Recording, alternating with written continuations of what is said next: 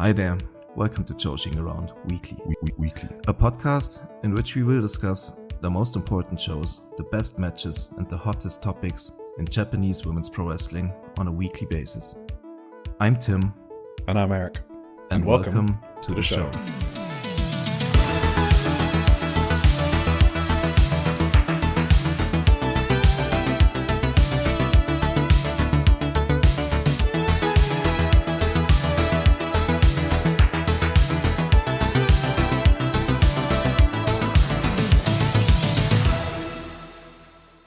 Hello everyone, and welcome to episode 27 of Joshi'ing Around Weekly.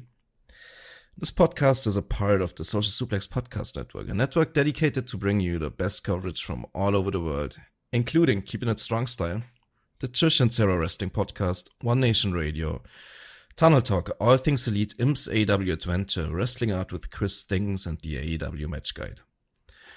We also released a Social Suplex newsletter around once a month that gives you in-depth coverage from promotions all over the world, the best coverage in all of wrestling media, and you can find it on socialsuplex.com.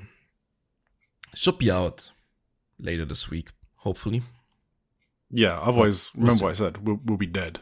Otherwise, yes, so, yeah. That's true.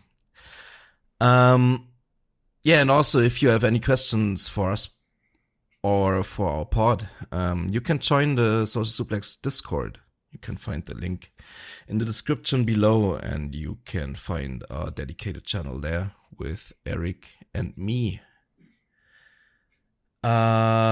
Today is April 14th. Damn, time is flying. It does. We will talk about some news. Before we get into Stardom, the two Korakuen shows, of course, Marigold, Tokyo Joshi Pro, and their Canada tour. Before we get into the Indie Zone, where Eric is gonna talk us through the Sendai Girls Korakuen show, EVO, Actress Girls, Pure J, and 01. After that, we're gonna have some quick previews for the next week and our match of the week discussion. Hey, hello, Eric. Hi, how are you doing? Hey, hello, hi, hello, Auf Wiedersehen, hello. How are you doing? I'm good. I'm doing much better this week. I finally moved house. I'm recording from my new room. That's sick. I can hear my wife doing stuff downstairs, DIY, and it's definitely going to come through the podcast. So Don't worry about that's it. going to be fun. But I don't have to edit out train sounds anymore. That is a relief, because that was very annoying every single week. Yeah, I've just been vacuuming, building IKEA desks, cleaning toilets, all the good stuff. I feel a lot better now that like 80% of it is kind of all done. And then today I had internet issues. Oh no. And I don't think there's any other thing on this planet that will drive me as crazy as internet issues. I don't know if it's just because how I grew up and how online I am. But yeah, that one aggravates me. And this one was a bad one because it was during a client call. And it's even worse than that because I don't normally talk to clients. I normally, I'm kept away because my boss knows I don't like talking to clients. But this was like the rare time that I did. And it cut off not once, but twice. And then they were just like, hey, can we just do this tomorrow? I was like, it was so painful. That genuinely ruined my day. I was like annoyed for like 6 hours after that. But I'm better now because we're talking about wrestling. That's crazy. I had a meeting with a client today as well. In person. In person? Yeah, they were at our office. Wait, they visited you as well? Normally Yes. you visit the client. Nah, mostly actually clients come to us. Oh, that's interesting. My experience. I haven't been to a client in a while. Like, that used to be. I feel like since we got our new fancy office, we like to invite clients more. A couple of years ago when we were in our shitty, dingy office, we went to clients more, so that kind of changed. Yeah, our office is rancid. It is it's not a good office. Like, for some reason, the cleaners just forget to clean. So there's like dead flies in certain parts of the office. I'm like, why am I here? I could just be working from home if my internet was working. But yeah. Okay. No, having a fancy office is good. I would also invite clients if we had that. Yeah, I hated the meeting was good and everything, but like, I haven't been thriving lately, as our colleagues from Tunnel Talk like to say. And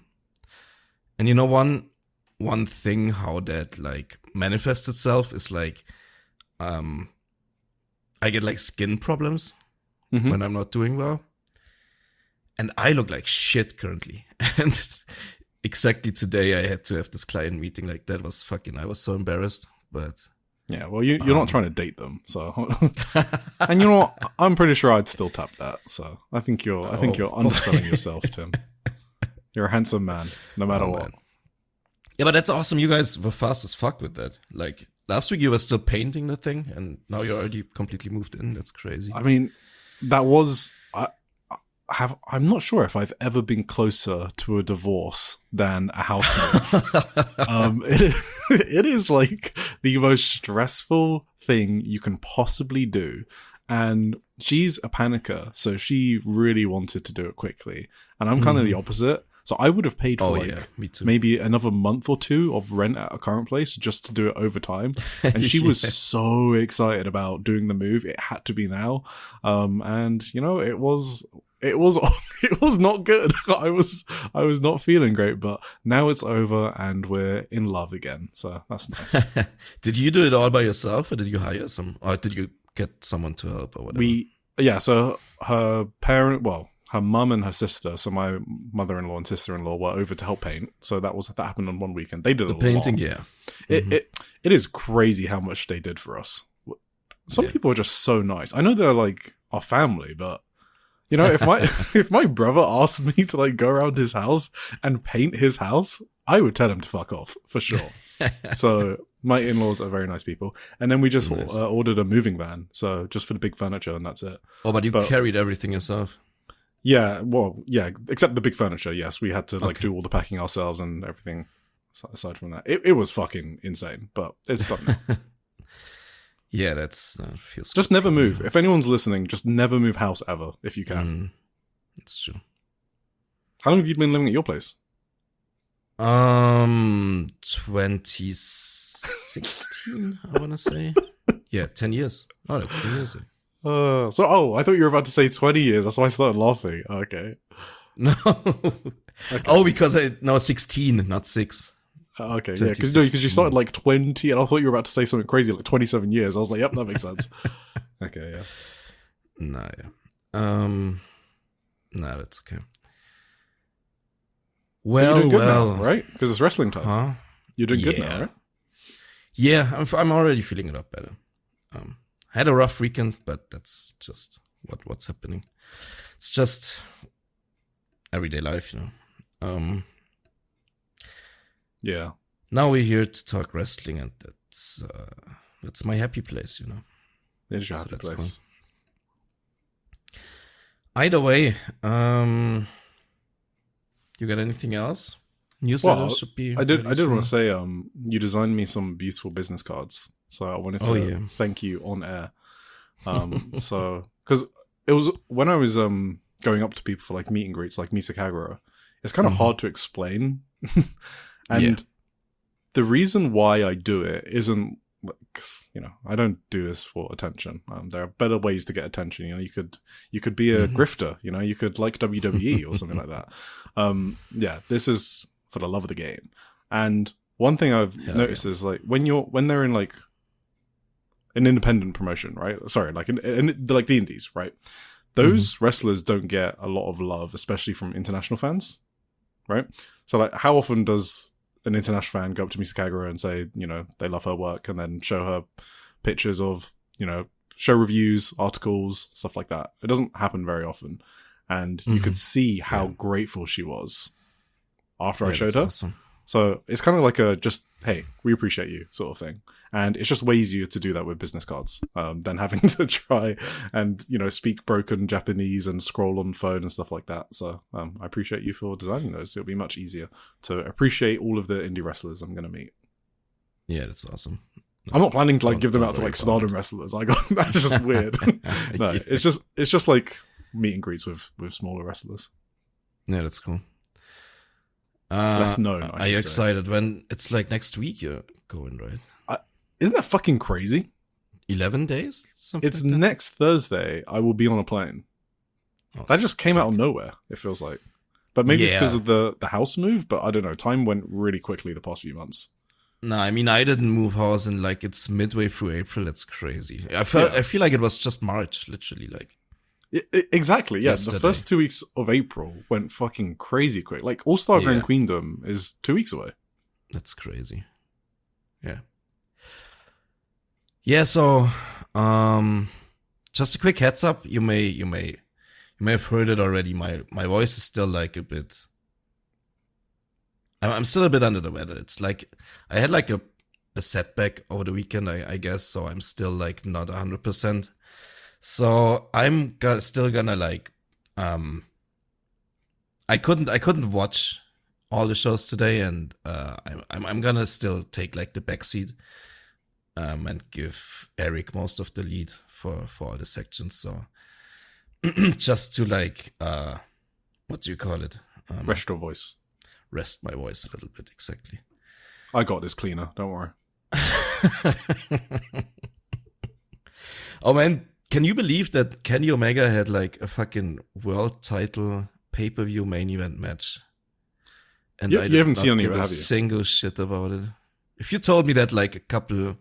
even just last year, I would have, even, let's say 1 year ago, not last year in general, I wouldn't have believed you. But here we are. That's what's going on there. You didn't see any of it, right? No. I was bored. I know. You watched the entire thing? I watched the entire thing, and Damn. I don't know if, I spoke about it last week, right? About my tastes, or maybe the week before that.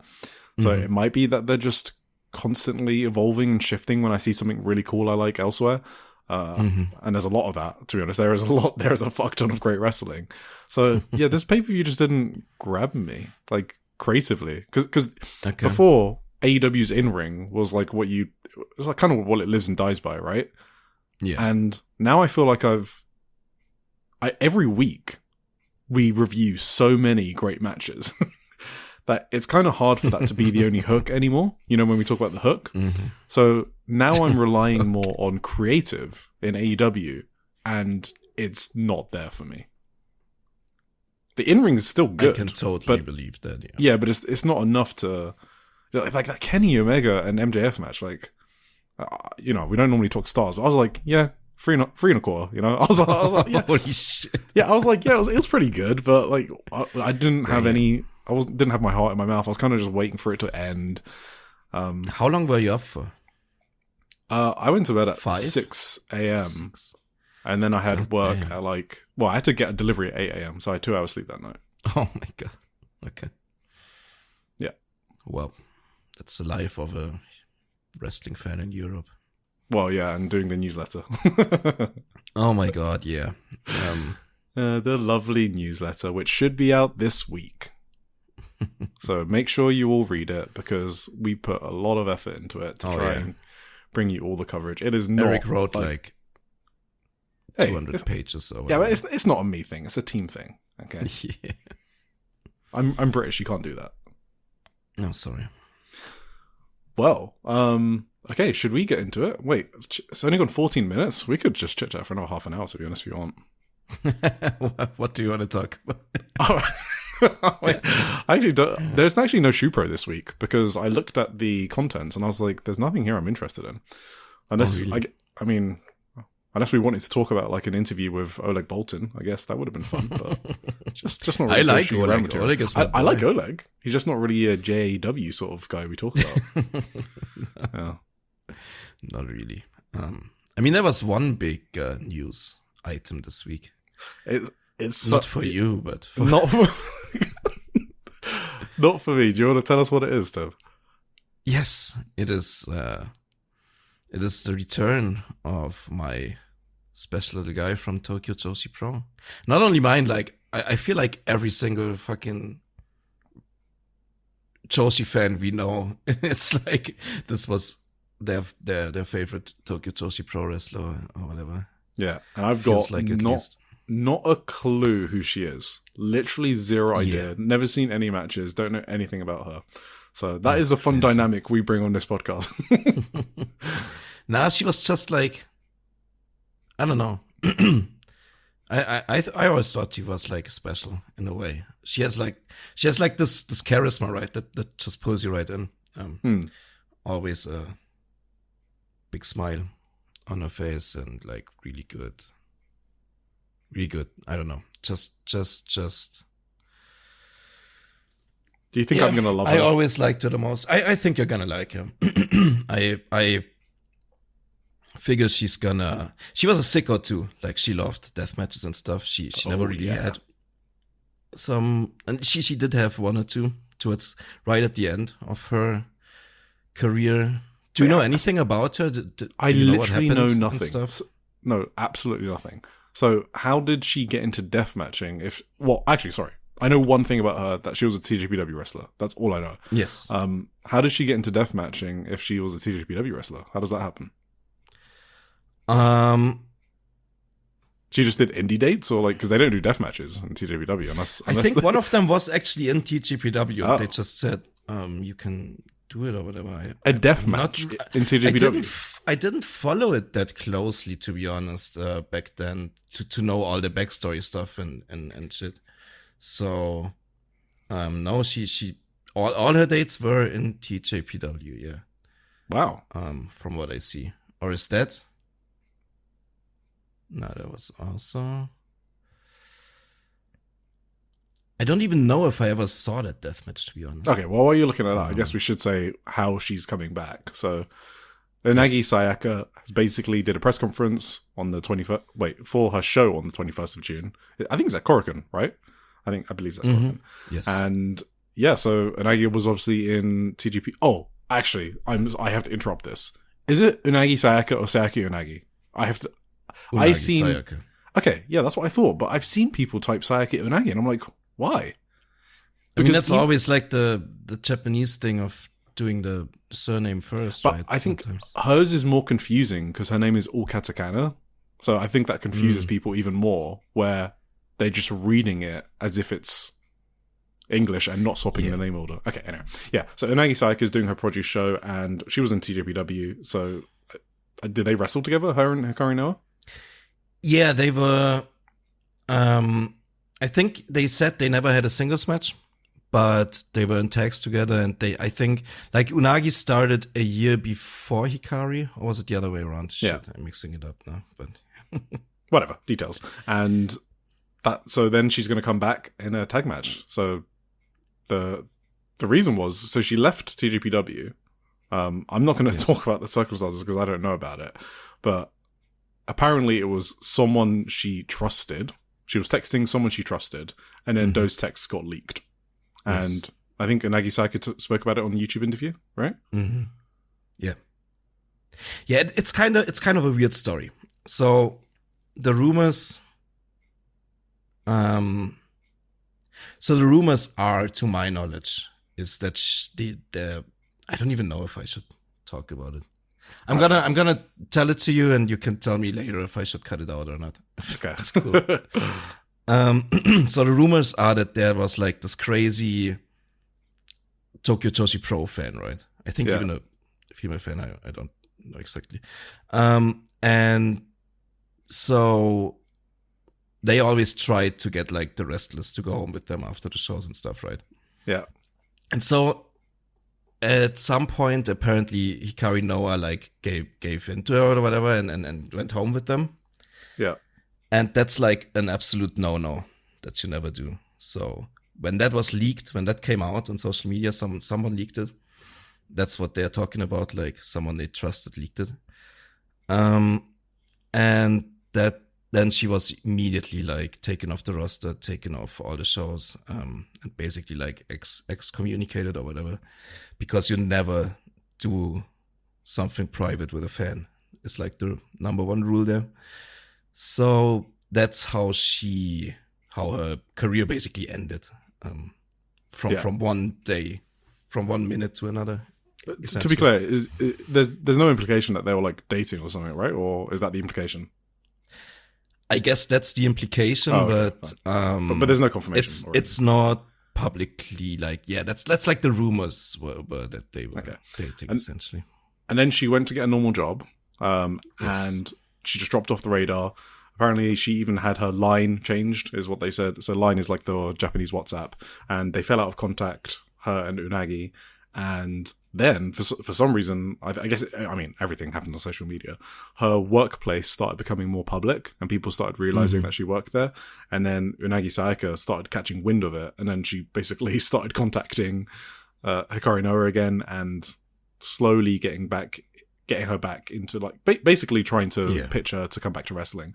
And the reason why Unagi did that, to be clear, is because Hikari had known about Unagi Sayaka's produce shows and had been talking positively about wrestling. So it's not like Unagi just like out of the blue was like, no, please wrestle, you'll love it. No, Hikari was making overtures about, liking wrestling, and that caught Unagi Sayaka's ear and prompted her to start pitching ideas for her. Yeah. And eventually Hikari Noa was like, yeah, that sounds fun, let's do it. Exactly. It was like she never fell out of love with wrestling. She just stopped. Yeah. She basically stopped following it for like 2 years because like obviously that's gonna be a tough thing to get over in the first place. But it's not like she started hating it or whatever. And then at some point she just started following the wrestling news again and started to get into it again and started having interest in it. Yeah. So she'll be back in a tag match. For her own volition.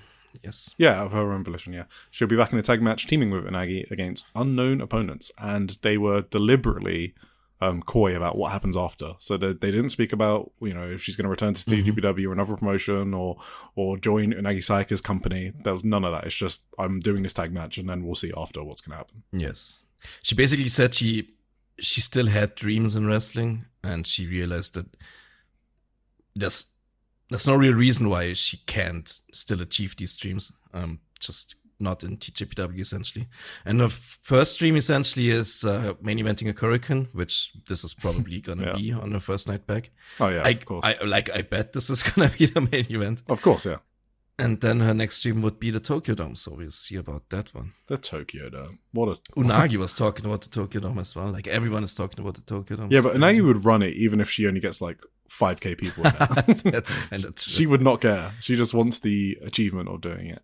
I just feel like maybe this whole thing is gonna be some type of super show. I think it would be insane not to group together to put on a supercard. Absolutely. Maybe even with DDT, Well, I was thinking the DDT one that they keep talking about, that one must be a cyber fight one, right? Like Noah, DDT, TJPW. Yeah, maybe. Yeah, it's true. But the Stardom one, maybe New Japan? That feels weird. They specifically don't want to do a New Japan one, right? Isn't that kind of thing? Because New Japan already does them. And it would feel kind of cheap. So I think definitely Stardom wants to do that. Stars and, yeah. They should try and use people like, Spark Rush, all the good people. The legends, maybe, like Aja Kong, people like that. Yeah. And I would include Unagi there. Because Unagi, it's not like absolutely. Unagi is not a draw on as a freelancer. Like, she's selling out these Korakuens, like. She's doing really well. Yes. Yeah. So if you can get like 2K fans who are just there for Unagi, that's like amazing. Yeah, absolutely. Yeah. So I'm very happy. A lot of people are very happy to see her back. Like, that was a crazy announcement. Like, that was a crazy thing to wake up to on Saturday. Well, me, no reaction, because I got no idea who this person is. But, it's crazy. It's the rare time. She was an up girl, too. She was an up girl? Okay, cool. Yeah, she was like the bad boy you have in every, like, boy group or girl group, sure, yeah. She had, like, more the punk rock aesthetic and stuff, but still was part of the girl group, which was always kind of fun. And yeah, she had like a very unique personality for TJPW, I guess. Is it going to be like Yuka? Like the first time I see them, it's like, holy shit, I'm in Maybe. love. Yeah. I hope they are as locked in on the first match back as Yuka was with like you never know, after 2 years, maybe she just fucking stinks now, but I hope not. Let's just. Yeah, because I also wonder where she's training, because obviously I don't think Unagi has a dojo or anything like that, but. She kept going to the gym. That's what I read out of it. That's where she like got her new job, because like people she trained with asked her if she wanted to work there. Well, also, this is a good plug for our Discord channel once again, because we have lovely community members such as John DK, who went through the painstaking hard work of translating Unagi Sayaka's interview with Hikari Noa.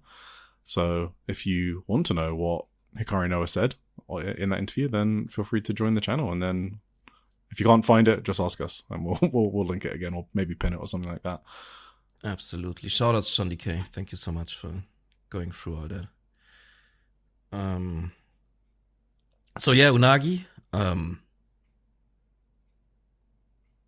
Good job on bringing Hikari back. I know another person who has a lot of ties to your career, who like retired out of nowhere. Maybe you can work your magic another time. Well, she can bring back people who are working normal jobs, but she can't resurrect the dead, so. We'll see. Okay. Right, you got anything else on that? I'm just super happy. It's awesome. And yeah, I hope she's keeping at it. Maybe she can have a nice freelance career.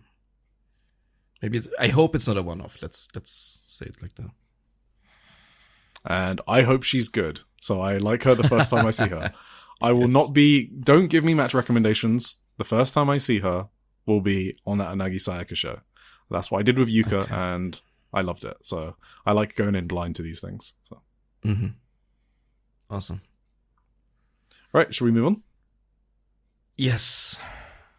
Okay, next news topic is Maria's blog. And if you don't already... maybe have some tissues nearby, because this one's a sad one. And the reason why I thought it was worth sharing Maria's blog this week is because it was really heartfelt. And if she's putting herself out there on the Shupro blog, then it's because she wants it to reach people, right? So obviously we can just do our thing and help it reach the English-speaking fans as well. So basically, she had a brother who was 5 years older than her, who passed away from cancer, which he had basically ever since he was a child. And the blog is her pouring her emotions out about how she felt about her brother, or rather still feels about her brother. He had a malignant tumor that developed in his brain, and because he was a child, it spread super quick. And they operated on it and removed the tumor, but it came back after a while and spread to a place where it was basically too difficult to remove. And it got so much for her parents that Maria actually had to move to Nagata to stay with her grandma for like a year. But yeah, so the blog post is basically reminiscing on the good times, though. So which is, you know, what you do to commemorate the dead a lot of the times, right? You celebrate the good times. So yeah, so sorry to be a downer, but I think it's stuff like this that helps us connect with performers. And like a lot of the Shupro content, like all of these in connection have like baby-faced Maria completely for me. So like it doesn't matter if it's not her character. Like I don't need that reason why I root for someone. I can pick any reason I like, and the reason I picked is because of how likable she comes off in these vlogs, right?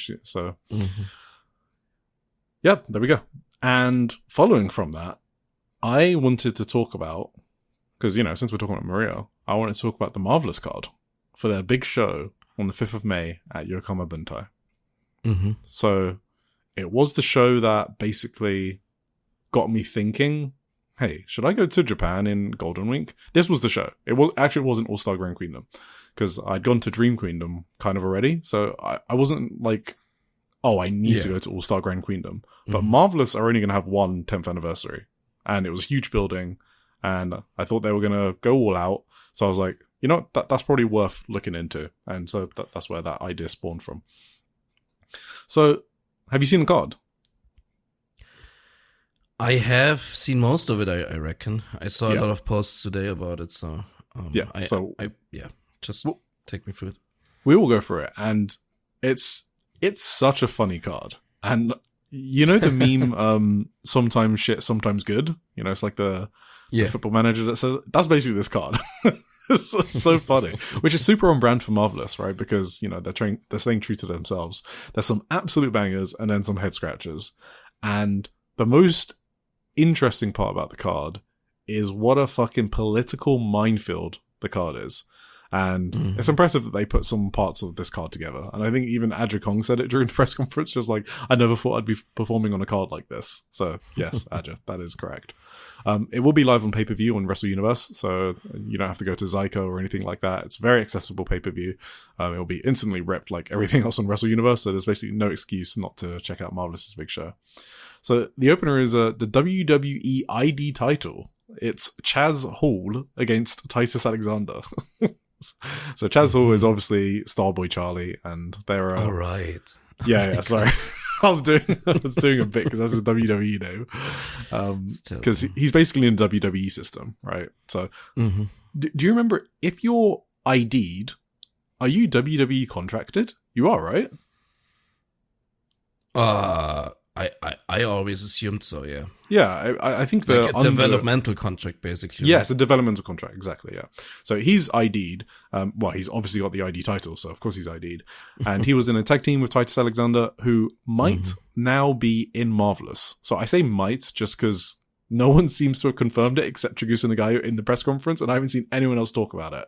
But she did say in the press conference that he is officially a member of the Marvelous roster, and he wanted to be more based in Japan now, which is awesome for me if I see him on more shows. And I do think he was really over with the Noah audience as well, so that's cool. The WWID stuff, it's just worth mentioning because I think it's the first time it's made its way to Japan, and also there's AEW talent on the show, which is only the second time in the history of WWID that's happened. So, you know, just it's not a big deal, but it's like the first political thing. I was like, oh, interesting. I'm pretty sure the West Coast Pro promoter probably booked this, and I think he's not a Fed head, so he probably just did this for fun, to be honest. Okay. Yeah. Is this for the title? It is for the WWE ID title, yeah. Damn, I wonder how that will go. Well, I'm assuming time limit draw or Titus just loses. Yes. To be honest. Obviously. Yeah, exactly. So, but yeah. So now Marvelous has got two men on the roster. So I just wanted to mention that. Leo Osaka is still injured. He's been out injured for like a year. There we go. The next match is just basically an assortment of West Coast Pro workers, and some gaijin that I've never heard of. So Alan Angels and Ray Lynn versus Miko Alana and Vinny Massaro, that's West Coast Pro, Yosuke Santamaria and Renee Michelle, and Kohei Sato and Shinsakura Hirota. So Ray Lynn did 5 appearances in 2019, so real core part of Marvelous. Renee Michelle did 13 appearances in 2016. Yes, a real core part of Marvelous. It's 10 years ago. Yeah, and then the rest are obviously the West Coast. But these are the ones that were already announced in December, you know, when we were there. So Kohei Sato is...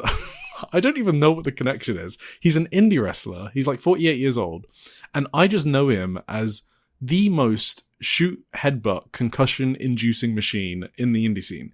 He is an actual psychopath. So I got no idea why he's on this card and why he's teaming with Shinsakura Hirota. But there you go.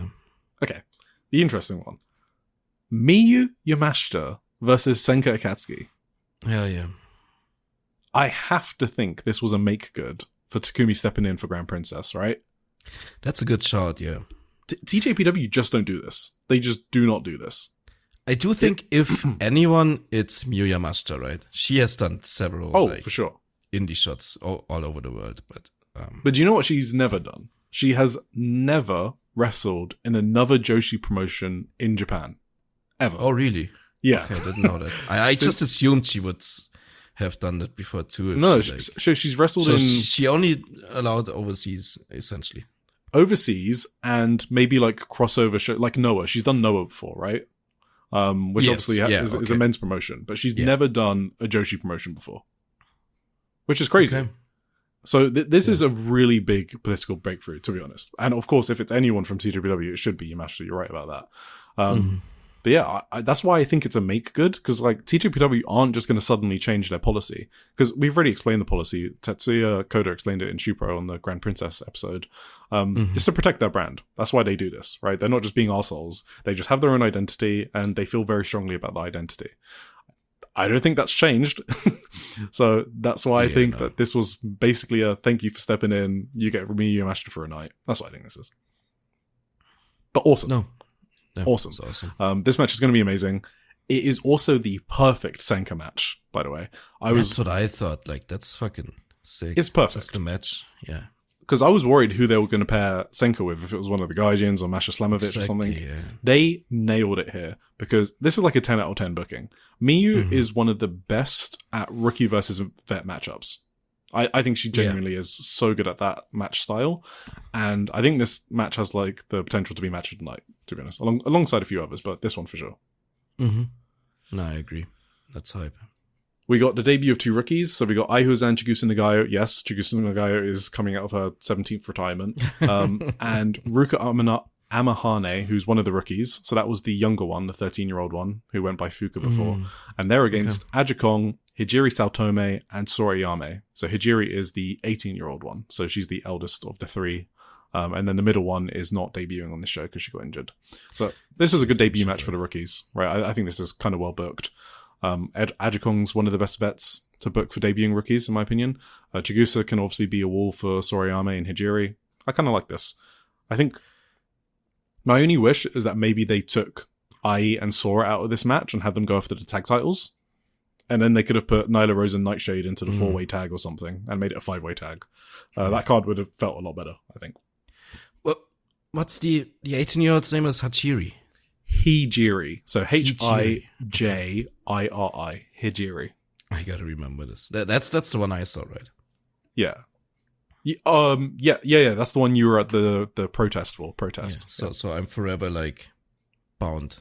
Oh, you got an unlucky name. To her suffering. Yeah, I can't fucking Hijiri Saotome. Like she had such a normal name. Yeah, it was Mihiro Namatame or something. Yeah, Mihiro. Yeah, Mihiro was so much easier to remember.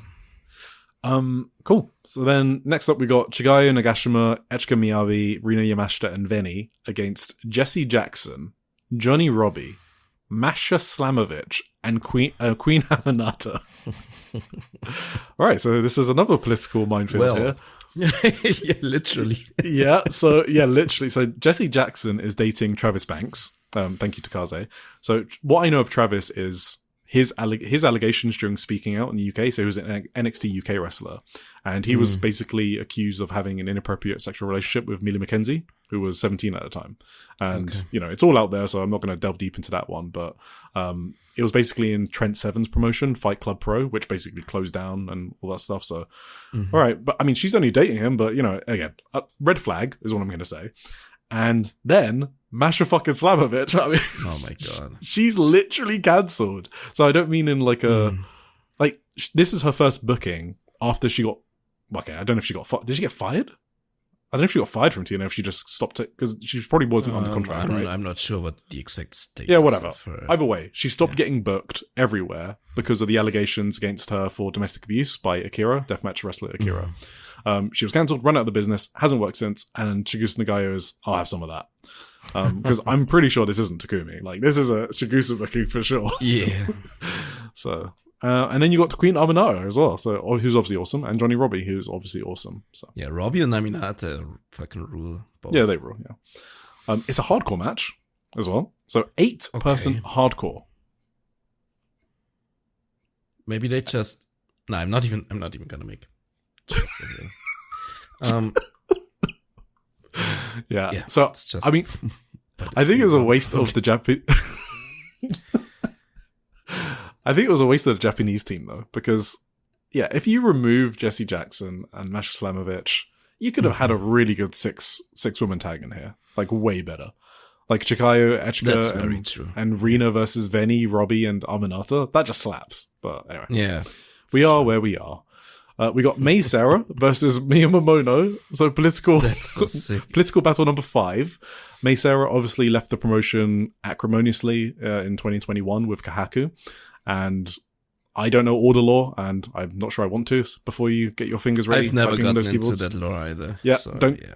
I'll say I just don't care. But I do know that it's a big deal that Mei Seira is returning to the promotion and that they buried the hatchet with Chigusa. Kaku isn't on the card, so maybe that's a step too far. But there you go. The bad thing about this match, so this match sounds awesome, right? Mm-hmm. It's a high-speed match. So it's 10 minutes, one fall. Oh, I thought it was... Is it 10? I believe it's 10 unless I'm correct on that later, but that is what I saw in a translation. So 10 minutes, one fall. I guess that's because Mio is wrestling twice on the card, which we'll come up to next. So don't get too excited, but it's going to be an awesome 10 minutes. You just know it is. Yeah, so sure. Mio was basically like, I taught Mei Seira from the beginning, and Mio said that Mei Seira is the one person she genuinely did not want to be beaten by in practice, and that Mei always kept up with her. But Mio also said that she didn't get on with Rin, so I don't know. Maybe she just doesn't get on with anyone. So Mio said she wanted to be the main event, but it never happened because obviously there's title matches and there's legends on the show, but that's motivating her even more to put on a banger. So we'll see. Then we have Rin's retirement match, which is Itsuki Aoki and Miya Momono versus Mayu Iwatani and Rin. So Mayu's injured. She she has an ankle. Her toe. She literally shattered her toe doing a moonsault on Erina Yamanaka. It was in Osaka on the 11th of April. So she's not going to do shit in this match. Before you guys get excited, she's not doing anything. She's only there to support Rin. So it's basically a handicap match is what I'm looking at this. But I still think it's going to be really good. So Mio might be a bit tired from the Mei Seira match. We'll see, because it's also happening straight before this. You would think that they would open with Mei Seira and Mio, so then Mio can recover like they normally do with people wrestling twice. They did not do that here. But even if it's just Rin and Itsuki, it's still going to be really, really good. So I'm excited either way about this one. I do think if anyone is enough of a lunatic and then dumb enough to still fucking do things they absolutely shouldn't do, it's gonna be Mayu. She has that like, you think? She has that like Ibushi thing about her. Yeah, for sure. That dumb fuck energy. Yes, absolutely. So I wouldn't bet on her doing nothing at all. She's probably still gonna try at least to do some dumb shit. Yeah, let's see. So yeah, this match is basically Rin's idol, Mayu Iwatani, Rin's greatest classmate, which is Mio, and then Rin's best tag partner, which is Itsuki. So that's cute. Semi-main event is the AAAW tag team title, Magenta defending against Nightshade and Nyla Rose. We've already spoken about this before. And the main event is Suri versus Takumi Iroha for the AAAW title. We've also discussed this before. Yes, let's go. This is their first singles match in 7 years. Their record is 1-1-1. And amazing. What we didn't discuss is possible outcomes. I actually won't be surprised if Suri wins. So they do not let. Really, why not? Well, the interesting thing about that title is you have to be a very special person to win that title. So let me read out the champions, okay?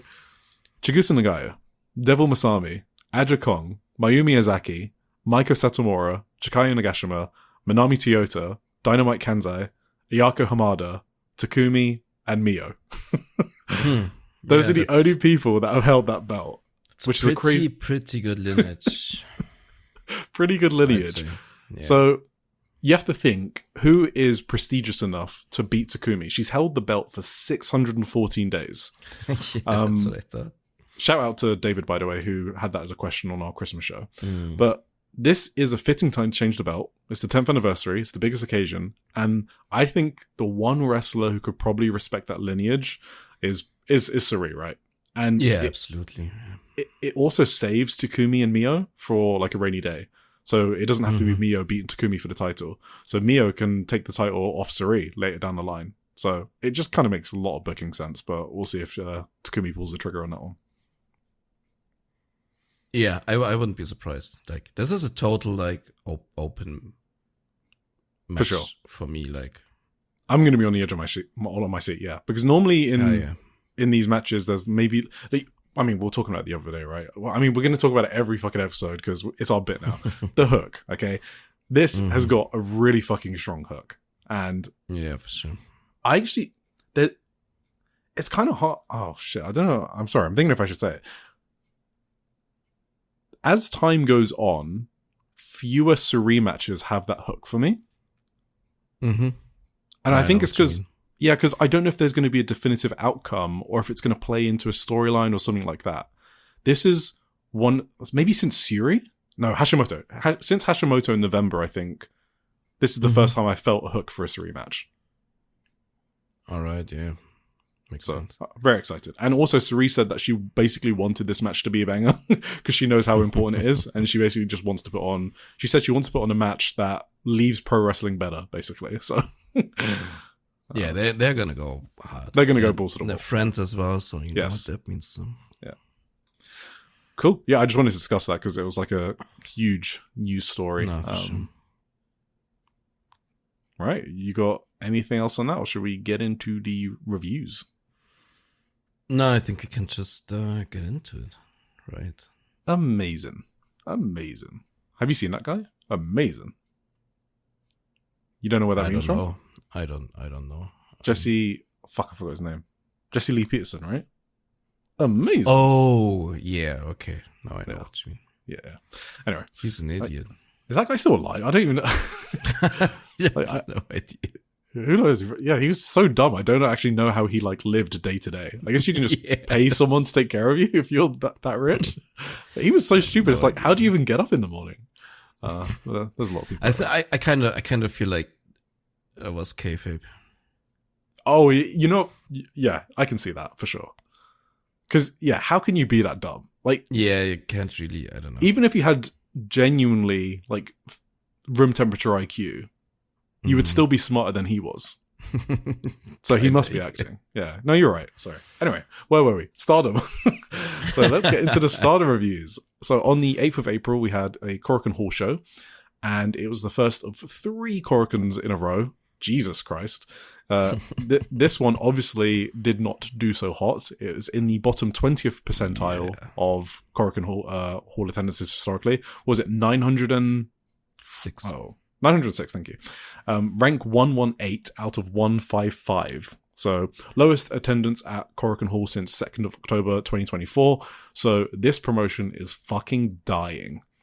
So yes, absolutely. No, I mean, how much times have we spoken about their Korakuen Hall strategy, right?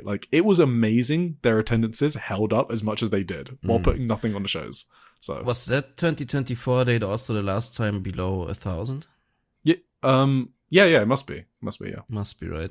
That's crazy. Yeah. That's a crazy run, right? That's how many months? 18? I mean, let me stop guessing was it October? And just look at my sheet. Yes. So 906, the last one was 844. Yes, that was also the last time it was below 1,000. The 2nd of October 2024. So they've had over 1,000 for what? 18 months? 18 months, yeah. There you go. 18 months and 2 weeks, basically. Yeah. Rest in peace, the streak. Damn. Too bad. Is it 21 Why? shows? Can I do a 21 and 1 meme here? Hang on, I need to count. How many shows is it? 31. 6, okay, so it's 31 and 1. So this show was the 1 in 31 and 1. And yeah, so this was just to be expected sooner or later that these attendances were going to go down. So yeah, what do you think is the culprit here? I know what you're going to say. Are you going to say it's the appearance of one of the greatest wrestlers of all time who was on the show? I wasn't even thinking about that. Oh, okay. I just think there's no reason. It's just... Oh, okay. Whatever. It's just... I thought you were going to say it's Nenai fucking Takahashi. It's just bound to happen at some point, but I don't think it means anything. It's just... It means absolutely not. This is the Especially considering 2 days later, well... 3 days later, yeah. They ran 3 again. days later, yeah. So, yeah. Whatever. In the opener, we had B. Priestley, Honoka, Momokogo, and Saran versus Anakanaya, Rian, Tabata, and Xena. Yes. You got any thoughts on this? I got that Honoka pinned Rian, which was cool. That was weird, right? Why is she picking up a win in Stardom? I was surprised that happened, but I wasn't against it. I thought, that's a nice thing for her. We're Honoka enjoyers. I just have no idea why they would do that. Maybe they're courting her or whatever. Maybe, or like she has a spot on the All-Star Grand Kingdom card or something. Because they haven't announced all That's the matches, also or like the possible. undercard, right? So, Yeah. I don't know, maybe So she's like in a tag match. So my only note here is I didn't note anything. I'm sorry, I was busy arguing on the internet. Oh, what were you arguing about? I don't remember. Oh, okay. When was Happens that? so often, Was you that don't remember. Thursday? Wednesday? I think you were off, right? Because you were ill or something? So you I didn't go to didn't work? take any days off. Oh, So- you're a fucking madman. Okay. That's probably the mistake I made. That's probably why it's still Yes. going. Your body Well- does need rest. Yeah. Okay, well, I hope it was a good probably argument. Didn't matter. Probably not. I don't know. So the only thing I got is I wasn't sure why Saran was wasn't Right, Matoy? Saran was in there too. That Yeah, wasn't kind of a Matoy weird meant to match. be in this match? Like Maybe. she just wasn't on the show, right? I'm just scrolling quickly. She wasn't on the show, right? She's not injured again, right? That's why I was thinking, like, was she injured? Wait, was she on the next show? She was. Yes, she was in the next. Okay, show, so I got no she's idea why not she wasn't injured. in this opener, to be Maybe honest. she but- just had like I don't know, an appointment or whatever. Yeah, whatever, something like that. Yeah, so for Stardom only listeners, because maybe there's a few of you out there, Saran is part of Wave along with Honoka, and Saran is so far behind Honoka, it's not even funny. And she's also been wrestling longer, but she is much younger, to be fair, so she's still got many years to improve. But she is not one of the leading lights of the indie scene. She's like distinctly in the okay tier of the Joshi'ing Around Weekly Young Wrestler tier list, so not bad, not outstanding. I did think like the start. She started the match off with Anne Kanaya, right? Yeah. That wasn't the smoothest of all goings there. Yeah. The early So- match. I've been talking about Echka being the number one chopper in the scene. Xena is Xena's getting there. she's pretty fucking good. Those are some shotgun chops for sure, yeah. Then we had Hanako, Maika. We had Empress X Venus, Hanako, Maika, and Waka Tsukiyama versus Mavida Loka, Itsuki Yoki, Rina Yamashita, and Suzuki. I had thought What a that surprising matchup. this feud was maybe over, but alas, they are not over.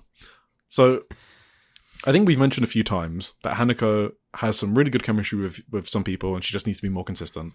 Ai Sakura, but also Rina Yamashita is one of them. I think they were really fun here.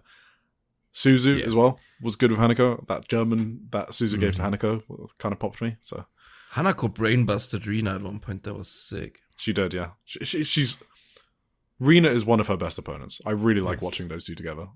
So I can't wait for All-Star Grand Kingdom, the hardcore tag match.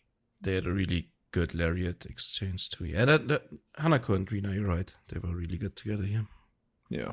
Yeah, her lariats are like an extra bit stiff when she's against Rina Yamashita. So, but, okay, this is why I keep talking about Mavida Loka on the undercard, right? They're just so valuable in matches like this.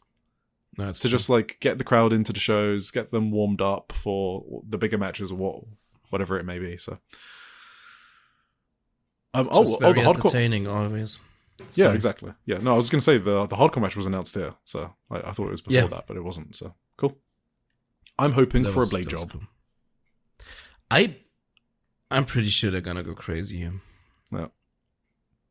I wouldn't be surprised at least. And Itsuki Aoki, are you there? I'm here. I was just letting you. I was letting you talk, brother. I thought your internet broke off for some reason. Whatever. Don't give me PTSD in my client call. Did you see the lariat? Like Itsuki destroyed Waka with the lariat at the end. I did, and That was so but for good. the whole time, I was like, "Why is Itsuki the one chosen to work with Waka in these matches?" and And there she was a killed near, her. there was a near fall where Waka it actually fucking got me. I almost With shat the backstabber myself. thing. Yeah, it was like I don't know, it was like a cradle. I don't know what type of cradle. I didn't write it down. Okay. But there was one cradle where it was like a really late kick out. And I was like, holy fuck, that was close. That would have been kind of fucking. I would have funny if met- Waka. You don't want to know the segment we would have had right here if Waka pinned Itsuki. It would have been over. So to then we set had... up the tag match where she's not in. Especially. Yeah. Oh my god. Wait, she's not even... Oh yeah, what's Itsuki? Itsuki's probably not going to be on that show. because there's like Marvelous are doing a show, so I'm guessing she's going to be on the Marvelous show. She could still make it if she wanted to. She might still make it because it's like 3 hours before Stardom, and so she can go early in that one and then go to Stardom. But we'll see. But she hasn't got anything yet. I do think there's either gonna be a huge like Rambo. Yeah. But that would be at the very start of the show. So true. Yeah. if she's traveling, that would be hard. Or like there's still like a lot of like multi-man tag matches that are gonna be announced for like all the people who aren't on the card. You know, I do think they're gonna get everyone on there. In some exactly. I was about to say that. Tara Okada likes getting everyone, freelancer or not. If you're in a unit, for sure, you're on the card. So I mean, that's pretty much always been the case for the big Stardom show. Yeah. For like they always had some shitty Rambo in the pre-show or whatever just to get everyone on there. Yeah, exactly. So I am also expecting her. Then we had a special handicap match, which was Saki Kashima and Syuri, so Anikon, versus the Hall of God's Eye. So Ami Sourei, Hina, Kyoka Katatsu, Lady C, Rani Igami, and Tomoka Inaba. So I was watching this not live because it was a weekday and I was in the office. And I was sort of skipping through the entrances like I do if I'm watching something on VOD because, you know, time is money. And I skipped to the start of the match. And then I saw Nanae Takahashi, and I was like, what the fuck did I just miss? So I had to skip back and see how the fuck Nanae got there. And then the link is obviously that Nanae Takahashi was Saki Kashima's debut opponent. So this was one of those requests that Saki Kashima had for her retirement show. Yes. So Syuri was in the match for such a long time. It was actually kind of funny. She was just fucking destroying people. Nanae came into the ring, was doing her spot, you know, slapping everyone, getting over. I loved it. I thought it was fucking awesome, to be honest. I would kill the maybe Team 1v5 with slaps. I would kill for another Korakuen Hall. Sorry, I can't even do the bit without laughing. I would kill for another Nanae run so badly.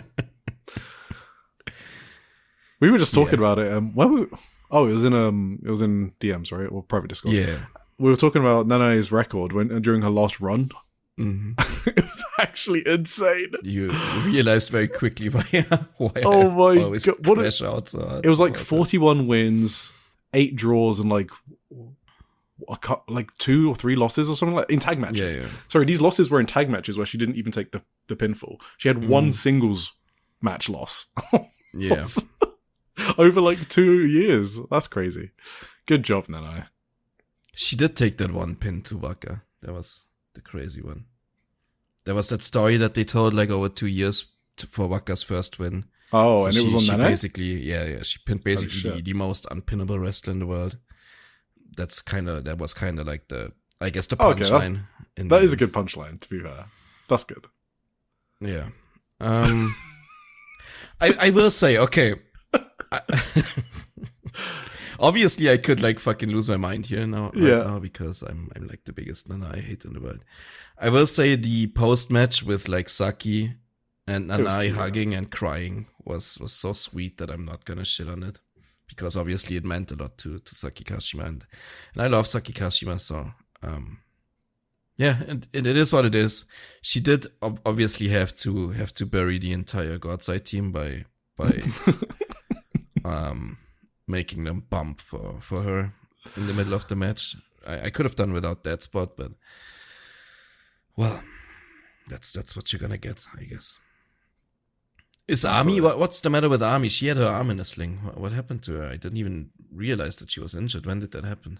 Did we talk about that? Nope, I've got no fucking idea. This is news to me, Tim. Because I think she was supposed to be in the match, but she like only was like on the outside the entire time, and like then in the post match I saw that she had her arm in a sling. So something. Ami is so bland to me. I didn't even notice that she wasn't in that match. That is fucking crazy. All right, well, if anyone knows what happened to Ami, let us know because we got no fucking idea. So there we go. Hina was a stud in this match. She was fucking excellent. Yeah, she was very good. Shout out Hina. She got the pin too, right? Yeah. So, Saki was telling Nanae basically how happy she was that she was there. She was trying to whisper it to her in the ring. I don't know if you like saw them whispering to each other, but apparently Nanae couldn't hear her, so Saki just gave up. But she kept trying to repeat it. Yeah. So, Nanae, old woman listening skills. So, there you go. Damn. How old is she? She's got to be like 47. Not that bad. I think 87. All right, then we had the Rookie of Stardom tournament, the second round. It was Emma Maeshima versus Yurihime. I thought this was fine. You Perfectly thought that was fine? As long as that's what you normally say, right? No, I did. I did definitely pop very, very much for the finish. It was a bit surprising. It was very surprising to me, but not in a bad way. I wouldn't say very, because I don't think we were kind of saying before that Yuria and Akira had challenged for the future recently, so I wasn't expecting them to win the tournament.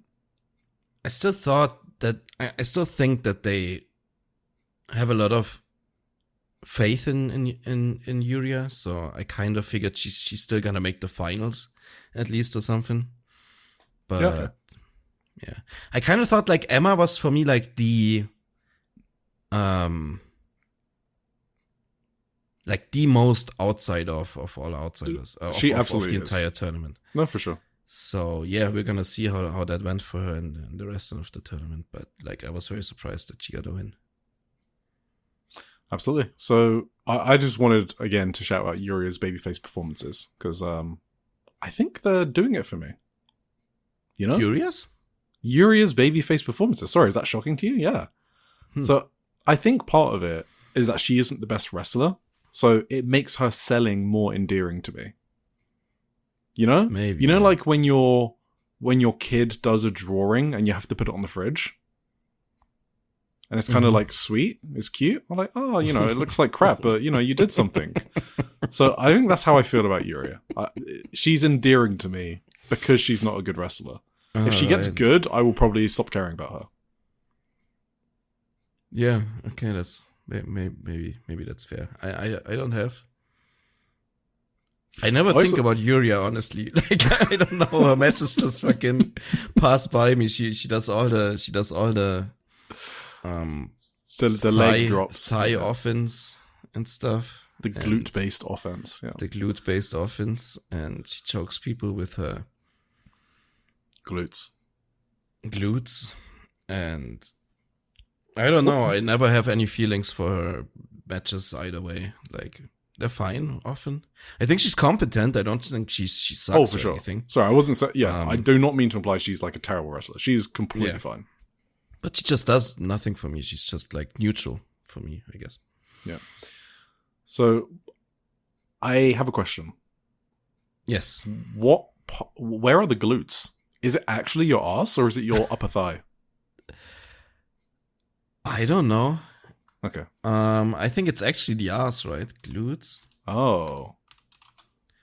Okay, that makes a lot more sense. It's a bit below, actually. I mean, I think there's two.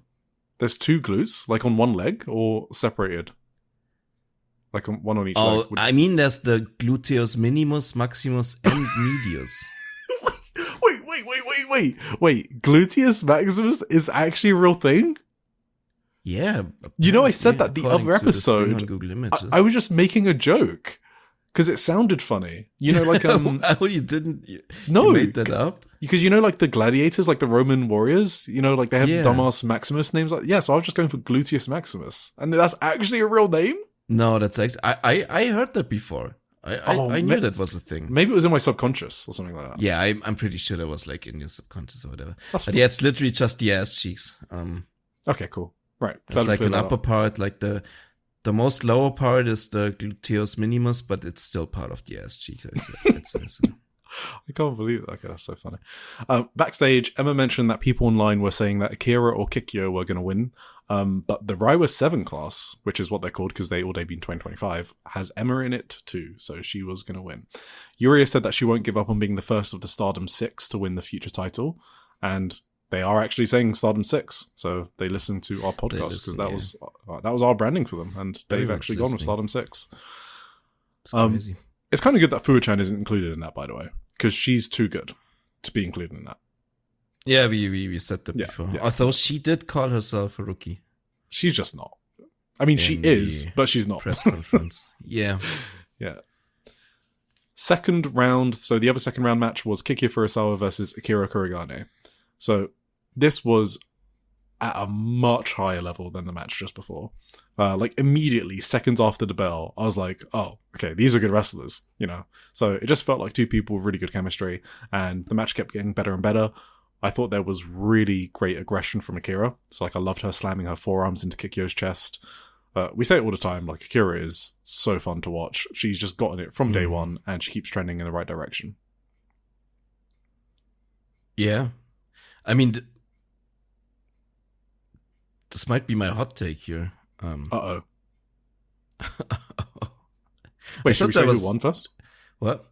Who won? Yeah, I'm Kikyo. It was, she tapped out Akira. Yes. So yeah. Sorry, do your hot take. I just wanted to get that out there. I mean, I don't know how hard it is, really, because I've seen people have similar takes, but I thought this was fucking amazing. This was like my match of the night. Isn't that a cold take? And maybe, spoiler alert, maybe it's you didn't seem as high on it. You just said it was a level above the other one, but I think this was like a recommendation match for me. Like borderline recommendation. Absolutely.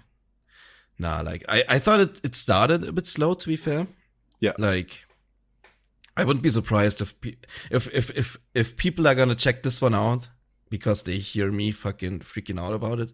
Yeah. That they are gonna see like the first 5 minutes and think, what the fuck is that? Like he's completely out of his mind. But like the finishing stretch of this match was so insane to me. Like the selling from Akira, holy shit. And like the back and forth, like just the counters they out wrestle each other with, and like that fucking stretch muffler suplex or whatever you want to call it. What the fuck is that, by the way? It's like so a leg over the head suplex, and then she transitioned it into a leg lock ankle hold. That was fucking so crazy. Awesome. I think she just invented that. I don't think there was a move before she did that. I've never seen it in my life. That was such an awesome fucking maneuver or whatever you want to call it.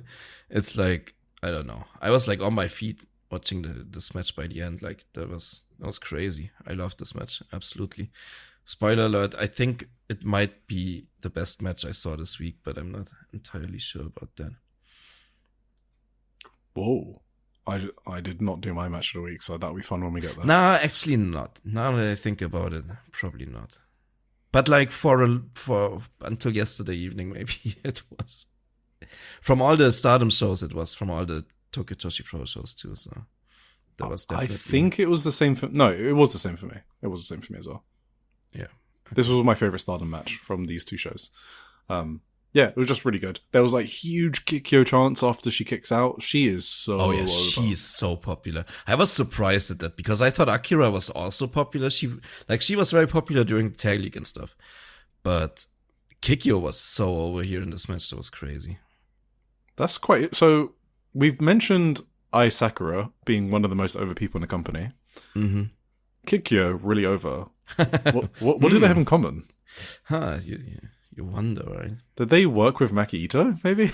It's crazy. Crazy how that works. Yeah, really excellent match. So I also thought it was the right winner, by the way, because I predicted Kikyo was going to win the whole tournament. So obviously, spoilers, I didn't get that correct. But I did expect her to make the final, at the very least. Just because Akira's had like 3 shots recently. She had one in like March? No, it was in March. so yeah. Yeah, so... I obviously predicted Akira to win the whole thing, and I think I predicted a Yuria Akira final.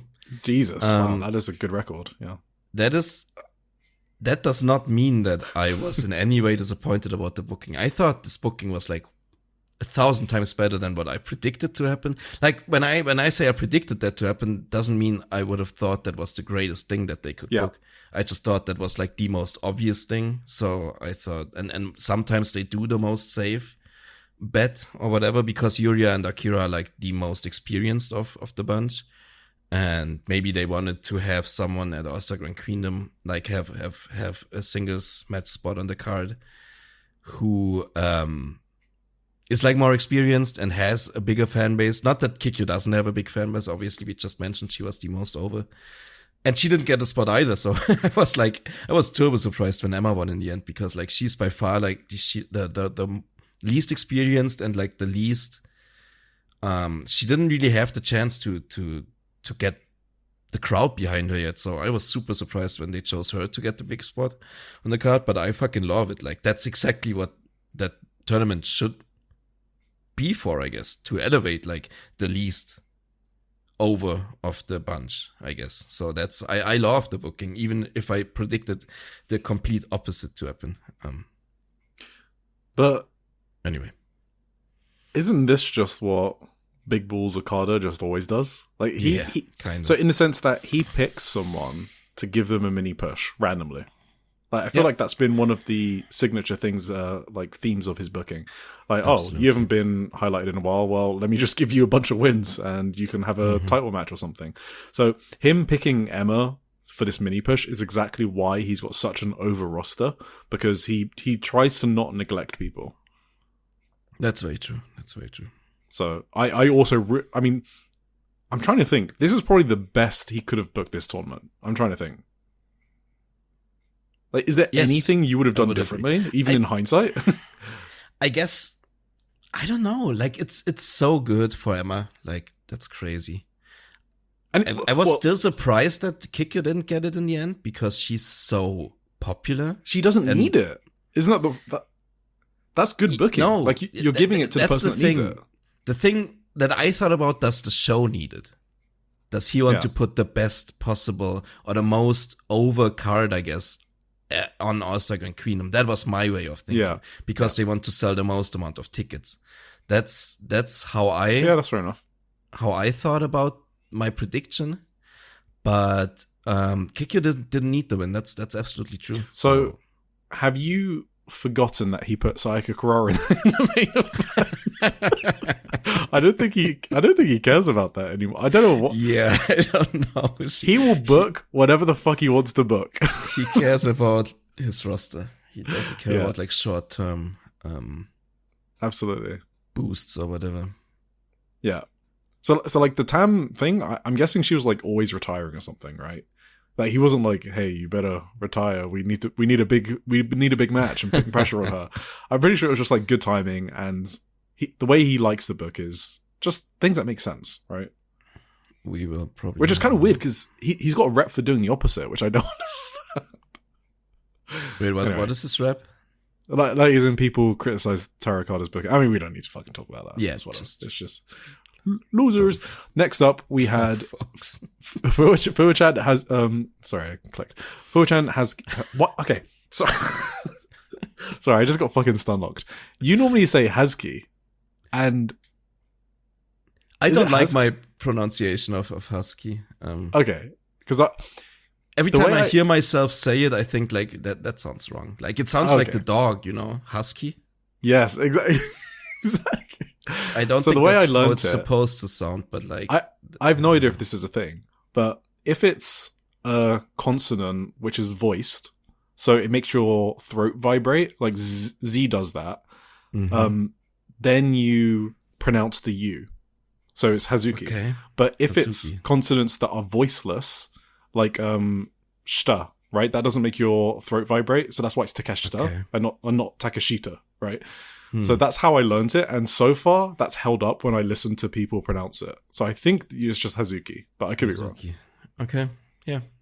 Let's do that then. Yeah, I always felt wrong saying that, but I thought that's just. Yeah, I mean, I could be wrong. So I would love for someone, John DK, for someone to correct me. That would be cool.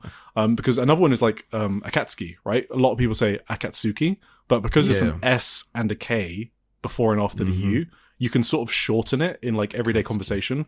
If you're pronouncing it correctly, like it would be Akatsuki. But because Japanese people talk faster in everyday conversation, it just becomes Akatsuki. All right. Yeah. But it's also not like Natsupoi or whatever. It's not Natsupoi. I don't know. I mean, that's a special thing probably for Natsupoi. What was it? SP? PPP? TSU. Yeah, so it could be it's Natsupoi. Natsupoi. If they're talking quickly, yeah, you kind of swallow it. Yeah, it's true. Yeah, they will swallow the U. It'll just be Natsupoi. Yeah. Yeah. Anyway, we had Fuwa-chan, Hazuki, and Maki Ito versus Natsupoi, Sari Anu, and Yuna Mizumori. And this was to build up their Maki and Natsupoi match, which has been very enjoyable so far. Mm-hmm. I noticed that Maki's... Maki's... No exception, right? Yeah, I noticed that Maki's using her head to block Poi's spin head kick. Yeah, it's just kind of funny to me. So obviously the bit there is her head is very hard, I suppose. Mm-hmm. And yeah, Fuwa-chan is basically becoming very, very, very unhinged, right? Yes. She was literally flossing on Sari before doing a pin.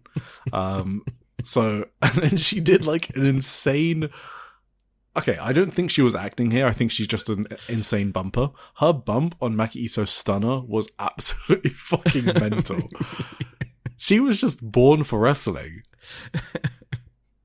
She was born for wrestling. So I think she is... I don't want to say by far. She is the best wrestler in the world with her number of matches, or less. And I don't even think it's close. Like, compared to like Kasai Takechi or whatever, I think she's way better than Kasai Takechi. Okay.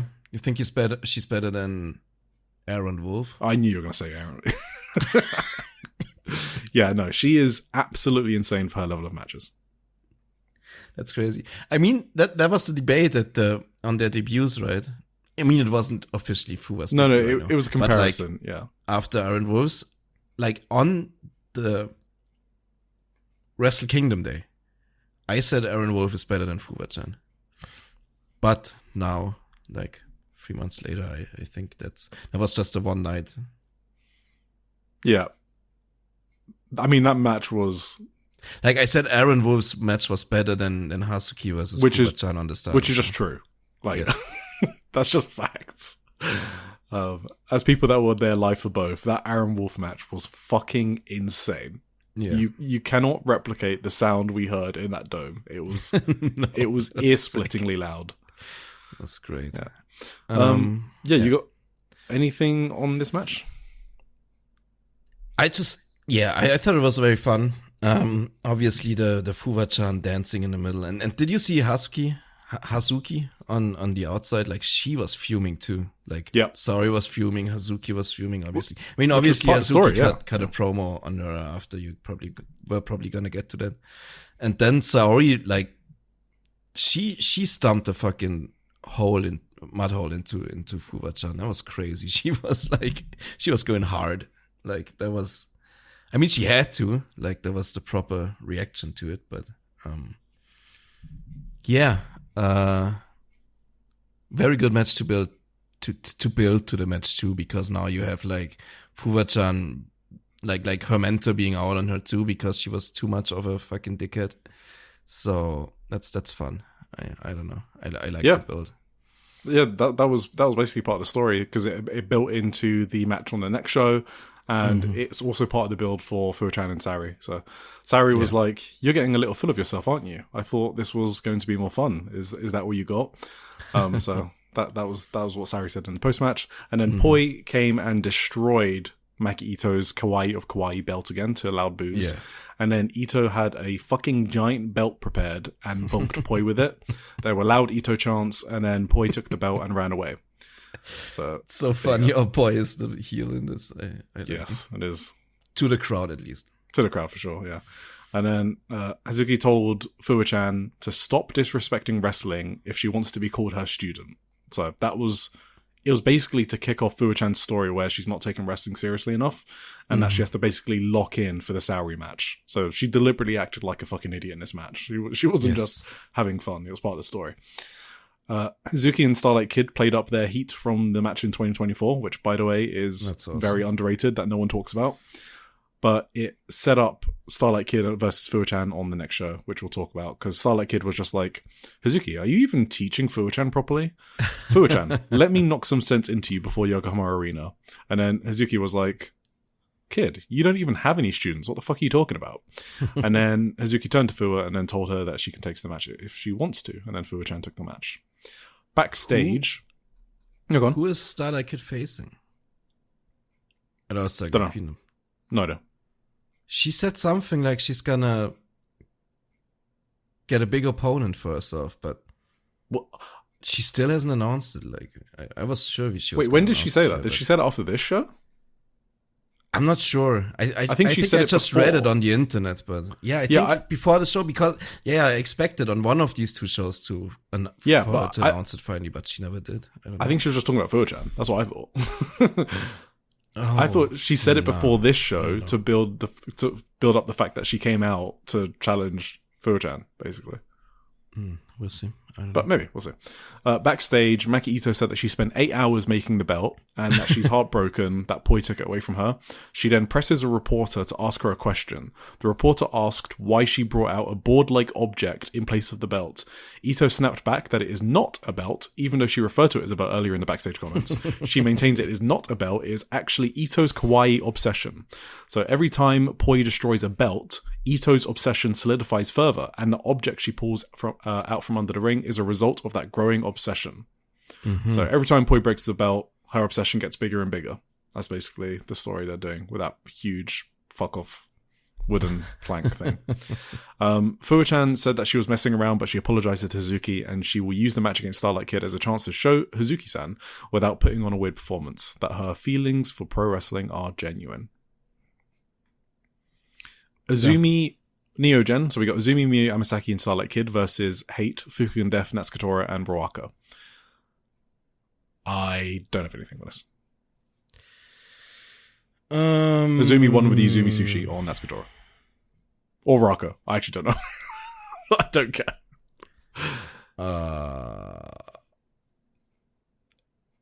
It was probably Roaka. On Roaka. Yeah, Roaka. I don't really remember this match at all. I'm looking at my notes and I can't recall anything about this, to be honest. That's crazy. All I got is that Miyu dropkicked Fukugan during her gimmick, and that is banned. So she was booed heavily for that. Damn, Miyu losing the audience here. It's sad to see. Yeah. In the main event, we had an 8-woman tag. It was Ai Sakura, Hanan, Saida, and Sayaka Kurara versus Azusa Inaba, Konami, Rina, and Sayaka Mitani, which is Hate. So, Saida versus Sayaka Mitani got a huge pop. You know why, right? Yeah, because they were on the things on the show on Oni Renchan. Is that what Oni Renchan? So everyone at Korakuen Hall knew about it. It's obviously the show that Sayaka Mitani became a huge star from. So that's the one we talk about where she did. It's like 300-meter races back to back to back to back until you get knocked out.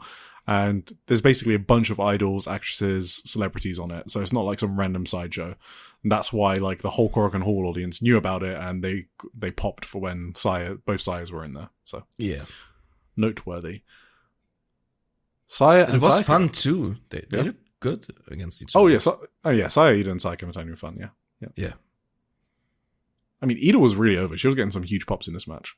For sure, yeah. What did you think of Saya and Sayaka? I thought, if I remember correctly, I said last time that last week that I quite liked their elbow exchange. Yep. On the house show then. I didn't like it here. They had some pretty bad elbows. Yeah, I agree now with you that they maybe should not just not do them. Just do your other things that you can do, you know. This definitely applied to the next show, but Sayaka Mitani did a really cool first elbow, like a single strike. Yeah. I think I'm figuring out the problem with Saya is that she feels the need to do the flurry of elbows. Yeah, they look the 20. Really bad. That one looks bad. If you just do a single elbow, it's probably okay. But I don't know why she does the flurry one, because it just looks so fake. Yes. And I don't like using that word, but that's what it comes off as. So. And I do think in general, maybe this is another hot take. I did think here Kurara had the better forearms of the two. Like, that's without a given. I mean, yeah, so sure, that's a given. Yeah. Yeah. So Sayaka was spamming Violet shootings, which is the one move yes. you said you hoped she wouldn't inherit from Tam. Maybe that's another hot take. I like her Violet shootings a lot. Oh, okay. I like them better almost than Tam's because Tam, like that was always the move that was like maybe the weakest looking in Tam's arsenal. But I don't think it looks very weak when Kurara does it actually. What do you think? Yeah, it was okay. Yeah, it was decent. Yeah, because Sayaka is quite dynamic. She's quite quick. She accelerates fast. So those sort of like running strikes look pretty good. Mm-hmm. So there was a 6 spin kick from Saya, which I thought was really great.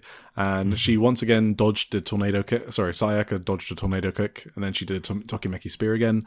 And then they did the Tokimeki Spear counter into the Star Crusher, which is what I mentioned on the last show that they were teasing. So they did tease it in Osaka, and they did it here. So I feel like everything is deliberate with these two. So that's why you have to look out for stuff like that. And then she won with the boot or knee? Was it the knee? Kamigoya or? Was it not the Kamigoya thing? No, it's the boot Kamigoya. Yeah, it was the boot. Yeah, it was a boot. Yeah. I don't know what she calls it. Has she finished with that before? She has. I'm pretty sure she has finished with it before. I think she. Am I stupid or did she win the first time match? The first Korakuen, the March 3rd Korakuen. The March 3rd, did she? I actually have no memory of the finish. I do believe that was where she premiered the move and finished time with it. Oh, okay, cool. That's what I got in my mind right now, but I never rewatched that match. So, do you have anything else on this match? And then I can talk about the backstage. I thought I liked the match in general. I thought overall, like, this Korakuen was very good, actually. I thought this was a very good show. Even if it didn't sound like that for the last couple of matches, I had a lot of fun. Like, ever since the rookie tournament matches, I thought the show really picked up. And, like, Akira vs. Kikyo was my match of the night, but everything after that, I really, really enjoyed as well. Like, everything was really fun. Even the Neo Genesis match that we didn't talk about at all, I do remember really enjoying the match itself. So, and I also thought this was one of the better big fuck off hate matches of recent memory.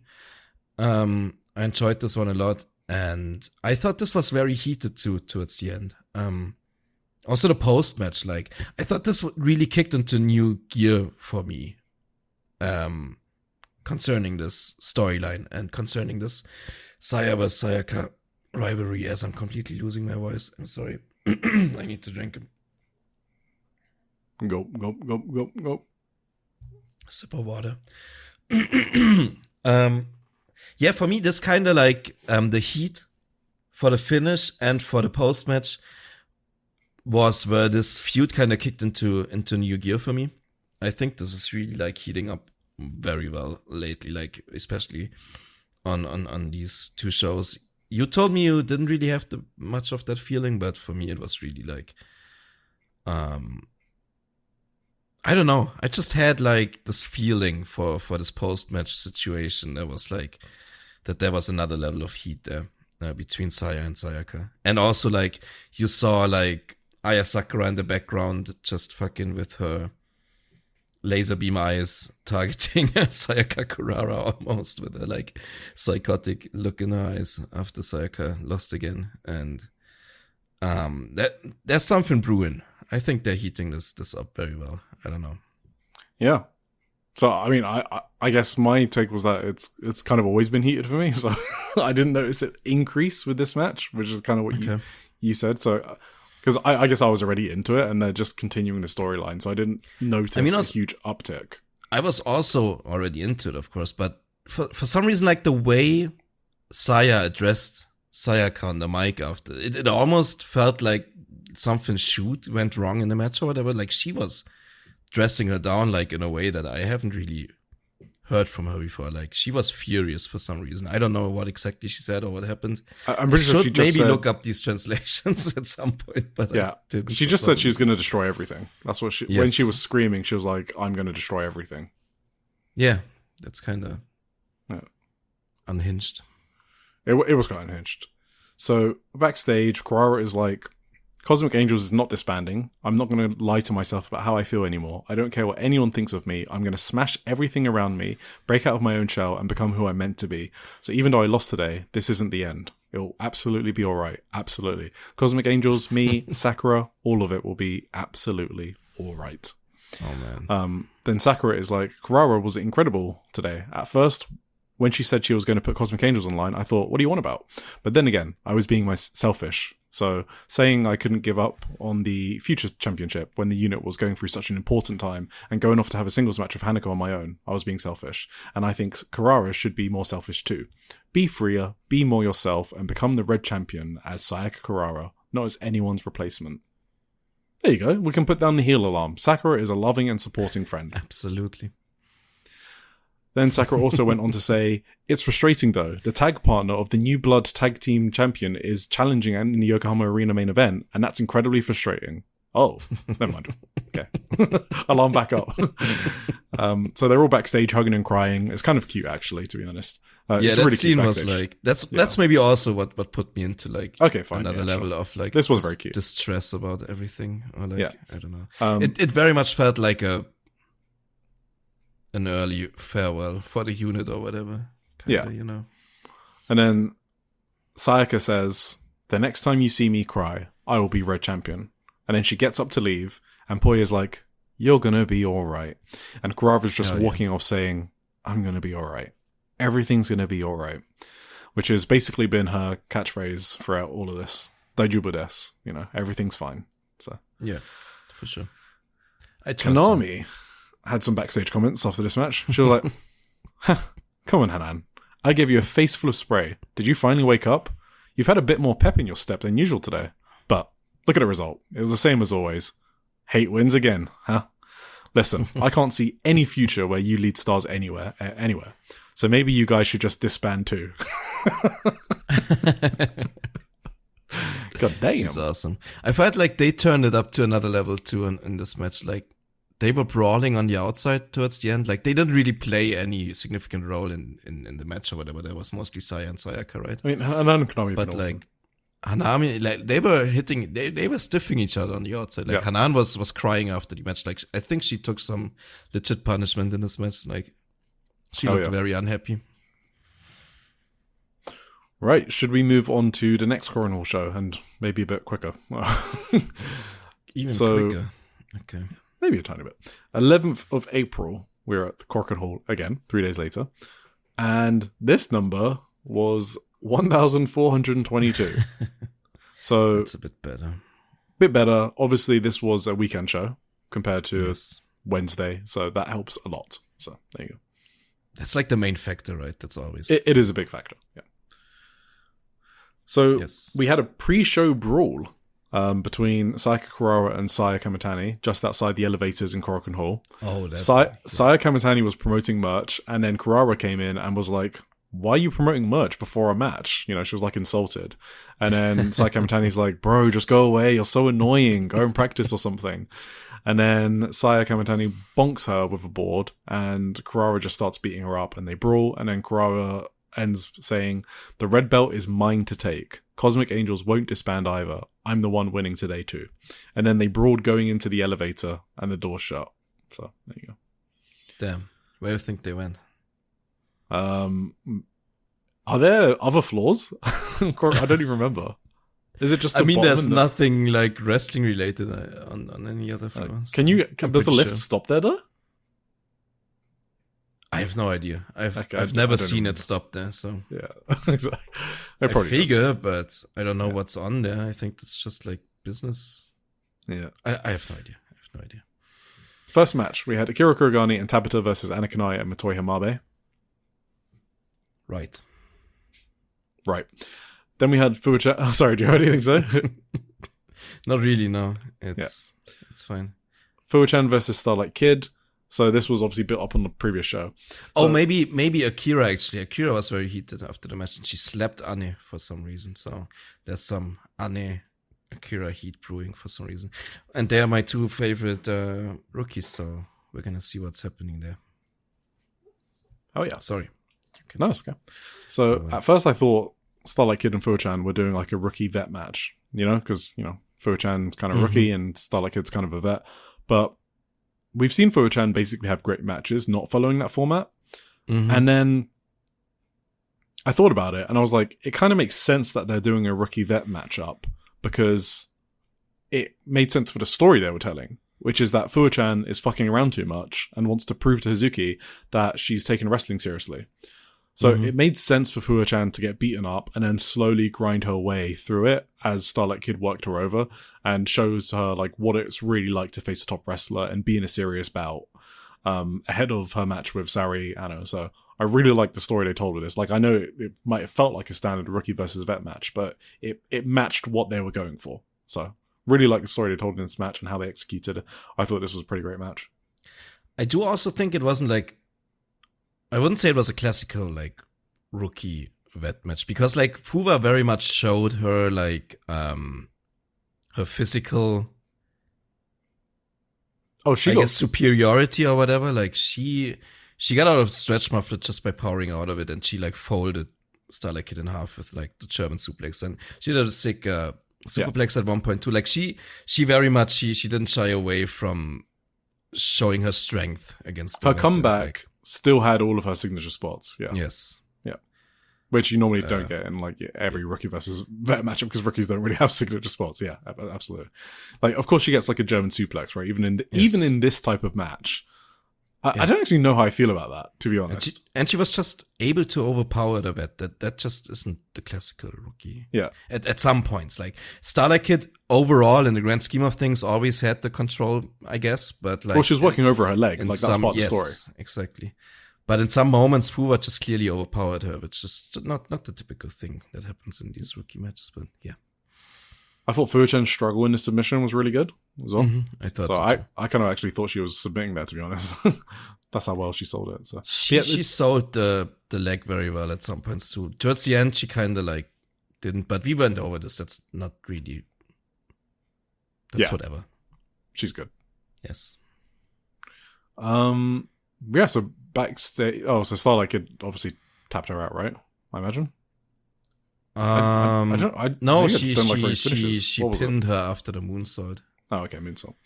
She dropped her on her head and then moonsaulted her. Starlight Kid was like, now she believes that Fuwa-chan loves pro wrestling, and she brings something to Stardom that others can't, like her public profile. And Starlight Kid also called out Hazuki, so maybe that's who she's working at All Star Grand Queendom. Yeah, maybe that would be interesting. That would be awesome because I love their 2024 match. So she was basically like, hey, nurturing your juniors is all good and well, but shouldn't you be doing something for yourself too? Don't you want the white belt deep down, the white belt that I already won? Come and face me again. Stop talking so tough and step up. I mean, that sounds kind of like it. It does. They already have a lot of like special singles matches though. So. Exactly. So it could just be for Korakuen Hall or something on the 23rd. Yeah. We'll find out. And Fuwa-chan backstage was basically just drilling in the storyline that now she's going to be more serious and that there is a place for her weird, aloof attitude, but it's not against Sari Ano at Yokohama Arena. And the match with Starlight Kid made her realize that. Cool. Okay. Do you trust her? I was going to ask that later when you talk about the press conference, but I don't know if I trust her. Do you think she's going to be a heel? I had the feeling at the press conference that she's full of shit, that she's still like just trolling, just trolling, bro. No, I trust her. I think. Okay. We'll I felt it was kind of insincere at the press conference the way she addressed Saori, but maybe we'll see. Whatever. Hina and Lady C versus Wakatsuki Yama and Zeno. Yeah. Yep. Hanako, Maki Ito, and Rianne versus Itsuki Aoki, Rin Yamashita, and Suzu Suzuki. Yes. So, I mean, it's a bit of a meme, I guess, about how much they face each other. I mean, they are going to face each other at All-Star Grand Kingdom again. But if you don't like Movida Loca, I'm talking to you right now. I'm singling you out. If you're listening to this and you feel targeted, good. Movida Loca have some of the most over, like, electric undercard matches. And the crowd in this particular show, so I mentioned it in the last show, but in this particular show, the crowd was dying after the last match. I thought they were like uncharacteristically silent for a Stardom crowd. Yeah. And what brings them back to life? Movida Loca, baby. So, yeah, I love Movida Loca. And this is not just because I've got Itsuki merch hanging on my walls, which you bought for me. So, yeah, thoughts on this match? I mean, I think I kind of said my thoughts there. I thought it was fucking great. I really liked it. I basically have the same overall thought. It's just this feud has been played out, but the interactions are still like heated and fun. Like Suzu and Hanako had a great exchange in this match, for example. Like Suzu German suplexing Hanako was insane. I mean, there was a fucking huge lariat. A fucking huge big boot from Hanako, and then Suzu was bumping like a fucking mad woman for Hanako. There was obviously also the very fun spot when Makito went for her like 10 punches in the corner, and Hanako just lifted her off of turnbuckle and went up there herself to do her own 10 punches. She was so over doing that. Yes. The crowd was so fucking loud for that spot. Yeah, that was awesome. There were also big Rian chants while she was alone against Movida Loca. It was like a 1v3, and so she's got her crowd connection down for sure. Mm-hmm. Yeah, for sure. But it wasn't her night in the end. She got new merch and immediately lost the match, so too bad. Taylor's old as time. You got anything else? No, fun match. B. Priestley, Hanan, Momokogo, and Saida. So that's Stars against Godzai, Kyoka, Katatsu, Rani Yagami, Shuri, and Tomoka Inaba.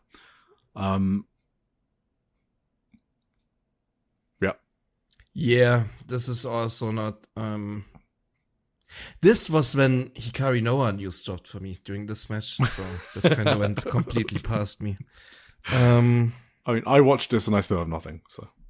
Yeah. I guess my only comment was, I don't mind B. Priestley. You don't mind B... You know, I kind of mind Momokogo. I would prefer to watch B. Priestley over Momokogo. That is true.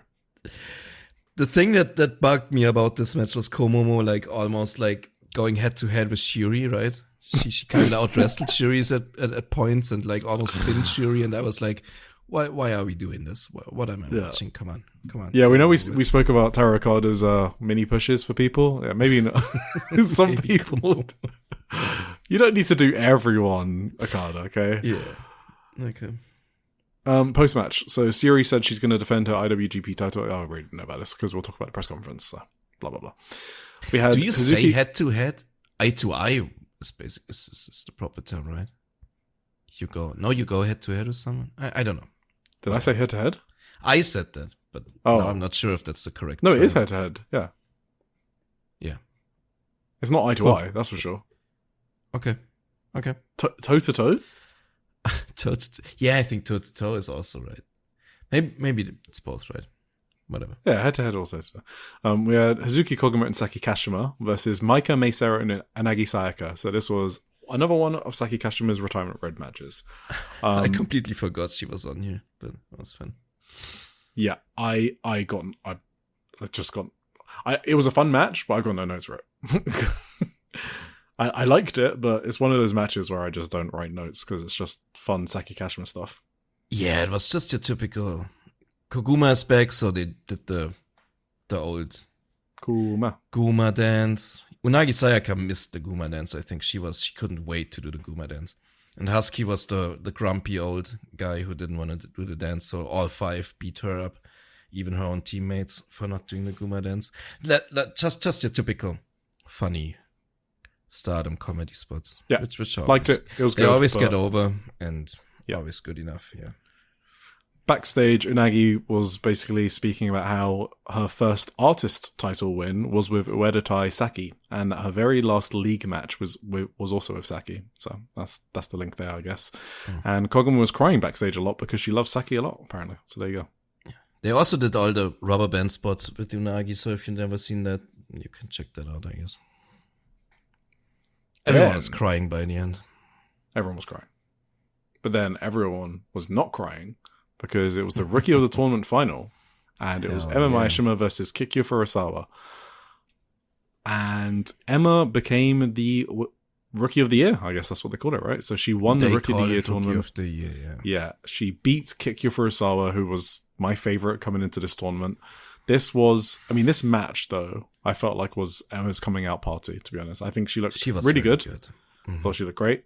I was happy to see this performance as well from her, because when they all debuted, I was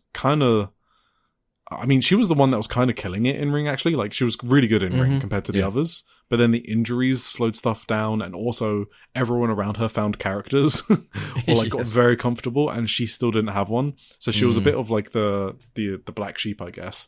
But so I'm glad that she got this win. Her selling in the leg lock was really good, and I think it's notable because it's just not what Emma was known for. That's why I think this was her coming out party. Like, she was so expressive in this match. Because she was the most wooden out of all of them before. And here, she was like fucking... Did you see the spot where she was grabbing onto Daichi's collar? Because the pain was too much? Yeah. During the leg lock? It's like when... it was excellent. Her selling was so good. When a woman's given birth, right? And they just need to fucking yank anything nearby to suppress the pain. That's what this was. It was like such good selling. Yeah. And then... there was an unfortunate spot where Kikyo did her cool leg suplex, and Emma kind of thought it was a face buster instead of an Olympic slam, so she landed on her front rather than her back. But whatever, it's still like. Is she not supposed to? I don't know if that's really a way to properly take this. It's so weird. Didn't Akira also land? She landed on her back like an Olympic slam. Did she land on her back? Okay, maybe. Okay. I think now you're making me quite. I'm not sure. She landed on her back. I didn't really realize that she landed wrong here, because like it's the second time the move was ever done. So I just noticed it because it looked so awkward compared to the Akira one. Yeah, maybe you're right, but maybe not. There was a huge pop for Emma rolling Kikyo up for the win, and it was a huge fucking surprise for me as well. That's a cool thing too, right? Like, you could really tell the crowd is really behind Kikyo, of course. Like, there was still like tons of Kikyo chants, but when Emma won in the end, the crowd wasn't like disappointed or whatever, or they weren't booing her or whatever. They still fucking popped for Emma just as well, so that was cool. Yeah, absolutely. Like, man, finishes, I know everyone listening knows this. Finishes are really important, okay? They're really fucking important, and the way they finished this match helped get Emma over. Because it's one of those sort of flash pins, right? Actually, you know what? She's backstage. Wait, did Kikyo do a stunner before the roll-up? I think she did. That was how she lost, yeah. She tried to do a stunner that led to her demise, ultimately. It's so because cool. Because Emma, had the stunner scouted, I guess. And yes, Tim. And the stunner is Maki Ito's fuck you stunner, right? So, exactly, yeah. Backstage. You think that's so decent? Or you... Okay. Yeah, no. It was on purpose. So Emma was like, I had been thinking that if Kikyo came at me with the fuck you stunner that she uses with Maki, then I would kick out no matter what and roll her up. Oh, that's awesome. But you said she dodged it. She didn't kick out, right? So maybe that's mistranslation. Because it is machine translated. So maybe kick out means like dodge or whatever. She basically kicked her away, like, in okay, that's what she means then, yeah. Stunner movement, basically. Yeah. You know. So, awesome finish. Or shoved her away. It was deliberate, it was on purpose, and it got her super over. And what helped her get over even more was the post-match, right? So, Emma cuts a promo, and I'm like, where the fuck was this Emma, right? She said that she saw everyone overtake her one by one, and she thought she could never catch up, but she's glad she didn't give up. There are huge Emma chants at this point. Rana Yagami comes out, because obviously she said she would face the winner of the Rookie of the Year tournament. And Rana was like, okay, let's do it in Yokohama. And then Emma was like, the future belt, which you can even win on your first try. I will do so on mine. And then Rana's like, okay, that's a bit mean. It did take me 4 times, but I am the youngest wrestler I am the young wrestler who's competed the most in Stardom. So I will crush your confidence and momentum. But it was a really good promo from Emma. She kind of made a little bar about Rana for having 4 future title challenges before winning. Yeah. Good stuff. Nice. Awesome. Great tournament. Great mini tournament. Absolutely. Main event. That was very well booked and very successful. Big fuck off 14-person tag. 14 women in the ring. Aya Sakura, Azumi, Mi Yamasaki, Natsupoi, Sara Ano, Sayaka Kurara, and Yuna Mizumori versus All of Hate, I'm pretty sure. I can't bother. Yeah. So, this match was actually pretty fucking good. Oh, yeah.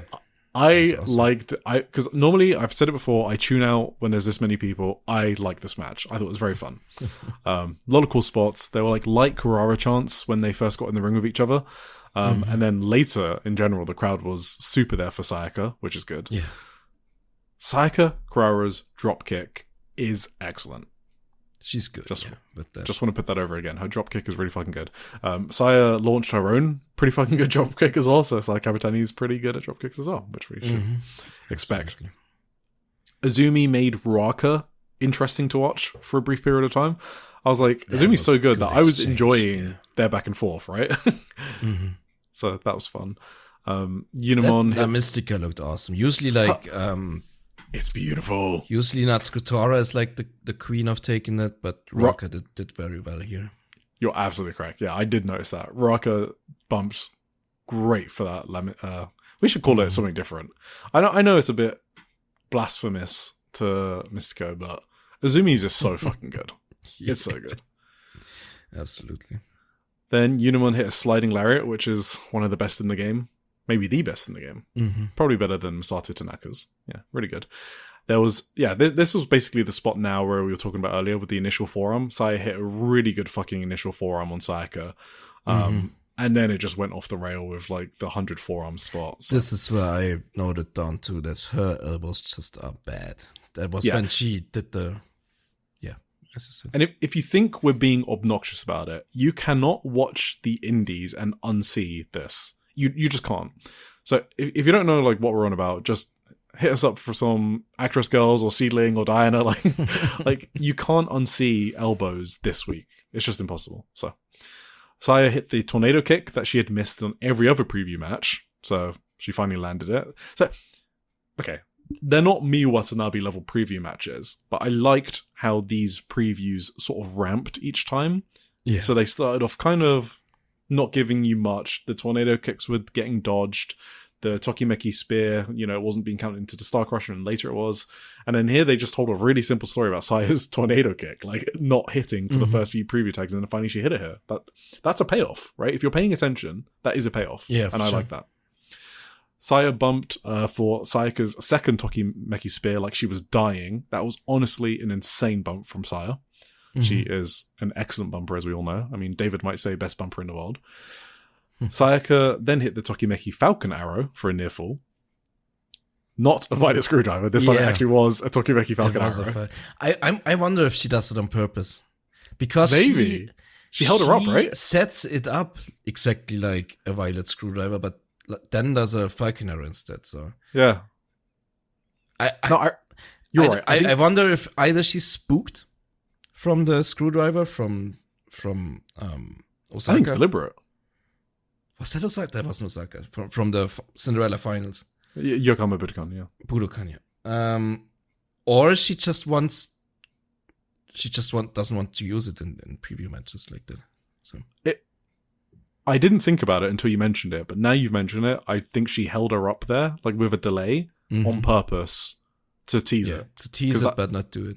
Yes, because she's already destroyed her with it. Why did she doesn't need to do it again. She's got her red belt match now. She didn't have the red belt match when she used it the first time. Also, Kamitani kicked out here, right? If she really did a screwdriver, I think that would have been the finish and not like exactly. So a near fall. Then there was a third Tokimeki spear And then she pinned Saya Kamitani clean again. Like, hell yeah. We thought that this was, you know, she was being elevated really quickly, Sayaka, right? So I thought, sorry, I should be clear, that that maybe she should be pushed as like an underdog against Saya Kamitani. They're not fucking about. They want you to believe that she can beat Saya Kamitani at Yokohama Arena easily. Like, the second clean pin on your top champion. Yeah. There's just no fucking about here, right? Yeah, she's gonna beat her. It's easy. For sure. For sure. You got any... no doubts in my mind. No, I don't really have any more notes either. It was very good. And it was very awesome. Like, this really made me more hopeful. Yep, these two shows made me a lot more hopeful for the storyline overall. You know what I mean? Like, a lot more. As in Sayaka winning or just enjoying it?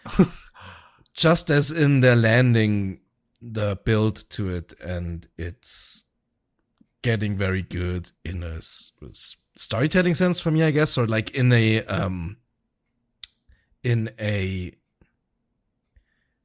I'm getting very into it. Like, I'm getting very invested into it, I guess, more and more, like with these preview matches, because they did very well, I think, especially in those last two ones.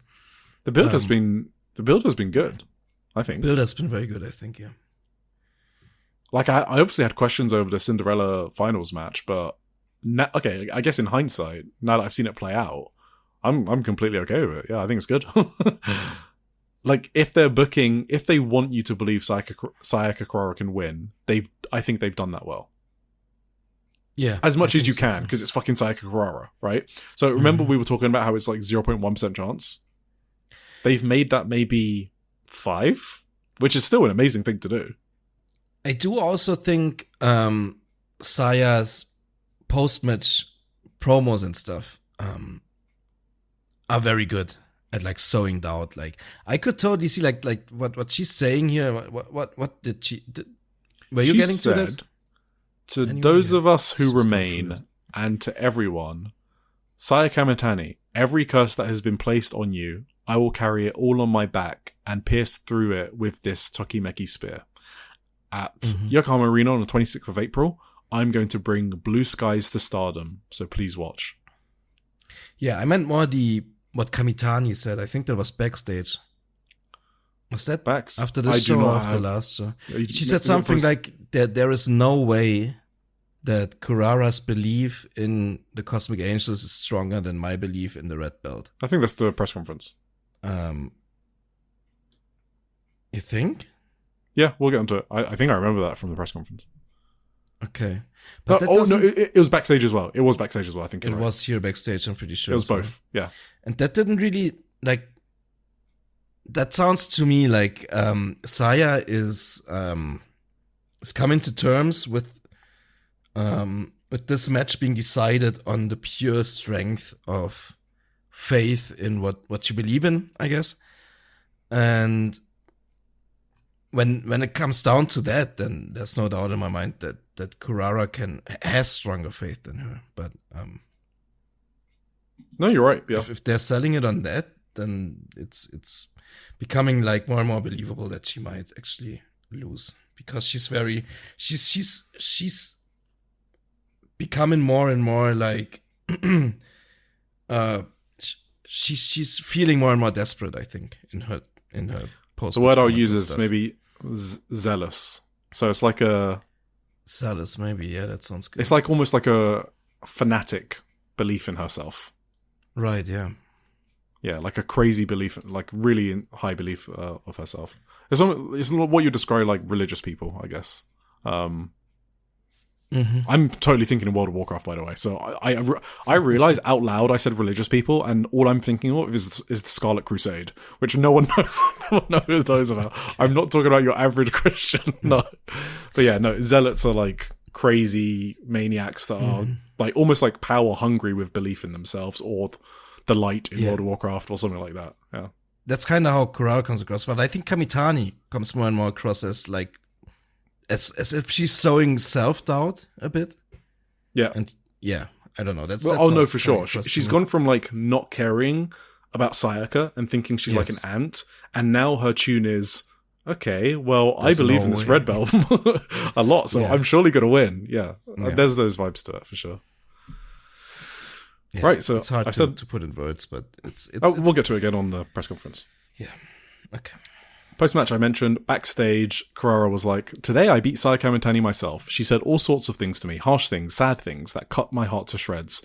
I put Kozo and Cosmic Angels on the line myself, and I fell into a darker place than I needed to, thinking I'd cause trouble for everyone.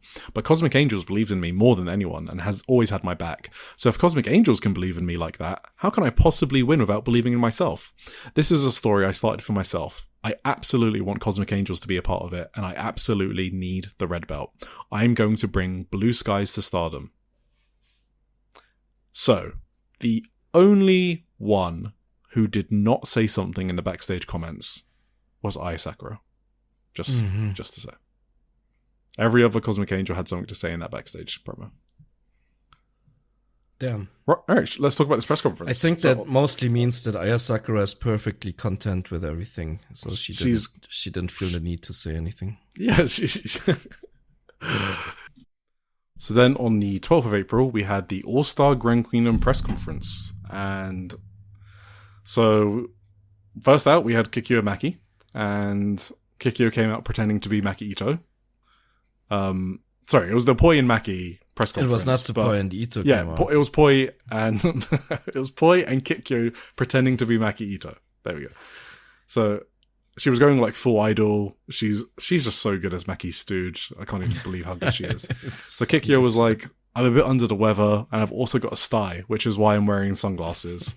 I'm also sorry if I'm difficult to listen to. Please bear with me. It's my first time at Yokohama Arena, and I'm very nervous, but I'll fight Poi with everything I've got, and I'll definitely beat this Akapoi. And then Poi figures it out. She figures out that it's not Makito. And then Makito came out from behind and hit Poi with Maki's Kawaii Obsession, which is the big fuck off wooden plank. It was funny. It was funny. Sawa and Fuwa-chan. So you already kind of spoken about it. So Fuwa-chan was just being really polite was the bit here. So she kept on calling her Saori Anu-san. And Saori was like, you can just call me Saori Anu like you normally do. And Fuwa-chan just wouldn't stop calling her Saori Anu-san. So I guess that's kind of what you're alluding to with her just being annoying. It was too over the top, like polite, like Yeah. oh, I'm gonna be super polite now and whatever. Like it signaled to me that she's still the same old fuckhead and she's just playing, you know. And whenever she's gonna have the upper hand in the match at All-Star Grand Queendom, she's gonna do the stupid dance again, and it's gonna cost her the match. So Hell yeah. O2 Line versus BMI for the Goddess of Stardom tag titles. O2 Line maybe wearing black for the Death of Hate. that was very like interesting. Yeah, like Tora said something about. I'm going to read Did Tora's whole thing because I think it's a Okay. really good promo. So this is Yeah. the most I'm maybe going to read out of this press conference. Azumi was just like, in my 12-year career, I haven't had the Goddess titles once, so I want them. I didn't know that, actually.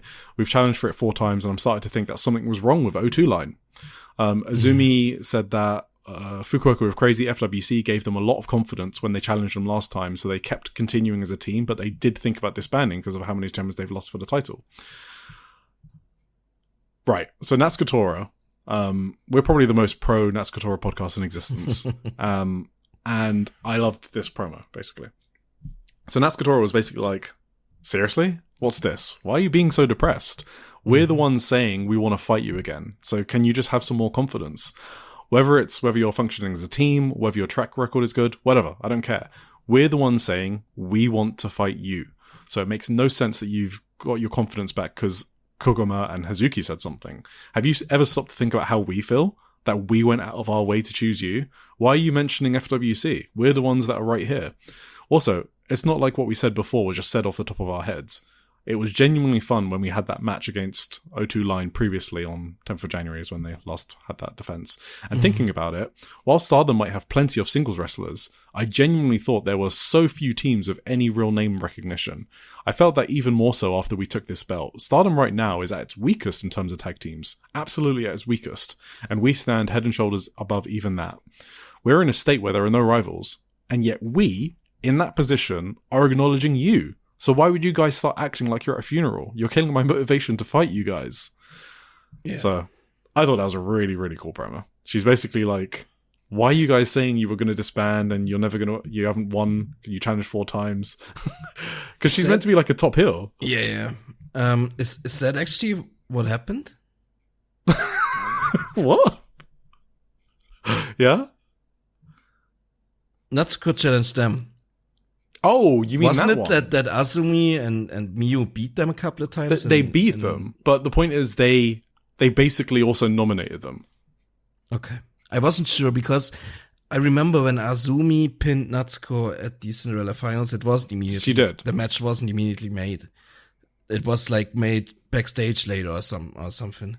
So I wasn't sure who actually challenged her to the match. So I didn't doubt her, but maybe she was just, I mean, she was also a heel, so maybe she just was full of shit. But I thought it was almost like a mutual nomination is kind of what I thought. Like they got beat and they were like, yeah, fair and square. You guys are the ones that will challenge us, sort of thing. You know, when heels normally like deny everything and like, no, you can't challenge me. What the fuck? I don't care that you beat me. They weren't like that. They were like, yeah, I guess you guys did beat us. So I thought that's kind of what she meant by that. Cool. Hello? Sorry, I had to cough. Oh, sorry. Megan Bain was announced as Suri's opponent for the IWGP title. My queen. Yes. That's going to be awesome. It's going to be cool. It's going to be awesome. I very much can't wait for that. Hanan and Konami. I was kind of disappointed because I was expecting Hush, but Megan is cool. Oh, okay, yeah, fair enough. So Hanan was in her Cinderella dress. So this is obviously for the white belt. Could still see some of the black paint. You can see some of the black paint. Hanan was basically like, I'm going to lead Stardom forward along with Stars. And she was basically saying she wanted to take the title away from Konami because Konami forced her into hiatus, right? She's the one that kind of injured her end of September or whatever it was. Yeah. So Konami's promo. So she's like, huh? I forced you into hiatus and now you want this belt, huh? Well, that's kind of gross, honestly. But anyway, I have something I wanted to show everyone today, so I brought it along. And then she pulls out her Pokédex. So it's basically frames of all of the people that she's spray painted and then rubbed their portrait on. And it's even got Tam Nakano? Did I see that right? I didn't see... I saw Sari. I saw Sari, and I thought the other one I didn't recognize was Tam, but maybe it wasn't. Because I was like, when did she collect Tam? So it must have been someone... Was it Ami? I don't fucking... No, it wasn't Ami. Anyway, I thought I saw Tam, but maybe it wasn't. So, Konami says, these are the pieces of my collection that I have amassed over the past 6 months. So it can't be Tam. I don't know who the fuck it was. Hanan, listen. I've prepared a slightly more luxurious frame for you compared to the others. I mean, look at your beautiful dress. Be grateful. You say Stars is going to lead Stardom from the front.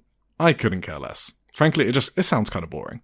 You'd be far more interesting if you just shut up and let yourself become a part of my wonderful collection. My dream is to create a Stardom daily tear-off calendar with my collection. That dream of mine sounds a lot better than your own boring dream, doesn't it? What has Stars even been doing the past year? You got no singles belt. You've done absolutely nothing. Alright, let me break it down for you nice and simple. In 2024, you won the Cinderella, challenged for the white belt in Yokohama, Buntai, and lost. Well, kid, it's going to be the exact same story in 2026. You'll just become a part of my collection. I'm going to absolutely destroy you. Your unit and Stardom itself. Hanan, this is the end. And then Konami pulls Hanan by the hair, spray paints her, and then shoves her into the frame. That was so good. Just give her the red belt. Give her the IWGP title. Give Konami everything, please. She's awesome, yeah. Absolutely awesome. She's doing the collector thing on purpose, right? She's listening. Oh yeah, she absolutely. I can't believe she literally brought her Pokédex to the press conference. Look at all of the Pokemon I've got.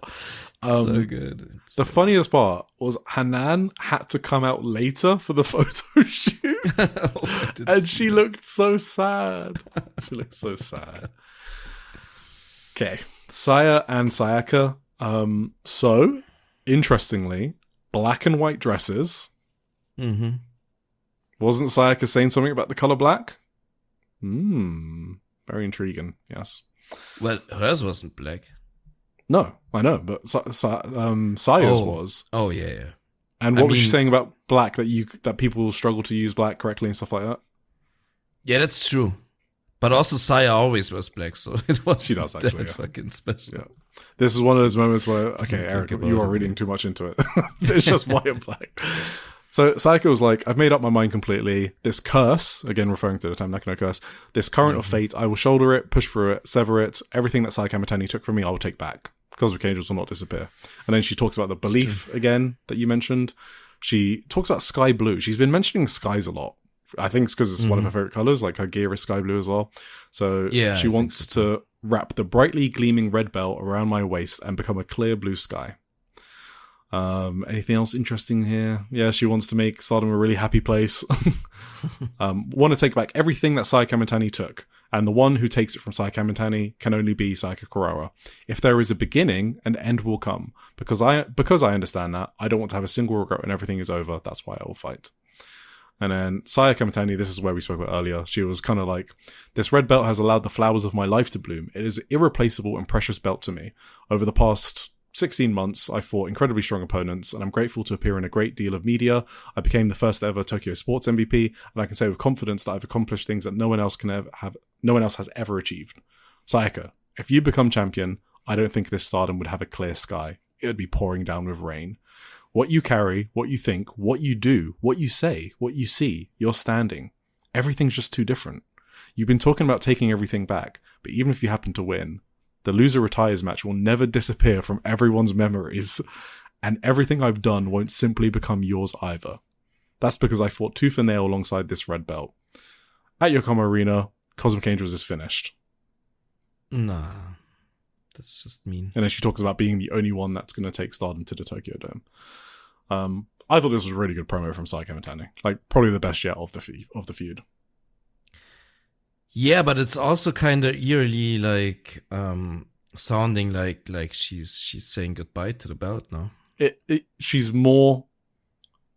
There's more vulnerability there. Yeah. Than when the feud started. Yeah, absolutely. Recounting everything about like what the belt, what she had with the belt, and how much she valued it.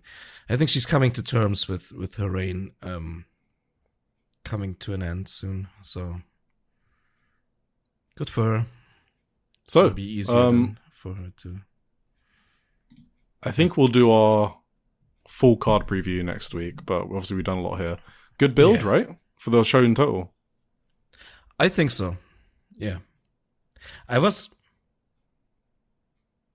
don't know. Yeah, no, I feel like we've talked about it a lot. Like the path to the show was so clear. To me, like from after Dream Queendom in December, it was pretty clear that this is all heading here, and the big hate will crumble. Show will be All-Star Grand Queendom, and I think they built to it very well, and I'm very excited for it. Have we said it on the pod about only Stardom doing shows that are built around a narrative? Yeah. I don't know if we've said it on the pod.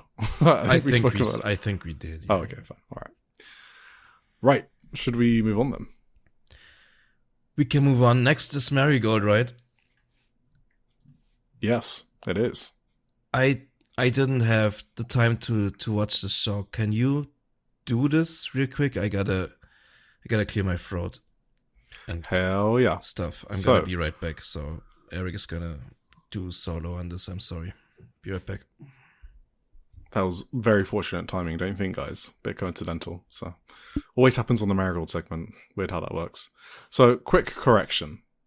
Last episode, I said that the last show held at Yasukuni Shrine. You know why it always is after the at the Marigold sections? Because it's after the Stardom section. I've been talking for 2.5 hours with my broken throat, so that's not a coincidence, I don't think.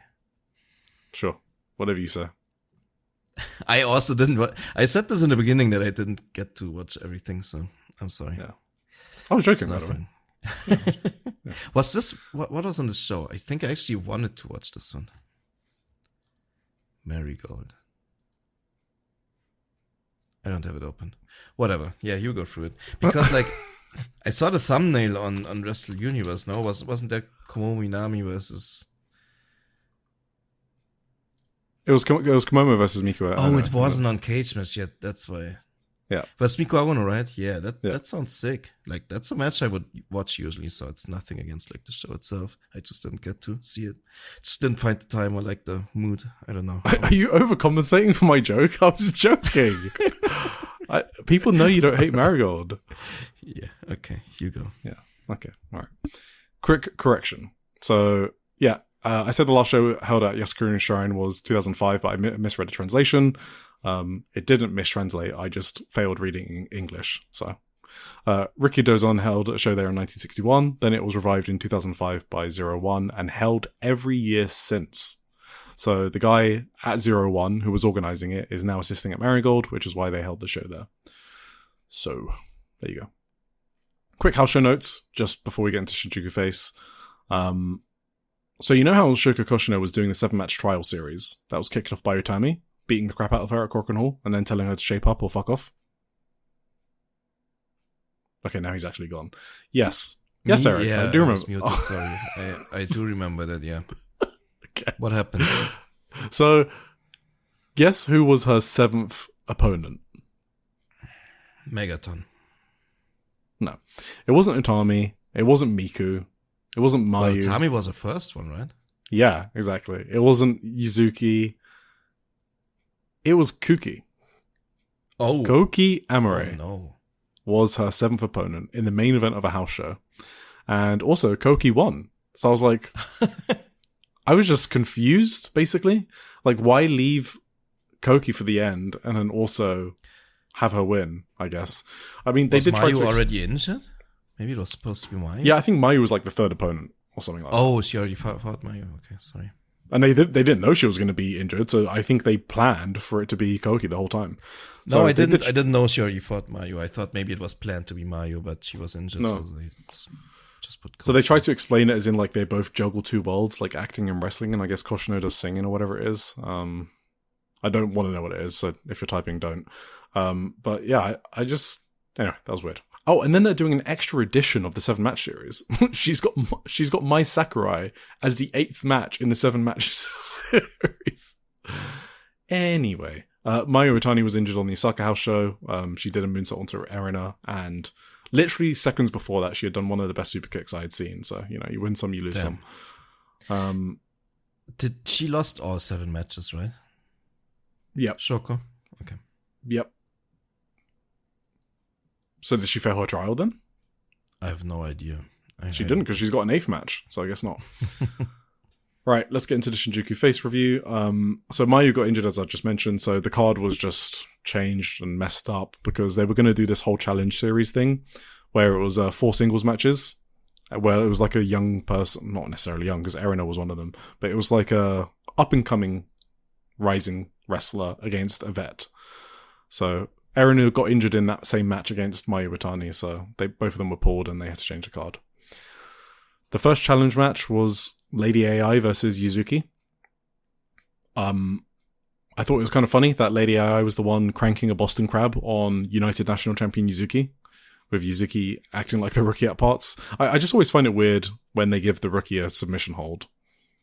I think it's fine to give rookies offense in these types of matches, but Boston Crabs just seem a bit weird. I'm expecting like forearms and suplexes, but Lady AI strikes were just not good. Like she missed a forearm.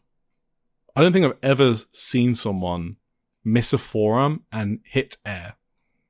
I know she's a rookie, but she's also been training for almost a year. So, but the match got pretty good towards the end because the near falls were great because Yuzuki is awesome at kicking out 2.999. So I thought the finishing stretch was really good.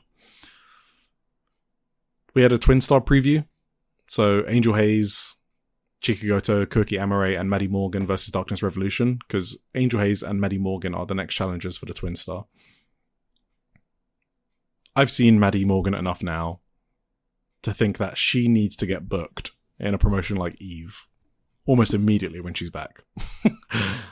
So something's gone wrong if she does not start getting bigger bookings in the UK or whatever. Like, she's been working Mega Slam in fucking Yorkshire. So she's too much of a UK prospect, at least. She's 18, very athletic. I don't know how she got into Marigold, But I do think that's some really good scouting. I don't know if she just sent her application in and they got lucky, but I'd like to know the story behind that. This was a fun preview. After the match, Seri Yamaoka challenged Angel Hayes for one of her 4 UK indie singles titles. And the funniest part was Angel needed some time to think about the challenge. So she was like, okay. And then Seri thought that was Angel accepting it. So Seri walks to the back, and the Angel's like, whoa, come back. So Seri comes back into the ring, and then Angel was like, sorry, I had to think about which title to put up. It will be my British Empire Women's title. And I'm like, what the fuck is a BEW title? Why not just put all of them on the line? Or is Seri winning the BEW title? I don't know why she... Yeah? Isn't that kind of outdated? What? The title? Oh, yeah, the British Empire. Yeah. There is a promotion. Is it like from the 1800s or whatever? Yeah. We did rule the world once, you know. That's what they teach us in school. Did she take that from the English Museum in London? Well, she's Scottish, actually, so she probably hates English people. You know that's a thing, right?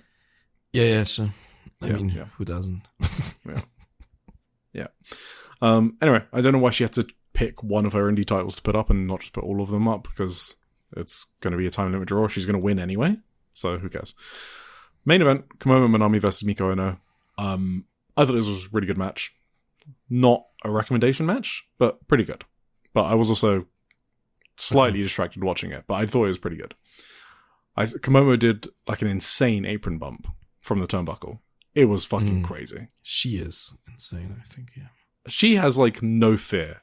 Is the bump she takes. Yeah. You know the bump where you're on the turnbuckle and then the other opponent flips you onto the apron? Mm-hmm, yeah. Yeah, and you get like crunch and it looks like your spine gets bent. That's what it looked like. Yeah. But yeah, it was good. Miku won with the Tiger Driver, but I don't think it was anything crazy. Just a pretty good match. And then after the match, Miku gave Komomo one of her old pink costumes. That was cute. I like that. Mm-hmm. Cool. Right, that's Marigold. Awesome. Shall we go through TJPW quickly?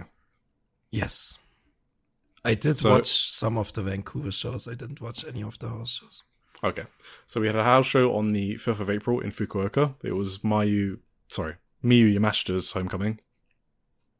Okay. So there was one undercard match I actually liked. So Haruka Zashiro, Suzume, and Uta Takami versus Himawari, Mifu, and Shino Suzuki. I mean, it was a pretty good match. Like, how can it not be with those wrestlers?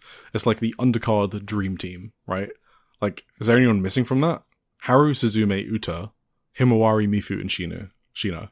So, yeah, just literally the next generation of TJPW, and Suzume, who's the current generation. So, good 6-person tag. Then in the main event, Miyu Yamashita and Shoko Nakajima versus Toga and Yuki Arai.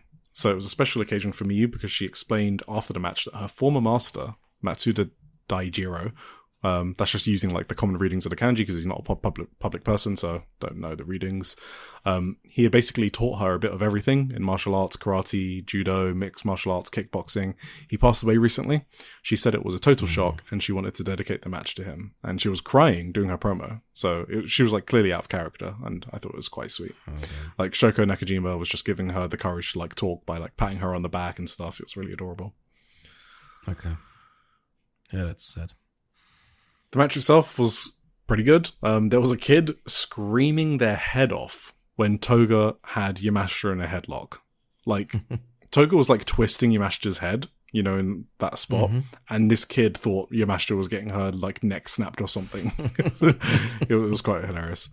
Yeah, I just thought Yamashita was obviously great in this match. She was just so clean, strikes on point, all that good stuff. I loved Yuki Arai's Scorpion Deathlock on Miyu Yamashita because that was a callback to Yuki Arai becoming the number one contender with a Scorpion Deathlock tapping out Miyu.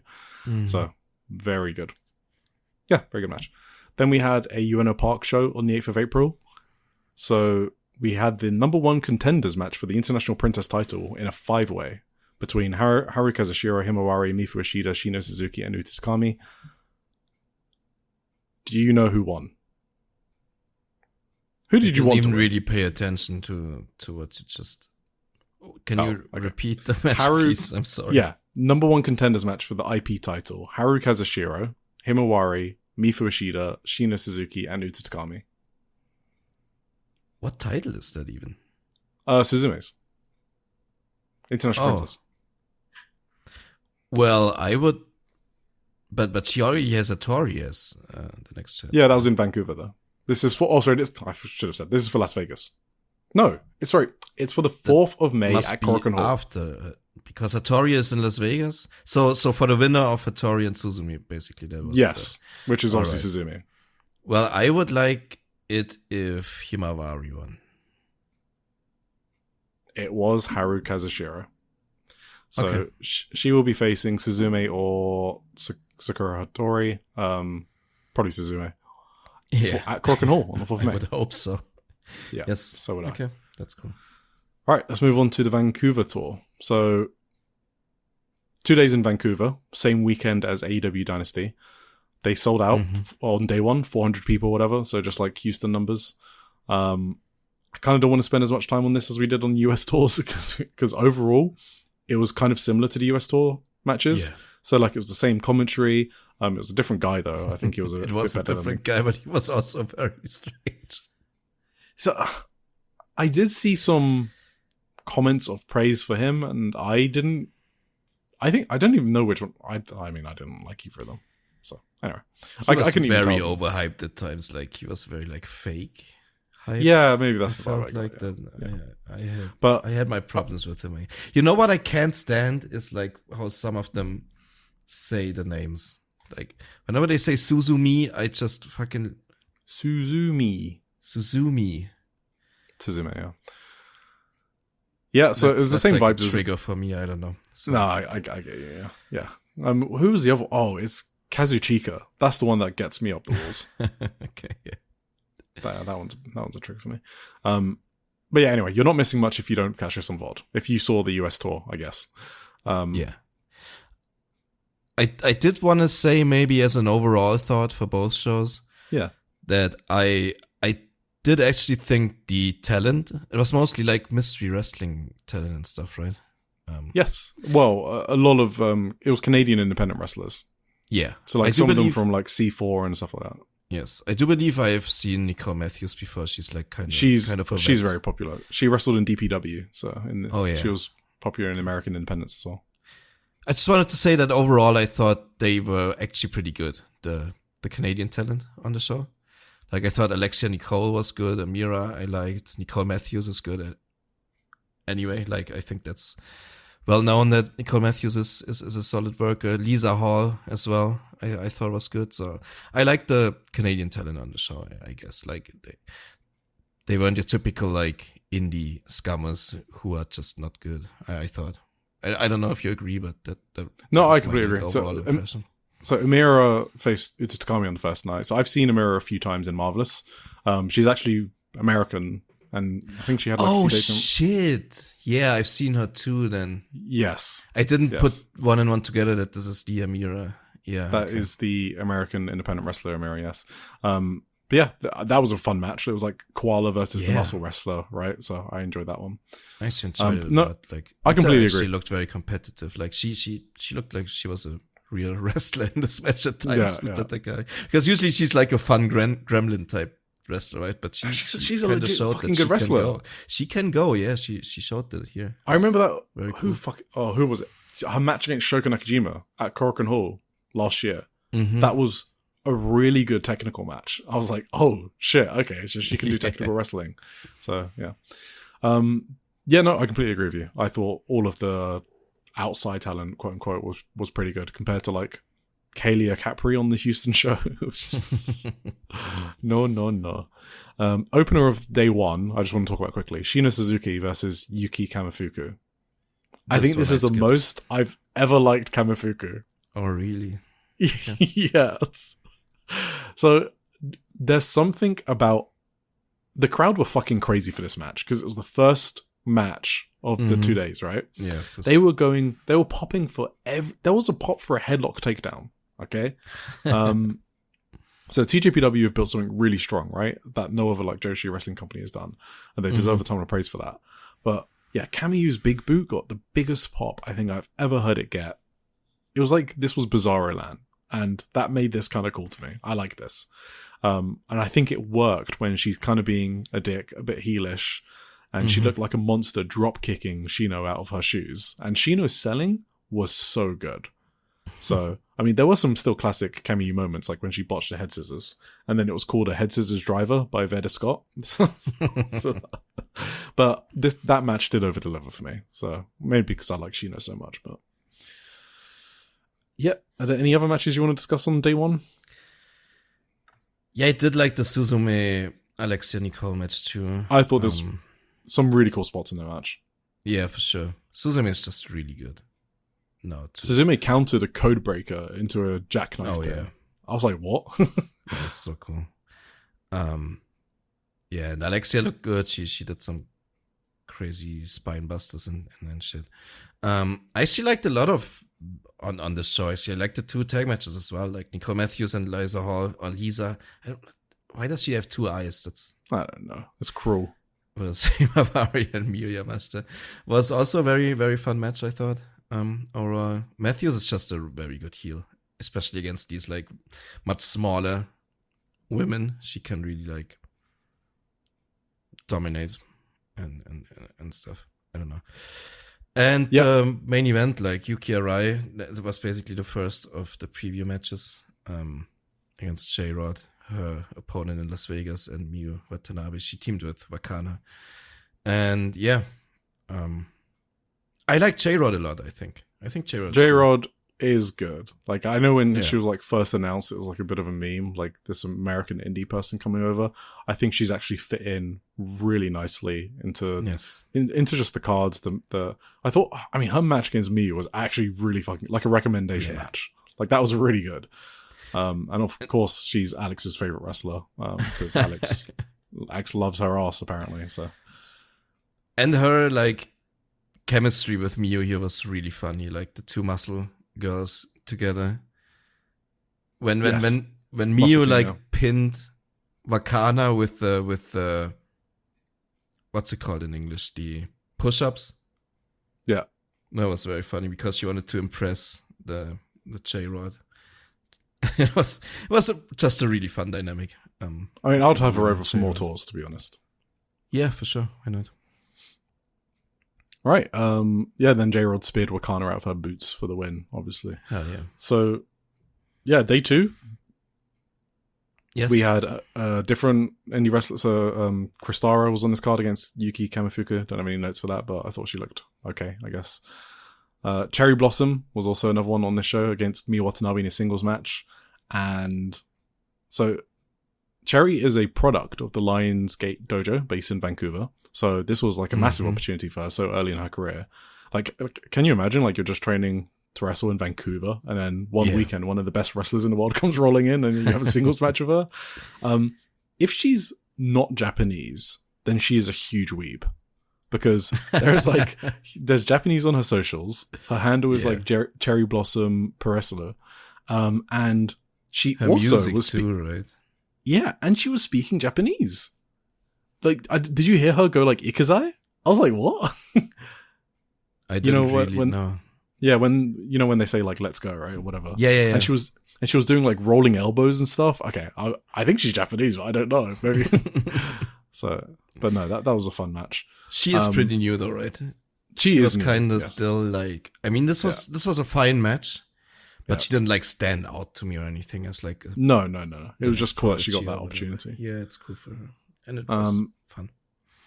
Miyu Yamashita versus Nicole Matthews, obviously, which was built up on the day before. Yeah. That was probably the match of the 2 nights, right? Yeah, that was very good. Yeah. Stiff strikes, fighting spirit, German suplex spots, you know, all that good stuff. Absolutely. And then big another attitude adjustment from Miyu Yamashita, as Veda Scott likes to call it. That's another thing. Like, I'm sure Veda is a lovely person, but she needs like attitude adjustment. Is just call it like a fireman's carry driver or whatever. I don't know. But you can't keep saying attitude adjustment. I can't take you seriously. I'm sorry. Yeah, John's retired now. So. Yeah. Whatever. It was good. Yeah. So then the main event was a preview between Yuki Arai, J-Rod, and also Sakura Hattori and Suzume for the International Princess for Las Vegas. Yes. So, in Las Vegas, we have a 6-match card. Alexis Lee, Himawari, and Shina Suzuki versus Pom Harajuku Raku and Yuki Aino. We have Toga and Uchitakami versus Wakana, Uehara, and Yuki Kamifuku over Eats. 3-way between Miyu Watanabe, Miyu Yamashita, and Mizuki. All right, that'll be pretty fucking good. That sounds sick. Yeah. Yeah, Sakura Hattori versus Suzume for the International Princess title. The Inspiration versus Kyoraku, Kiyome, Hype Misao, and Shoko Nakajima for the Princess Tag Team title. And J-Rod versus Yuki Arai for the Princess title. Right. They're all retaining, right? I could see... So. I could see Misao win, but that would just be so pointless. I think they're retaining. Well, yeah, I don't know. Maybe they are. I think they're just going to drop on the Korakuen Hall or something. Yeah, if they're coming back. That'd be wild. I don't really care about these titles anymore. Yeah. They're dead to me. Should we enter the zones? There is a fifth dimension beyond that which is known to Tim. It is a dimension as vast as space and as timeless as Tony Storm. It is the middle ground between light and shadow, between science and whatever AJ Styles believes in. And it lies behind the pit of man's fears and the summit of Eric's knowledge. This is the dimension of imagination.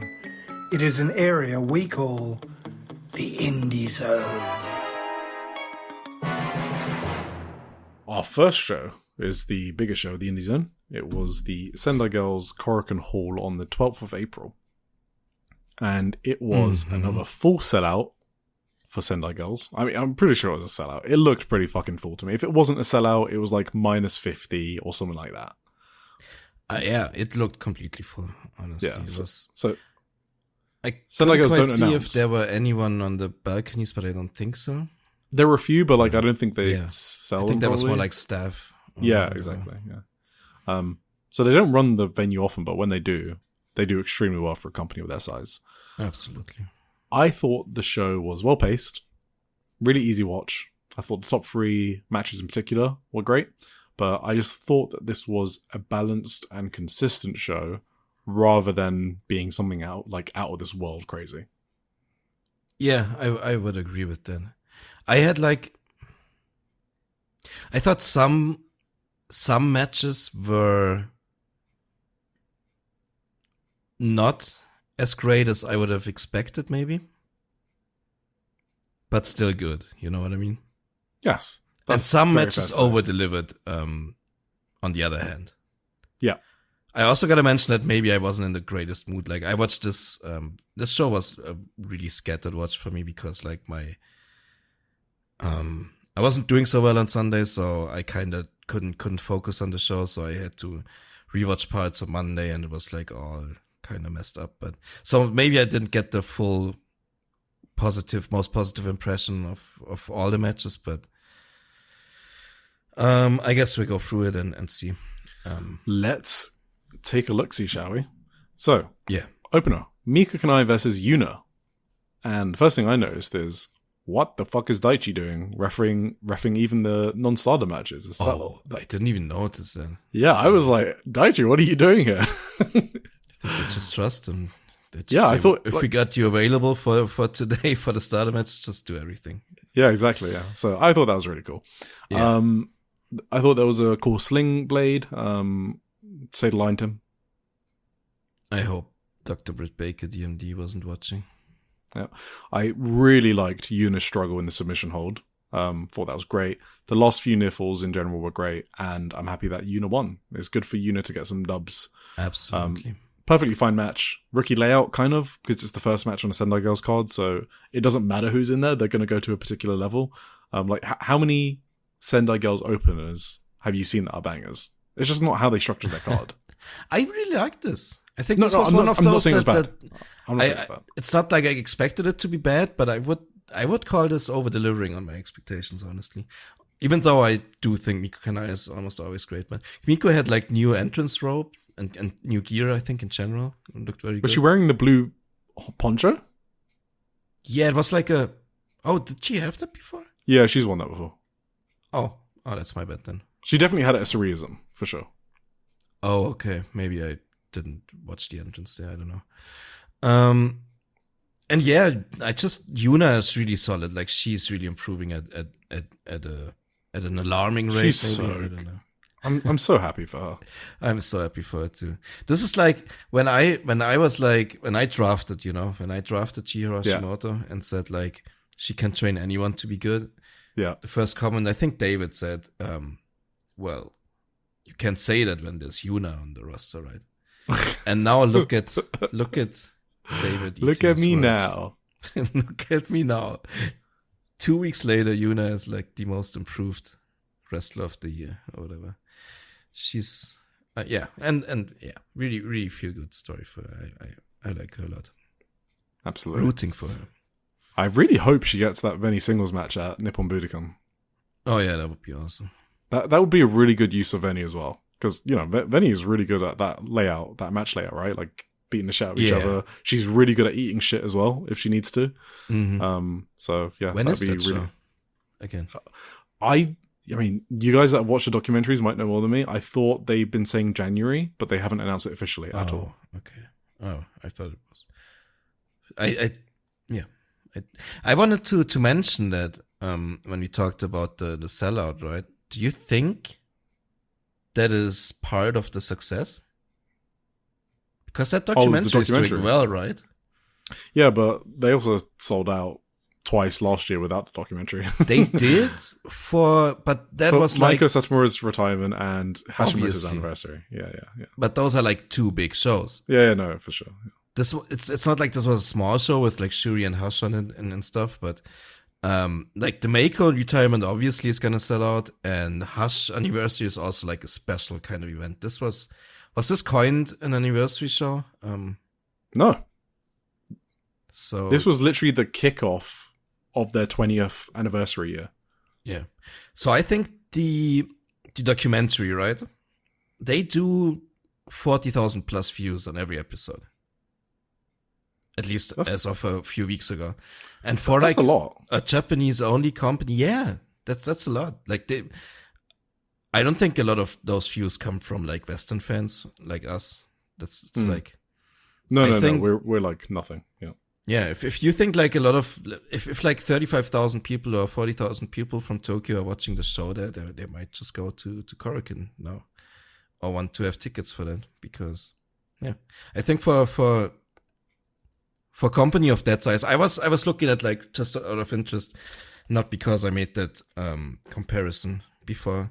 I was looking at the TNA YouTube, you know, and outside of like specific things like the last Dudley Boys match or whatever that got like 300,000 views. But aside from this, their normal YouTube uploads, they do like more 10 and 20,000 views than over 40 like Sendai Girls does, you know. So Sendai Girls is a bigger promotion than TNA. That is still my point, yes. Yes. I believe that. Right, then we had Shinsuke Hirota versus Zones. So it was Shinsuke Hirota's 48th birthday. There was flowers, speeches. Yuji Nagata was in the crowd. I think the bit was she wanted to have a good match for her birthday, and Zones was ruining it because she's too strong. Hirota's really good at what she does. There was like a moment where someone's phone went off, and she looked at the direction of the sound for like a split second before going back to wrestling, but it was like enough to get a few laughs. I thought that was like just those little things really add up.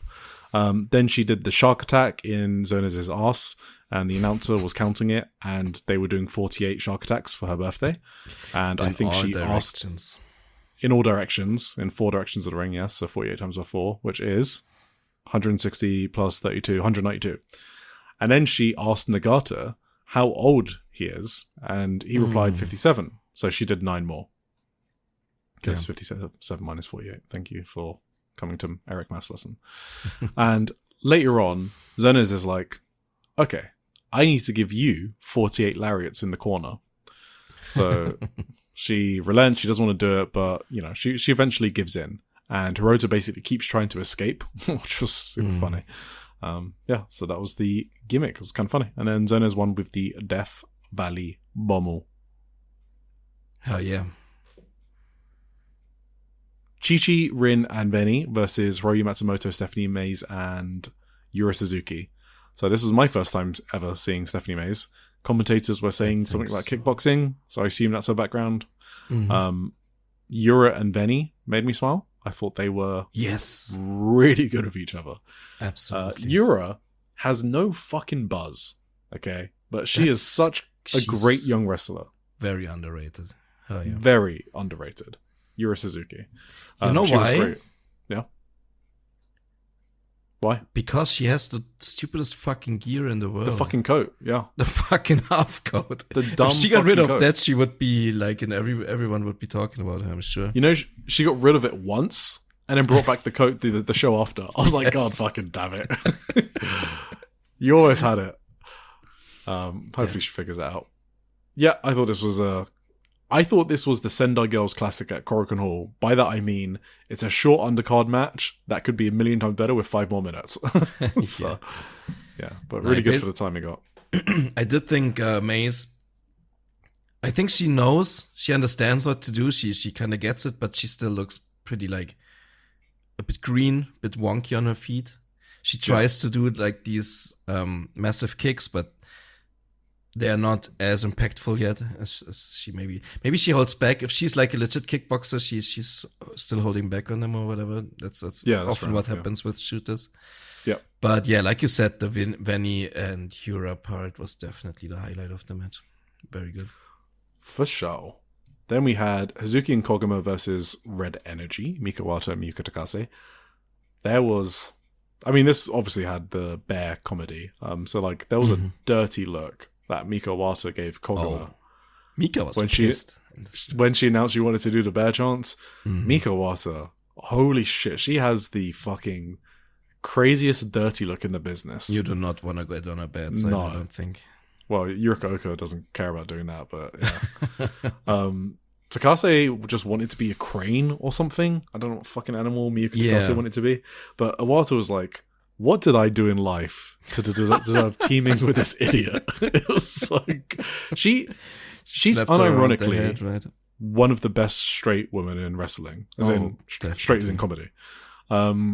Just amazing ability to portray emotions, I guess. I'll just say it generally, because she is. Yeah. Yeah. It was kind of fun. The crane dance was I don't know. She was just like, what the fuck are you doing? Miyuki did make me laugh. They have a really fun dynamic, yeah. Yeah, for sure. Mika was so upset when they all went to do the Kuma pose on her. She was even more upset when Hazuki came in to mock her. Oh, yeah. She was like, she just fucking stared at her and started screaming. Screaming. She was so She was hating life. Yeah, absolutely. Yeah. I was wondering, do you think she would rather be in Sendai with Yurika filming videos annoying her, or having the Kuma pose? I wonder which one she hates for. Yeah, Hazuki and Iwata I thought were great. I thought the brainbuster finish was really good. I assume FWC winning means they'll face, spoilers, Mizunami and Minami down the line. Don't know. I think this was coined number one contenders match now. That's what I thought. Did I make that up in my mind? I don't know. I think it's because I said it last episode. Oh, maybe that's it. I don't know if I made it up, but it makes sense to me. Yeah, for sure. Because why else would they beat them? I don't know. Yeah. For me, honestly, this was one of those matches where I kind of maybe expected more, or maybe expected too much for for sure. A mid-card Sendai Girls. I did think, obviously, you mentioned it, like Mika and Hazuki in the finishing stretch were still awesome, but even like the brainbuster looked sick, but I thought it came kind of at an anticlimactic point in the match, kind of like I would have hoped for like 2-3 more minutes of back and forth. I didn't think Iwata would already get pinned this quickly. But we say this about every Sendai Girls undercard match. That's true. No, I know what you mean. It's like how they pace their cards. Like, it's just what they do, I guess. Like, they've got so much talent, and they kind of just want to reserve those types of matches for the main events and the big title matches, which, that's just, I guess, Maiko's booking philosophy. But yeah. Right. This was good for the time it got, but yeah, it was too short. I guess I guess you just know that these two teams could have like such an epic, and this felt cut short in a way. So yeah, exactly. Yeah, that's how I feel a lot. Watching it was still Sendai pristine work throughout the entire match, so can't really be mad about it. Then we had the Sendai Junior title. It was Senka Akatsuki versus Spike Nishimura, and this also felt a bit. And I also expected more from this, honestly. Yes, I did expect more. I did like the start of the match. So the match starts with, like, they're doing shoulder tackles, and then Spike shoots like a double leg takedown, and I loved that because I wasn't expecting it. I thought they would just keep doing like the test of strength, So like little details like that really popped me, because I'm like, oh shit, I wasn't expecting that. Like, it sounds so minor, but it adds so much, right? It's like, oh, maybe it's like the performers have thought about it. Like, what if we do test of strength and then, I do a takedown? Like, I love that they put so much effort into it, I guess, like planning out the match. So opening part with the match really, really did it for me. I like that. There was like a spot where like Senka dodged a bicycle kick into like a single leg Boston Crab. And I thought that was a really good transition. We've spoken about Senka a lot in Joshi'ing Around Weekly. I think 20 episodes ago or whatever, we spoke about her so much that we kind of stopped talking about her because everyone who listens knows. But what is impressive about Senka is her fundamentals, right? Like, the selling is one thing, but her match structures are just really interesting to me. She's not there to pop people with moves. You know what I mean about that? She knows how to get the most out of the crowd's investment in her. She knows how to get the crowd invested in her. That's what makes it special, yeah. She does it without any flashy shit. Yes, because you literally took my next words out of my mouth. Yeah, exactly. No, it's perfect, because it means you finish my sentences. We're in love. So to be saying this about a rookie is kind of special. Yeah, she's always where she needs to be in the ring, and she very, very, very rarely makes mistakes. I don't even remember like seeing a Senka botch, which is just, how can you say that? You don't say that often about rookies. And also, rookies don't think about match structure, but hers are always paced in like kind of an old school way. So I did like the fact that, she was like doing those cool transitions and stuff like that. Senka took a Michinoku driver, and it looked like a spike. I was gonna ask you. Do you think she landed on her head? Or do you think she was loopy after that? Let me rephrase it like that. Yeah, you know what? Because the match kind of fell apart. The match ended after that, didn't it? Yeah, I just realized I don't have any notes after that spot. And it was very weird after that. Like, first, I don't know. So no, you might be right, because before that, I was like really into this match, and then that Michinoku driver happened, and I was like, she did not tuck her head in for that. That's what I got written down in my notes. And then I just don't have any other notes except the finish. So I assume like it was just kind of there for the rest of the match. They weren't doing much. I mean, maybe they're told to go home or something. That's the thing, right? Senka. So there was another weird spot after that where Senka blocked like a clothesline from Spike, and Spike just punched her in the face. It was what the fuck? And then, like, it was a worked punch. She shot on her or whatever.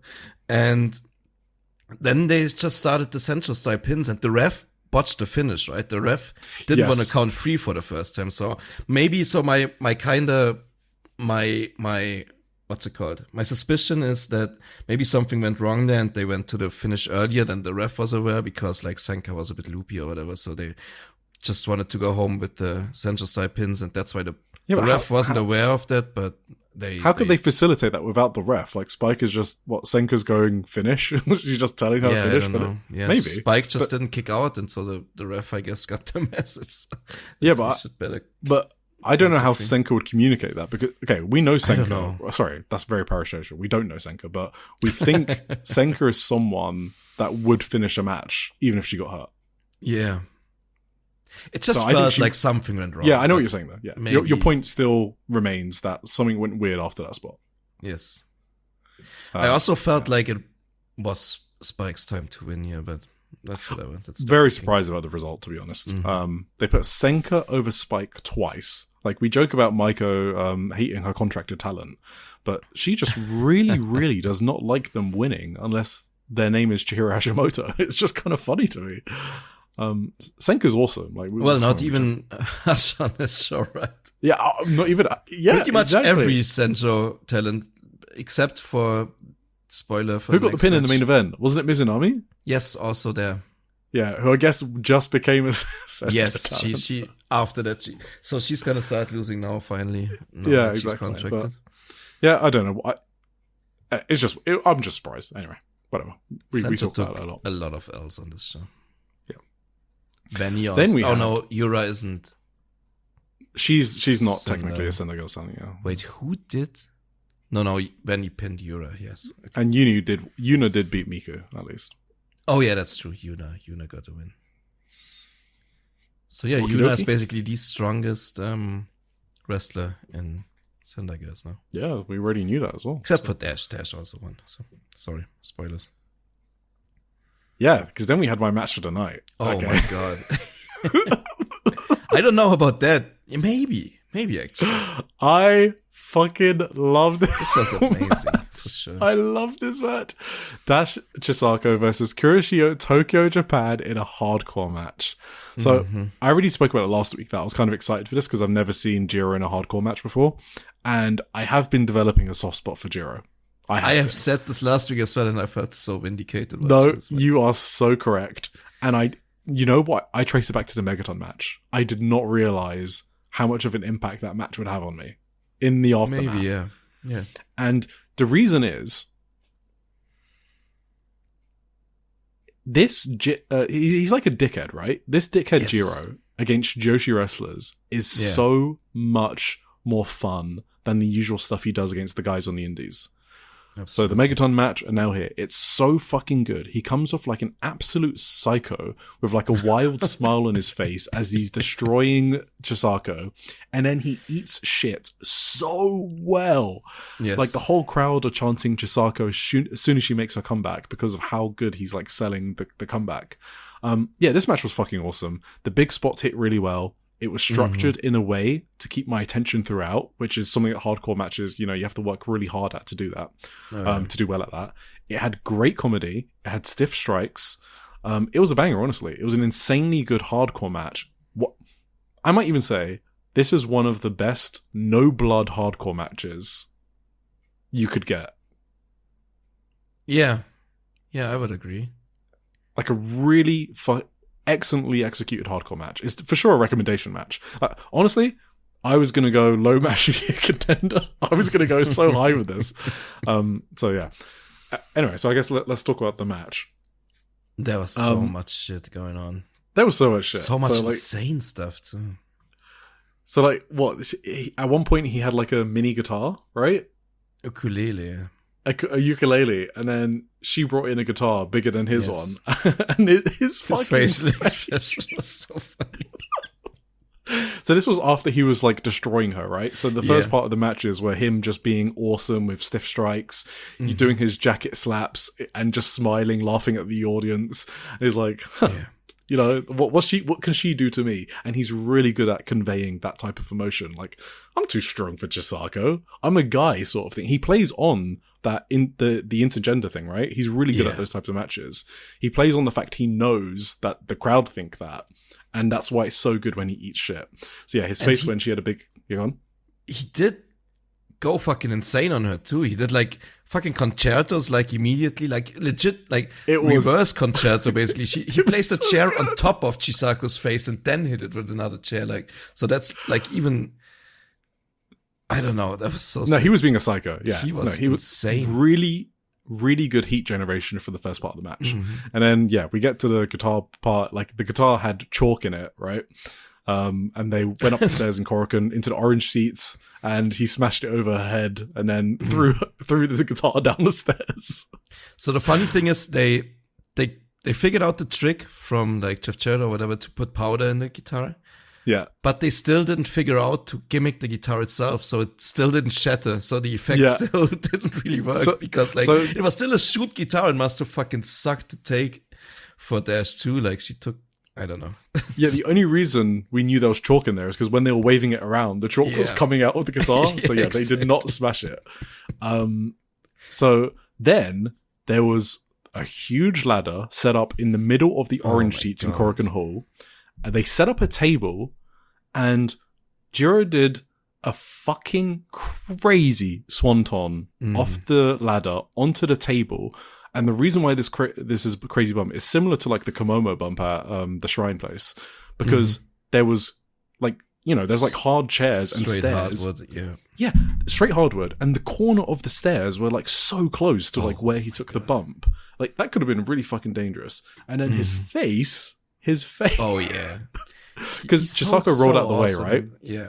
So he took the whole brunt of the table, and he was just like, I think it was two tables actually. It was 2 tables, yeah. It was like a kid who had been caught out. It was his face. It was like he looked like delirious. He looked like he was out of it. Yeah. The next crazy bump was Chisako. I first thought he actually broke his arm on that chair edge or whatever because he held it so weirdly. But he was just selling. Like his selling was so, and it's because he looked like he was in shock. Yes, exactly. Yeah, no, you're completely right. Chisako took an insane avalanche driver back in the ring. So this was from what was it? The top? Was it the turnbuckle? Was it the top of the turnbuckle in the middle? I think it was like the second rope or something to a table on the outside. It was from the second, basically. I think, I think Dash was placed on the top, but Ikemen was on the second, and then he did whatever that was. Yeah, a driver through the table. I thought Chisako was fucking dead. That's an insane spot. Like, that's insane. Absolutely. So that's like 2 insane bumps in a row, and they get back in the ring, and Chisako, the way she's slapping Jiro, it was so fucking good. Jiro used a toy dog to distract Chisako. Oh my god. So he deployed a toy dog, and then Chisako got distracted, and then he fucking super kicked her in the face, and then hit a sick buzzsaw kick, and that and then he was like prompting the crowd to chant for Chisako. So he was like, "Come on, chant for her! I just super kicked her, Chisako, Chisako," and then he super kicked her again. It's so good. There's a hormone splash from Chisako does this spot in like all her hardcore matches. She does a ladder she puts a ladder up inside the ring and then does a hormone splash to the outside. But my heart was still in my mouth, even though I've seen her do it. Like that 10 one times. was scary. She almost came short. Like that was, it was that looked fucking up close. Yeah, she almost came up short. Yeah, just made it. Then go on. I do think that dog spot, right? I think that has like some lore behind it. I think. Oh, does it? I do missed think that. Dash Chisako used to be at the start of her career, used to be like this real cutesy wrestler. And then she made this like real hard shift into like the hardcore Dash Chisako she's now. That's even funnier. But I think she used to be into like this cutesy stuff. I think I read that once. And I guess. Okay, that's even funnier. That he tempted her. That's why she reacted like that. Like that's not like she picked up this puppy and was like, oh my god. Yeah, like you've never seen Dash before like that. But I think sure. that played on her past in some way. Maybe someone. Don't even explain it.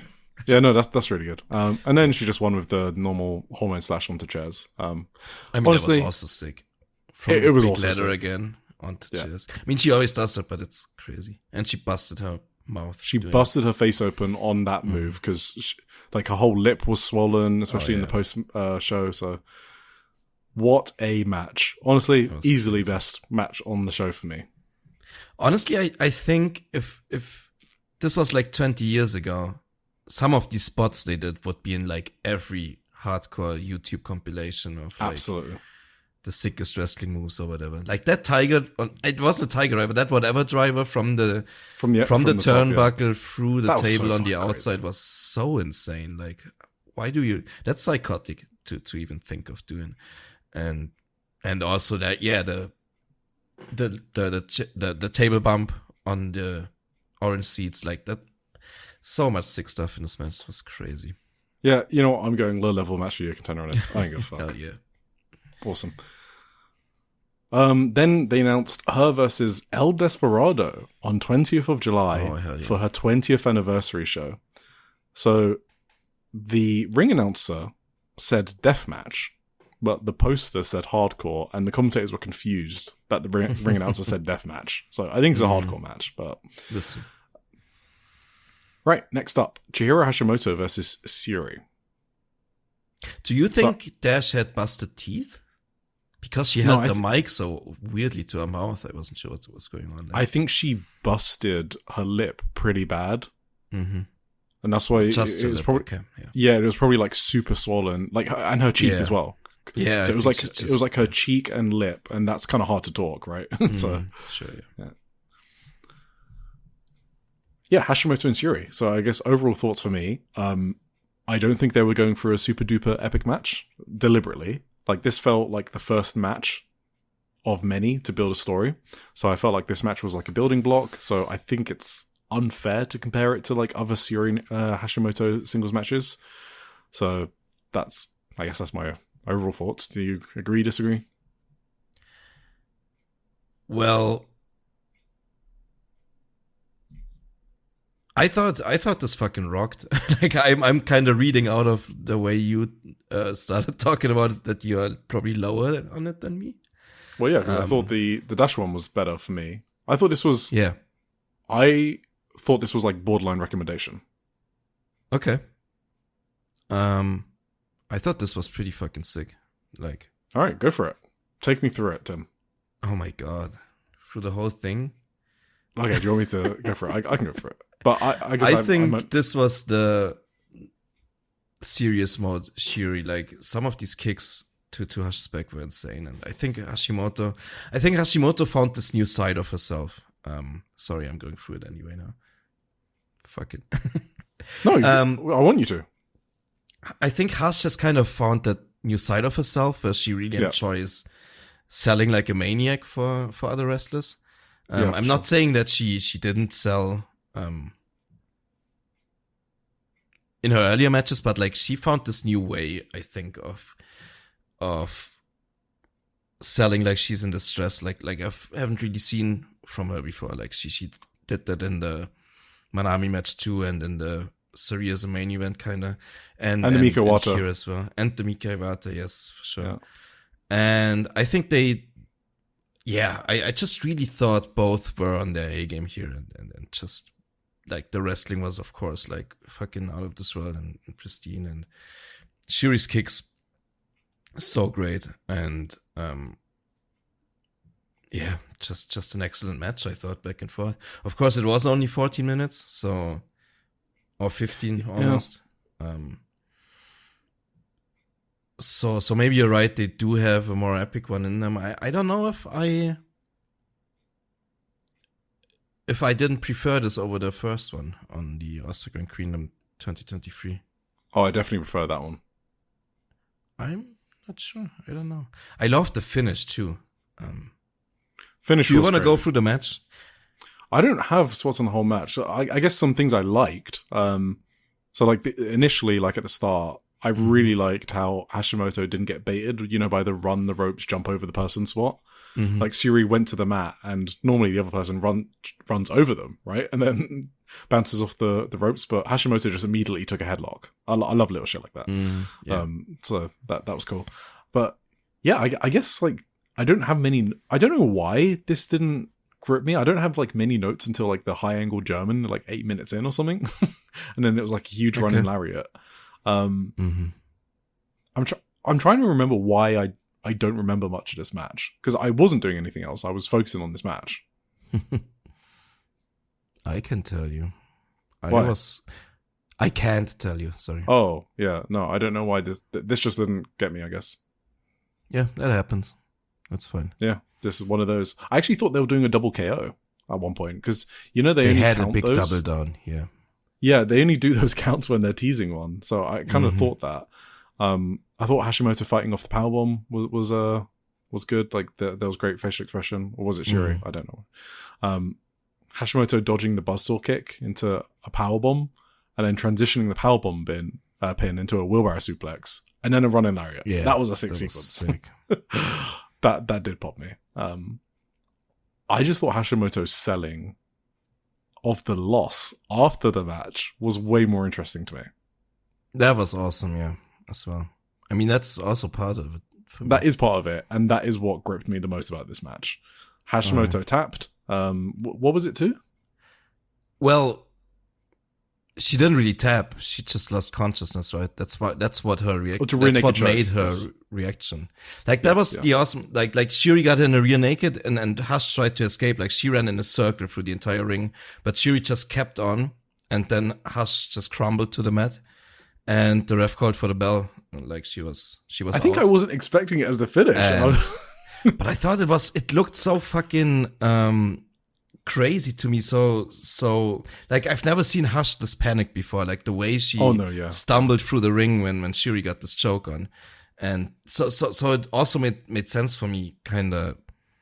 Like it did come kind of out of nowhere, but like after how she did this running stumble. Like after that, it kind of made sense to me that she was out because like she immediately realized that she was about to go out, and she sold that very well. I don't know. I don't really know how to explain it, but it did make sense to me. Yeah, and then she was just so confused that because I don't think she tapped, right. Just the ref called for the bell, and she was like legit out. She laid on the mat for like another 10 seconds or whatever, and when she came back to consciousness, she didn't understand what was going on. It's very good. And then she was crying, selling the loss. Like it meant so much to her to lose. She was in tears when Shuri was cutting a promo on her. Even at the end of the show, she was still crying. So like half an hour after or whatever, she was still in tears. Really insane post-match, great promo and emotion from both of them. I think it sets up a world title match. I mean, it has to set up a world title match in the future. Well, I guess one of the big shows like Zebu Arena or Sendai Sun Plaza Hall or something. So, or Yoyogi, whatever it is. Yeah, well, she just said she's going for the title, right? Shuri did say she wants the Sendai Girls world title, yeah. Mm-hmm. She wants more. Moto. Moto. Yeah. Well, just one of those that, I mean, I thought it was like a recommendation match, like, but just like borderline. I was not as high on it, but I can't give a reason. Well, normally I can, so I guess it was just one of those. All right. I liked it a lot. But not like match of the year level. No, just really liked it. Match of the week level, maybe, for me. Main event was Manami and Ryu Mizunami versus Bob Momo Banana. So Yurika Oka was returning from injury. I thought it was a good match, but I think quality-wise it came like they actually had this match, I think, at Sendai Girls house show, and I think this match was worse than that. I feel like I've seen it before, yeah. Yeah, and I felt like, there's a better version of this match, I think, than the one they had at Korakuen Hall main event, which I wasn't expecting. Maybe Yurika's, I don't know if Yurika's injury played into it or what. I think it might have played into the... I was wondering at the finish if she's playing into it very well, or if she was once again if she's again knocked out, she is very unlucky. Nah, yeah. Because that looked rough, that finish. I thought, or like several spots towards the end looked rough, not the finish itself, but. And they were attending to her after the match too, like Mio and the ref. Like I was scared for Yurika once again, so. Yeah, I thought Mizunami and Mio were really good, to be honest. I think this is like the version of Mizunami that I kind of like more than the other one, right? There was no like bullshit in this match. There were some sloppy spots, but I actually thought it was Mizunami that was keeping it on the rails. Like I thought she was like a really good presence in this match. Yeah. Yeah. I don't really have much else to say about this, I guess. Do you? I don't have that much to say about it too. I mostly noted those spots towards the end where Yurika looked like she was out of it again, and I was very scared for her. That like overtook like the entire match for me in a way. Like I was just kind of iffy on it. I don't know. I didn't like Mitsunami getting the pin, of course. I didn't like Papa Boom Banana losing in the first place. But like obviously after it makes sense because they offered her like the contract and everything. But yeah, it was in the moment I was like, fuck off. Why does Ryo have to beat them here? I don't know. Yeah, so Mizunami has joined the Sendai Girls roster, and kind of makes sense. She wrestles every single show. She doesn't actually take that many outside bookings except Oz Academy and like the other odd indie show here or there. She could still do that as part of the Sendai Girls roster. So she was there from the start, pretty much, when Sendai Girls was formed. And then she left in 2012 for Wave after the earthquake. And she basically said that she had always felt that she had betrayed Sendai Girls for leaving just when it needed her the most, because Sendai was a really hard-hit area in the earthquake. I mean, it was actually the closest city to the epicenter of that 2011 earthquake, I'm pretty sure. Yeah. Or the closest major city. And she said that despite that, it was Maiko who came to her and offered her the contract. So she felt honored, given that she felt she'd betrayed her previously, and now she's getting offered a contract. So she couldn't refuse it. And Meiko basically responded that Mizunami had not betrayed her because every experience that Mizunami's had since leaving Sendai Girls has made Mizunami into who she is today. And she should be proud of it. So that made Mizunami make up her mind. And then Hashimoto came out. She's still crying from the Suri match, I think. And they close out the show. Mm-hmm. Cool. Good show. Good show. Success. On the 8th of April, we had EVO, number 45. I did not watch. Yeah. This show was basically a lot of post-match promos and tears and sadness because last episode we spoke about how EVO got sold to AWG's parent company, Only Advance, whatever it's called, and Chi-Chi and Zonez have left the promotion. So they still wrestle there as freelancers, but they're no longer contracted there. And so, like, the juniors, Soy and Chica, and now the seniors, and it kind of felt like a handoff show, I guess. So they were like tears in their post-match promos, and that was basically the story of this show. So if you like those characters, then I guess watch this show. So the first one was Kao Kobayashi and Zonez versus Miya Yotsuba and Soy. So Miya Yotsuba is Soy's partner in Choco Pro. So in the post-match, Soy basically said that she began wrestling after watching Zonez's debut match. So Zonez's was like, had a close link to Soy. So that's basically why Soy was so upset, because they'll like no longer be able to go to training sessions and other company activities anymore. And Soy replied that she had been crying every single night, dreading the 31st of March announcement, but then she told herself she would not cry again after that because she has to become because she would become the most senior member of the roster. Obviously, aside from Shuji Ishikawa and Suwama, who are obviously special cases. But Soy said that instead, she had cried every single night after that as well because, and including post-match promo here, because she was so upset. And then she ended by saying that she was going to grow so big that Zones would regret leaving. It was just really cute. Chi-Chi and Miku Kanai versus Misa Kagura and Sumiki Yanagawa. So, obviously this was a fun match. 1-1-1-1 versus Chi-Chi and Miku. Like, it was a borderline recommendation match. So, it was quite good. But, we've had a lot to talk about this episode, so I didn't want to make too many notes or go into too much detail, but it was just good, classic Joshi indie tag team wrestling, So, there's obviously no stakes or storylines, so it's not a match you can really, like, sink your teeth into, but you can just appreciate good wrestling sometimes, and that's what this was. So you don't get to see Chi-Chi and Misa Kagura wrestle a lot. This was like only their second time facing off against each other. So that was fun. This set up Chi-Chi and Sumika Yanagawa on the next EVO show because Sumika got the pin. And so she's going off the EVO Strong Women's title. Even the crowd were like, on the pin. So they were not expecting that pin. Right. Chi-Chi did her post-match promo. She said something interesting. She said, I keep my age private, but the truth is, I don't have much time, and I know that peers of mine debuted in their teens and have been working their way up from the bottom.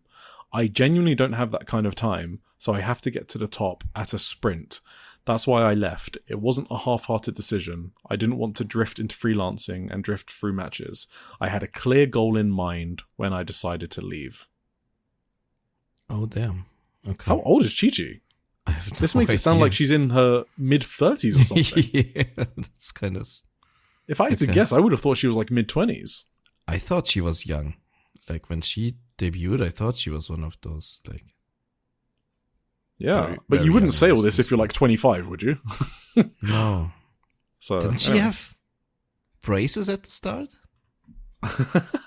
Maybe. I thought maybe that's why I thought she Maybe that was so a young. She gimmick. had, Maybe it was a work.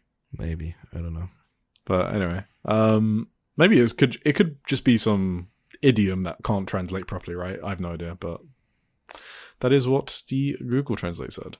So, as mentioned in a previous episode, Chi-Chi going to Ito Dojo or T-Hearts makes sense, but that doesn't mean that's what's going to happen. Like, if Chi-Chi wants to get to the top as soon as possible, she might just want to go into Stardom or Marigold ASAP and then use that as a route to America, right? Mm-hmm. But I am supporting Chi-Chi because life is too short, so you do you, girl. Oh, yeah. In the main event, we had Chika versus Senko Akatsuki. So, they're really going all in on Chika as the new main one rather than Soy. She was in the main event again here. She also opened the show, and she closed the show. So, Okay. she does have it, whatever it is, more than Soy. So, yeah, do you still think that everything about Soy sucks to look at? I haven't seen Soy in a She whole looks the while, same, I guess. So, yeah. Yeah, so Senko won with the Frog Splash, which is, there you go. She keeps switching between the Frog Splash and the Axe Bomber into the Zenjo style pin. So, in the post-match, Chika was like, she rarely gets to face people with similar career lengths as her, so she cherished the match with Senka. She said that her last main event was her first ever title match and her first ever main event. And she was so nervous and under pressure, and every day felt painful. She literally started crying at this point, and it kind of pulled on my heartstrings. Like, she just started sobbing when recalling the last main event she had. She said that back then, she had her seniors, Chi-Chi and Zernez, so she got through it. Then it was decided that she would main event today's show again. And she felt almost crushed by the pressure and responsibility. But she said, she can't keep thinking like a junior forever. Her and Soy are going to be the ones pulling EVO forward. I did get goosebumps at this promo. I thought it was really fucking good. So I will be rooting for Soy and Chika. Sure. She actually, even after that, she said something even like backstage. She was like, it was Chi-Chi and Zonas that did the hard work building up EVO, so now she's going to repay them back by making EVO as big as she possibly can. She's been saying all along that she wants to become the strongest. But no, it's not a want anymore, it's a must. I can't be crying at the mic every time. Yeah. Let's see what happens to wish EVO. her the best, yeah. Yeah. Let's hope for the best. Actress girls. Yeah, I had an Eric-coded match in the opener. It was Haruka Ishikawa and Kana Yufuku. Bunch of fucking elbows. Lot of thuds. Real thuds. Do you know how, like, with chickens, right? Yeah. Do you know that you can chop a chicken's head off and they can still run around? Yeah. For a while. I think that's what happened here with Kana Yafuku. Oh, you actually? I didn't know you watched this. Because Haruka Ishikawa absolutely fucking murdered her with the forearm. Like, she was dead. It was rip. And somehow, like, Yafuku still was able to move after that until, like, the next fucking killer forearm killed her again. And hilarious. But, like, I thought she was dead after that one forearm. Yeah. That was crazy. I don't think I said this was on the 5th of April, Step 73. Yes. It was this match. I'm pretty sure I put it as a recommendation newsletter just because it was made for me, and why not? Because I'm writing the reviews. Yeah, she almost fucking knocked Kana out with one of those forearms. It was so good. That's crazy. Yeah. So, anyway, you got anything else on that? No, those two forearms and the lariat. That was like a short arm or ripcord lariat or whatever you want to call it. Yeah. Right after that second killer forearm, that was like just a brutal sequence. I thought Kana was dead for sure. That's why we talk about Saikyo Tani's forearm. Because we watch matches like this. Haruka Ishikawa is very underrated as well. She doesn't get spoken about a lot, but she's just a very good wrestler. You know why I think hers looks so weak? Is because she, for some reason, insists on doing them onto the cheek, right? Or onto the head. Yeah. Like the killer forearms are all to the chest, or like chest. the lower, like the upper Absolutely. body, you know. Yeah, no, you're right. You can't really fucking hit someone as hard if you always target the face, because you're gonna knock them out. So they are always gonna look weak if you're always gonna insist on doing them on the cheek, you know. Yeah, absolutely. Maybe it's her height. I don't know. It's strange. 100% correct. Then we had the debut of Mugi Kaku Hen versus Wild Bunny, who is Act Yasukawa in a mask, because she's not ready to return from injury and lose to Hara Hara Red for the titles or something like that. I don't know. Mugi is an idol, and she's now beginning her wrestling career. I thought this was a very typical Ricky versus Vet match. But I liked Mugi. I thought Mugi was a fun underdog. This wasn't like Kana's debut where I was like immediately floored. But it was fun. She sells very well. She does, yeah. She does need to work on her elbows, though. They were quite weak looking. Which is not an Actress Girls thing. So, but every single Actress Girls rookie though that comes in from like an idol background always has good selling. So you can kind of count on that at least. I was surprised, like the wild bunny did like a whole guillotine choke giant swing thing for the finish. Like, that looked like a brutal move to take for like such an inexperienced looking green rookie. I don't know, but it was good. Her promo after the match was pretty good too. The crowd seemed to really like her promo. I don't know what she said, but apparently she popped the crowd. Yeah, I don't have translations for this one. Then do you know her age? Sorry, who Mugi? Yes. No idea, actually. Because she had like this. Her gear was like this typical cutesy, almost like, I don't know, TJPW style dress. Yeah, her age is not known. Okay. Because like then I looked like closer at her and like at her build and her face, and I think she's older as well. Like I think she's starting late, but she had like her gear made her look very young, but like she isn't actually that young. I don't think. I would have guessed starting late as well. Yeah. Yeah. Because a lot of the Actress Girls are like seasoned professionals in either acting or theater or music or idols or something like that. So they don't really start. Yeah. So, cool. Then I think they might have announced another debutante, but I don't know. So I'm just not going to confirm that, but because I don't have a translation. But I kind of heard Korakuen Hall and stuff. So that someone new did a promo that I don't recognize. But anyway, let's wait and see for that. Okay. That'd be crazy. Another one. Anri and Yukina Uehara versus Nagisa Shiitsuki and Yuri Yamane, who is making her debut. So Yuri is 29. She works in theater through an agency. Her athletic background is not actually very Actress Girls-like. She has a black belt and is first dan in Kempo. Yes. That makes sense, yeah. And she has competed in national championships before. She looked a lot more solid than Mugi as just like a worker, and like, yeah, for sure. I do have to ask you, sorry. I do have to interrupt you before we start on this one. I skimmed kind of through the third match, right? Was that Riku Fukunaga winning a 1v3 handicap match? Why are you bringing that up? I deliberately skipped that match. I wanted to know what the hell was up with the match. My notes for this that I didn't read out were, okay, man, please, what the fuck is this? I just saw her kicking the shit out of 3 people constantly, and then I skipped another 5 minutes, and she still kicked the shit out of 3 people at once, and then... Not only that, but Hinata Senya is a really bad wrestler. So Rico was kicking the fuck out of Hinata, and Hinata was just no-selling it. And not in a cool fighting spirit way. Like, she just doesn't know how to sell. And it just looked really bad. But this match ended up being okay because of Asakami and Rio. They're funny. That's why it was okay. But if this match didn't have Hinata, it would have been fun. But with Hinata, she just completely killed this match. I was just so confused what was going on. First, I thought, obviously, 2v2 tag or whatever. No, No, it was a 1v3, everyone's kicking each other. Then, everyone was fighting Rico. Then I thought like maybe a 4-way match, but I think it was just 1v3, right? It was 1v3. It was 1v3. That's crazy. And she dominated all 3.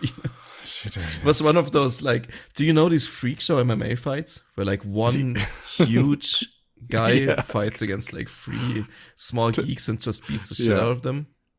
That's what this looked like, yeah. And that's what it was. All right, Yuri Yamane's debut. So, to be honest, I was just looking at Yukina for most of this match. In what I way? just couldn't take my eyes off Yukina Uehara, the Sukuban contracted wrestler. She's going to end up at a bigger Joshi company really soon. She just looked so confident bullying the new rookie. Mm-hmm. I'm kind of excited for it because this is my first time being in on someone's journey kind of from the start. Like, I was writing about how terrible she looked in June 2025, and now look where we are. I think that's cool. So I get to do that process for the first time, and you all have done it many, many times. I had high expectations for Yuri because of her athletic background, but it looked like she was gassed a bit or like ran out of steam because I thought her kicks. Well, because I thought her kicks would be a lot better because it's Kempo. So, you know, Keno and Takeshi Masada, people that I know have that background, have really strong kicks. So my expectations were really high, but maybe she just needs to learn how to work them, right? Like you said earlier, when you're actually a good kicker, you kind of like pull your stuff even more. Yeah. So it might be she just needs some like calibrate. I mean, it's literally her first match, so I'm not saying that she was bad or anything, but I was just expecting harder kicks, but maybe that'll come with time.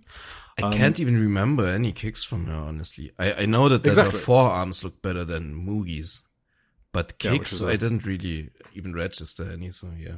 Exactly. Yeah, and I think that's what she needs to be doing because that's like her specialty, but maybe she'll take a different direction. Yeah, and then Yukina Uehara won with an axe kick for the finish, which is so fucking good, to be honest. It is a really great axe kick. I thought it was weird that she kicked out of an X kick and then she just did another X kick and then she didn't kick out anymore. It was like, just repeated the finish straight away. Yeah, cool, whatever. That's it, to be honest. Okay, let me just say, I think what you have with Yukina, that's Unri for me. It's both. I love Henry as well. I can't take my eyes off Henry in matches like these. I think Henry is very good. They're both incredible.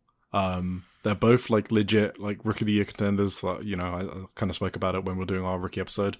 I mentioned Yukina as 5th on my list, but I also mentioned that Henry would have been there if she didn't get injured. Like, she was on track to be on that same level. But no, Henry's amazing. So I'm glad that you've taken a liking to her. She is incredible. I also wanted to mention the first part of the match was very fun when Yukina and the rookie were in, right? And she sat her down to give her like the back shots. And she kicked her, I think 3 times in the back stiff. And then she gave her a little sticker on her arm, like for her, you did well for your first kicks. Because that's like a traditional spot in Actress Girls. When they debut someone, when you debut someone, you kick someone in the back really hard. And that's when you decide whether you know you fucked up to become a wrestler or not, right? The sticker thing too? Or just the kicks? Okay, no, not a sticker thing, no. Okay, just the spot where you like, headlock. Yeah, and then kick. So you know that Natsuki did this spot with Marina Nishimura. Exactly, that's what it reminded me of. So now Natsuki's retiring. I think Yukina's kind of taken over that because she destroyed Yuri's back here. So, well, maybe she's retiring even quicker. Who knows?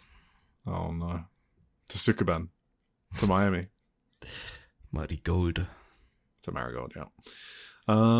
Yeah. That's all I got on this show. Pure J on the 4th of April at Itsubashi Green Hall. I'm going to jump straight into the main event because it was Hanako Nakamori defending her Pure J Openweight title against Misa Kagura. Our very own Misa Kagura was dressed in all white for this. It was so cute. So proud of her. It was basically Hanako's gear that she wore in the tag team with Arisa Nakajima. and Misa Kagura was a fan of their tag team, apparently. I don't know if she's working. Oh, Because our Misa is a big worker. So Yes. she did say she was a big fan of Hanako Nakamori and Arisa Nakajima. All right. Misa just wrestles so hard. I love it. It's like she's a fucking pinball machine. You know what I mean? She's just pinging around the ring, full energy. She has such a unique style, the way she sprints, the way she moves. She was slapping Hanako around the face, both before the bell and also in the middle of the match. This match was basically 11 minutes of Misa Kagura offense to try and put Hanako away with like a bunch of near falls. And then Hanako got a few head kicks and then hit a Michinoku driver for the win. That's basically what this match was. Yeah. It's too bad. Yes. I So, thought she was she would have won the way you opened this review. With No, I All need in this white. title off of Hanako ASAP. It was her first defense in 3 months. She did like 3 kicks in this match, and that's it. This match was all Misa Kagura. She was fucking carrying the match. But the next title defense is against Kreia on the 4th of May. I will unfortunately be at the TJPW Korakuen, but I did genuinely consider going to Pure J just to see this title match instead. But I don't know what I'll do. But I was so sad when Kreia lost to Saki in December at Korakuen Hall. So if she loses again... Oh, yeah, I remember that. You were upset about that. Yeah. I think it's in my top 3 most upset since I started watching wrestling like this seriously. Yeah. What are the other ones? I can't remember the other ones off the top of my head. That's definitely up there. Mm. No, I don't even remember the other ones. I can. So this must be number 1. Yeah. So if she loses again, I will... You know what? I'll just say I'll never talk about Pure J on this podcast ever again. There was this one, I think that was... Fuck. Was that Ice Ribbon? You were very upset at the big butts. Bad butts, sorry. Oh. They had one match that you were like upset for 3 weeks over, I think. Wait, was that when they fucked up the interference Yes, spots? that was when they fucked up the... I was so- You talked about that for like 4 episodes. Yeah, I was I mean, quite upset about rightfully that. so. It was very funny. Yeah, no, that made me upset because I love them so much. I don't want to see them fucking up spots. But no, Kreia and Saki, like in terms of results of a match rather than execution, I don't think I've ever been more upset than that.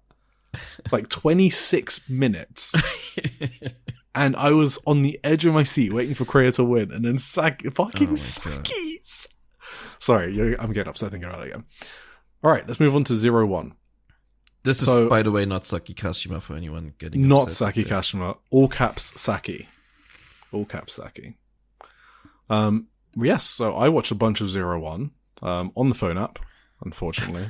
I don't like it, Tim. I don't like having to watch it on my phone. You can probably mirror it somewhere, no? I need to think about that, because it reduces my experience watching on my phone. I can't Like, imagine watching on the phone. That sounds... Yeah, and I have to play the sound out loud, and Alex is like, what the fuck's going on up there? You know? So it's like... Yeah, anyway, I need to figure something out. So, I watched 3 Konami Hori matches. So, the first one was against Mirai on the 3rd of April. Very standard rookie verse. I've said that so much, because it is. I mean, you just see... I watch a lot of rookies, okay? There were some moments where Konami messed up, which is normal as a rookie. So you know the spot where you run to the turnbuckle, but then you use it to lift yourself up and then dodge the person running after you? Mm-hmm. Yeah, so she kind of struggled lifting up. It was just kind of fell apart. But, you know, she's a rookie.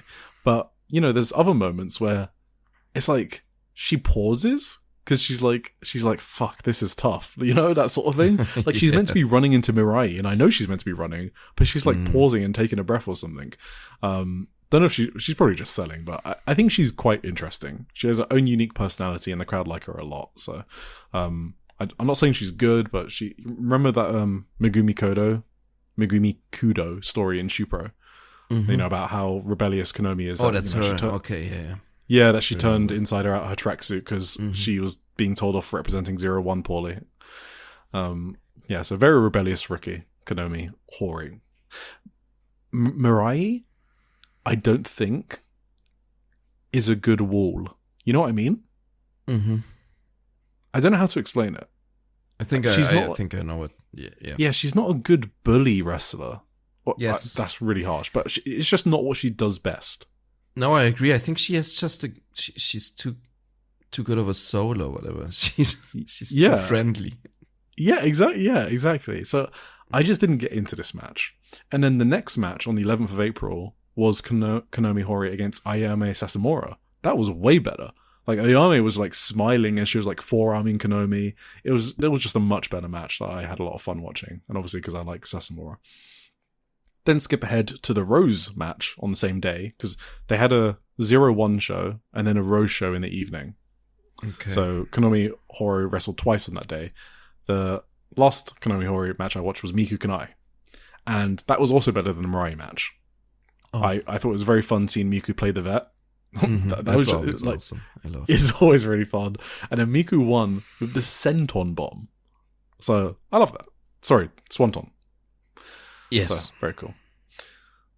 Yeah, so three Konami matches, and I don't have a super strong opinion apart from that. I think she's interesting. So we also had Coco versus Tabata, and this is when I realized that Coco does better lucha than Tabata. And yes. I'm not sure that if wasn't like, hard Tabata, to guess. No. Is Tabata even considered a luchadora? She messed up taking up a head scissors from a 15-year-old. Whatever. We also had... by definition, right? I mean... She is a luchador, yeah, by definition. I just mean she doesn't wrestle the style at all. Luchador, like she's not gonna... that's kind of like... I always had this issue, right? Because... It means wrestler. Luchador essentially just means wrestler out of Mexico, right? It means fighter, yeah. It means fighter. Because to luchar is to fight, yeah. Yeah. Because, like, there's a lot of luchadors who just only, like, do walk in bras and stuff, but that's still lucha, right? Yeah. Or like hardcore matches is still lucha. Like it's the same. Like obviously when people talk about lucha as a style, everybody knows what it is. Like head scissors, lucha libre, like Mystica. Yeah, yes, neon, exactly. Yeah. But for me, it's like a similar thing as like saying pure is a style or like Joshi is a style. No, you're right. It's You're totally right. It's not really like, but I know what you mean. But like I know. Yeah, because like Hechicero.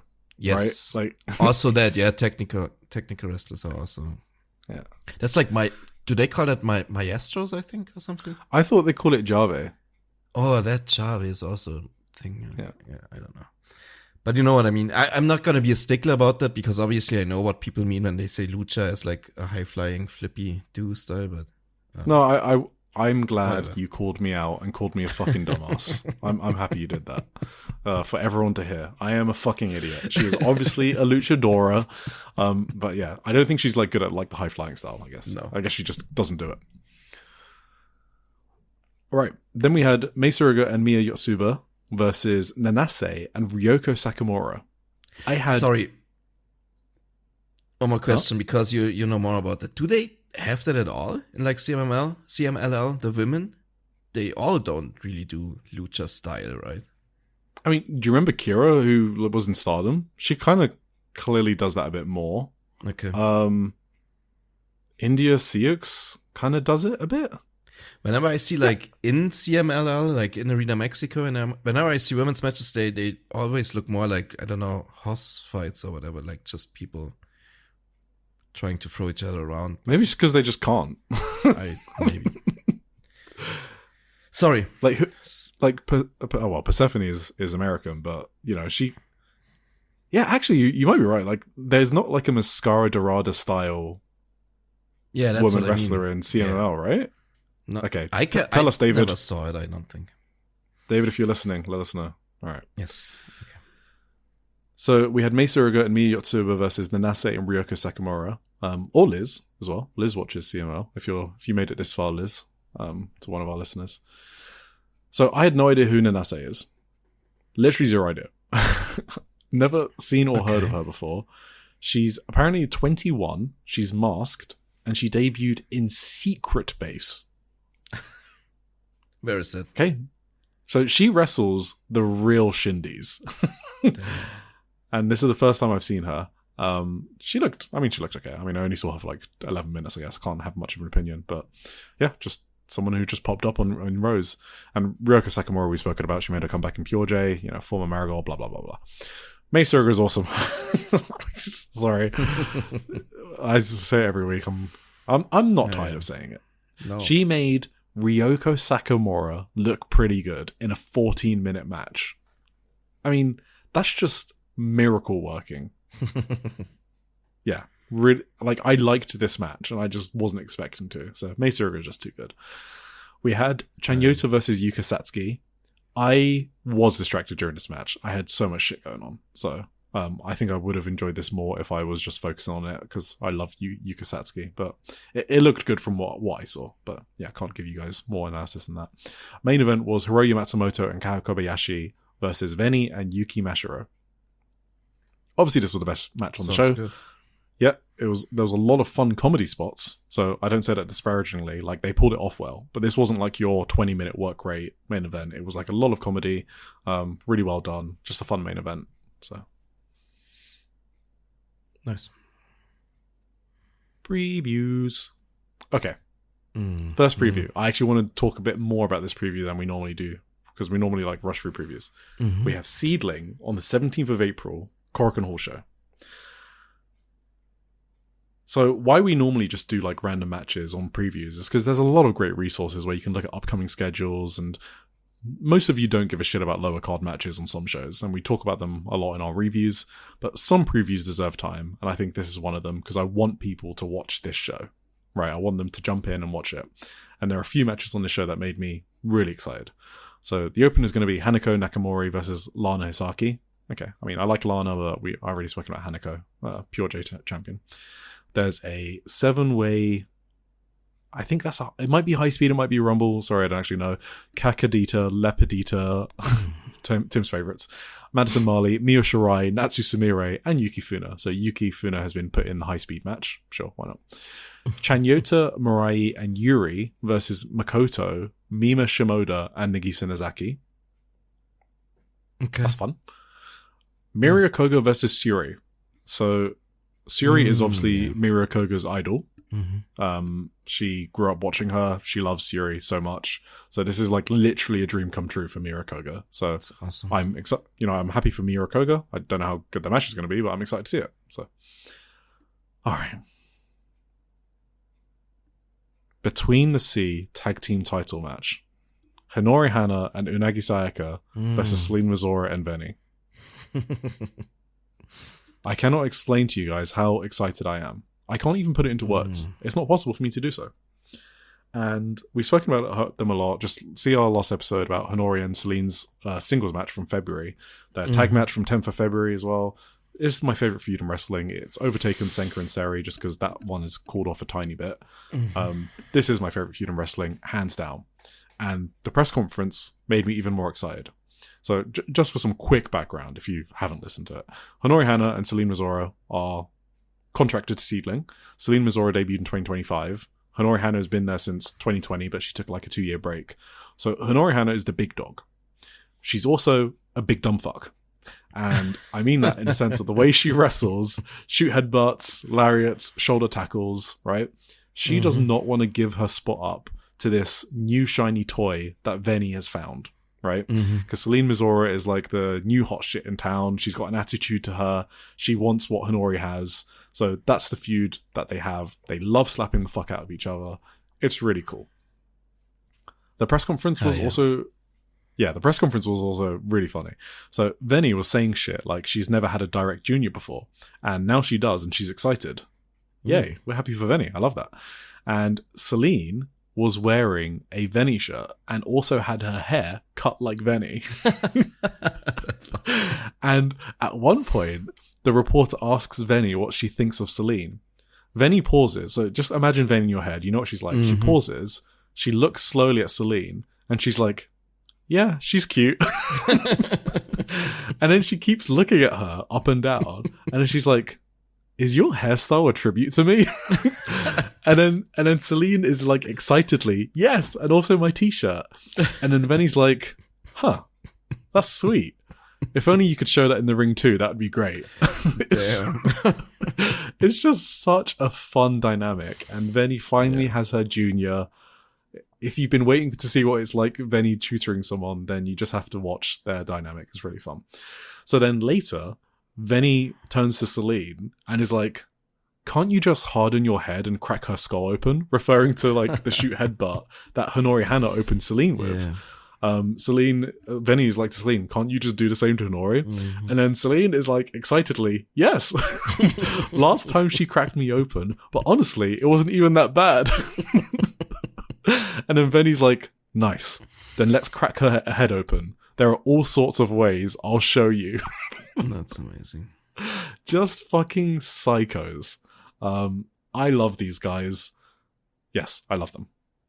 Then in the main event, we have Ayame Sasumura going after the Beyond the Sea title, which is held by Hiroyu Matsumoto. Just another banger. That's going to be a great fucking match. Like, if that's not a recommendation match, something's gone wrong. Mm-hmm. For sure. So, really awesome top 2 matches. And then you've also got Mirakoga versus Yuri, and then a fun undercard.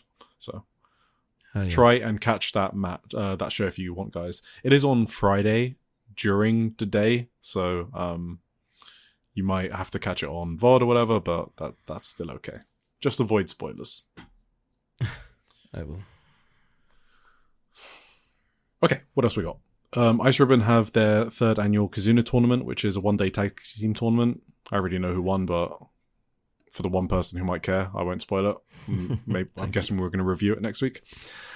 Yes, you, including you. Some really fun tag teams, though.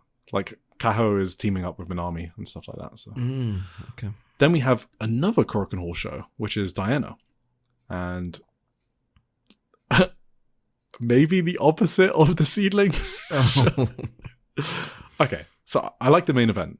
The main event is Debbie defending the title against Haruka Umasaki. Good.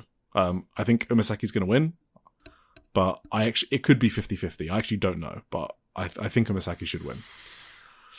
Rest of the card. Moran versus Tabata. Bit of a waste of Moran, okay? One of your best wrestlers. Chanyota versus Himiko. Sure, why not? Don't mind that. Jaguar Yokota, Kyoke Inoue, and Tomoko Watanabe versus Mizuki Kato, Nanami Hatano, and Unagi Sayaka. Wow. Bit of a waste of Nanami. And yesterday, it was changed. Wait, Nanami was in there? I didn't even realize. That's Mizuki Kato, Nanami, and Unagi Sayaka. Wow. Against Jaguar Yokota, Kyoke Inoue, and Tomoko. I heard the first part. Yeah, sorry. Yesterday, so I saw this and I was like, I'm not really into that match. Guess what happened yesterday?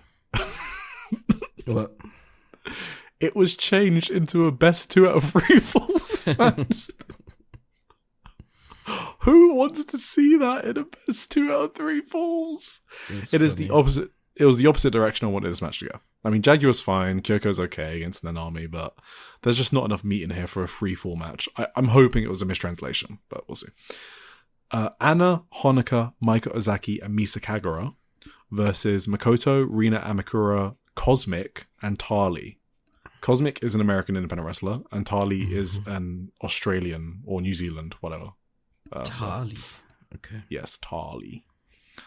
And then semi-main event is Ayako Sato and Hanako Nakamori versus Prominence, Hiragi Kurumi, and Mochi Natsumi. Another waste of Ayako Sato. Mm-hmm. That's rough. Rough indeed. What's your match of the week? Oh my god. I guess. Oh my god. I guess I got 3 maybe. I got Kikyo and Akira. I got Shuri and Hash, and I got Dash and Ikemen. What was your first one, sorry? Kikyo and Akira Kurogane. Okay. Fine. Cool. Finals or whatever. I've got 2 standouts. So Dash and Ikemen. And from All Japan, which is rare. Ooh. Go Shiozaki versus Yuma Anzai, I thought was a great fucking match. So they just started their Champions Carnival. So that was the main event at Korakuen Hall on the first night. It was very good. And there was also another good match on there, which is Daisuke Sekimoto versus Yuma Aoyagi. Aoyagi. That does sound cool. Yuma just came back from suspension, and he got put into the tournament as a last-minute replacement because Cyrus basically no-showed. I don't know if there's something going on with him or whatever. I won't speculate, but Oh, he pulled out. I heard about that, yeah. Yeah, something happened with Cyrus, and All Japan got Yuma in. Yuma was not meant to be in because of suspension, so he was getting like punished by not being entered in Champions Carnival. And he just had one of the best matches he's had in a long time. Because you know the thing where everyone's like, oh yeah, Yuma's been phoning it in for years? Yeah. Which is kind of true. This was like... Is he good back Yuma. to his old form? That's cool. This match was really fucking good. I heard he turned into like a pure comedy wrestler or whatever. He definitely did. This is his best match in years. Crazy. Yeah. Okay. It's not like Kento level, but it was a very good match. Awesome. Like I still preferred like the Chisako Ikemen match over it, but still very good. Okay. And then yeah, from Stardom it would be Akira and Kikyo. I mean, you don't have to have a Stardom match. Just I don't have to. No. Those are my 3 standouts. nothing from Dynasty. The Bucks match. Yeah, I didn't put. Yeah, the Bucks match would be on the same level as that Yuma Sekimoto match. So Bucks versus Takeshita and Okada. I thought that was awesome. The rest just people were into Moxley and Ospreay. I was not into Moxley and Ospreay. I thought it was good, but nothing more than that. Yeah. Yeah, the main event I've already spoken about. Good 3-star with Kenny Omega. Like, how can you do that? How is that possible? It's the magic of MJF. Like, he is actively harming the star power of people, right? Like Hangman. I mean, yeah. Gone. Yeah. Kenny. Yeah, and as soon as it's going to be actively Swerve. harming the entire promotion product. Yeah. I don't know what to call it. I do Let's hope not it's get Kenny into versus yeah, that's fine.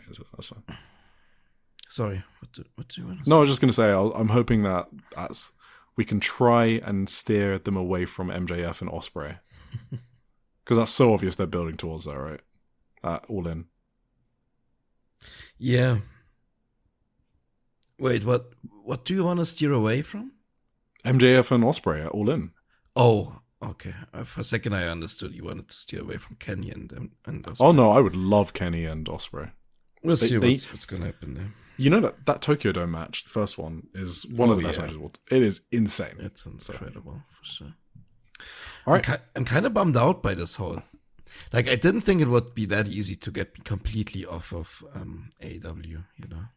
I think it's because Like, I there's have so much zero good interest. wrestling. Yeah, Right? That's true. But I also think when you said the other week that you're scared of becoming like someone who only enjoys MJF, Yeah. I don't think you have to worry about that because MJF is not the kind of wrestler that does that at all. No, you're right. What you meant? I think that was not the example you were looking for. Maybe I don't know. Because No, MJF does you're- like the opposite. He how do you get hooked by like he never comes across as like serious or like Well, don't the Segunda Kaida people like him? I guess I was just making a joke at that. yeah, maybe that's I don't know if they do, but Maybe they don't. Okay, I know maybe what I miss stereotypes. I know what you meant because like that's like when people talk about like psychology or whatever the fuck. That's Yes, basically what exactly. we do Yeah, too. exactly. We just don't call it that because it's like nerd shit or whatever. Yes. But if people think like MJF is an example of that, I wouldn't agree with them because like I think he's Hangman failing is the at- example. yes, Hangman Hangman is is a the great example. But MJF Kenny as well? fails at Kenny as well. And the Bucks, yeah. But MJF is someone who fails at getting the right psychology over in a match because he's just such a fucking clown who's like I don't want to whatever. Are we stalling for 4 hours? I think we are. I hope. Yeah, whatever. I hope I'm gonna be better again next week. I'm sorry, guys, for my form these past 2 weeks. I'm just not. I don't know what my body is doing to me. I'm not well, but I hope my throat finally recovers for next week and my whatever else is going on here. If you made it this far, then please thank Tim for still giving us lots of content while being very ill for the second week in a row. Yes, I could not do a solo episode. I thought about it. If Tim's too unwell, I cannot do one. So we only have these episodes because Tim is determined to do them when he's even feeling bad. So, but Right. thank you, Tim. No worries. It's gonna go by, right? Everything does. Oh, you know Right. what Chris What? said? Chris Whitehead said he's got a 4-hour, 2-minute car journey to Las Vegas. So I wonder if this will end up being that in post edit. You know So- what he also said? He said he fucking, as soon as we're done with our last show, he slaps fucking delete on his iPhone and doesn't even listen to like our. Oh yeah, you're right. He doesn't listen to these outros. He doesn't listen to the outros ever, so He also That's in skips Marigold and TJPW. He said, "Yeah, fuck this guy." So fuck his car ride. He's gonna have like half an hour without us. Yes. Yeah. All right. Well, on that note, love you, Chris.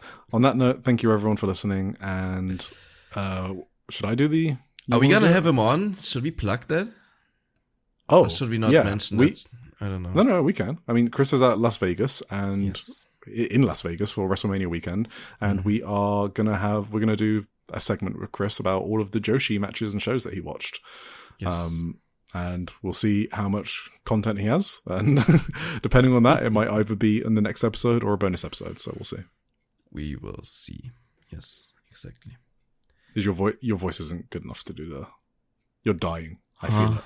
Oh, the end of. I don't even think we need to do that, but you can do that if you want to.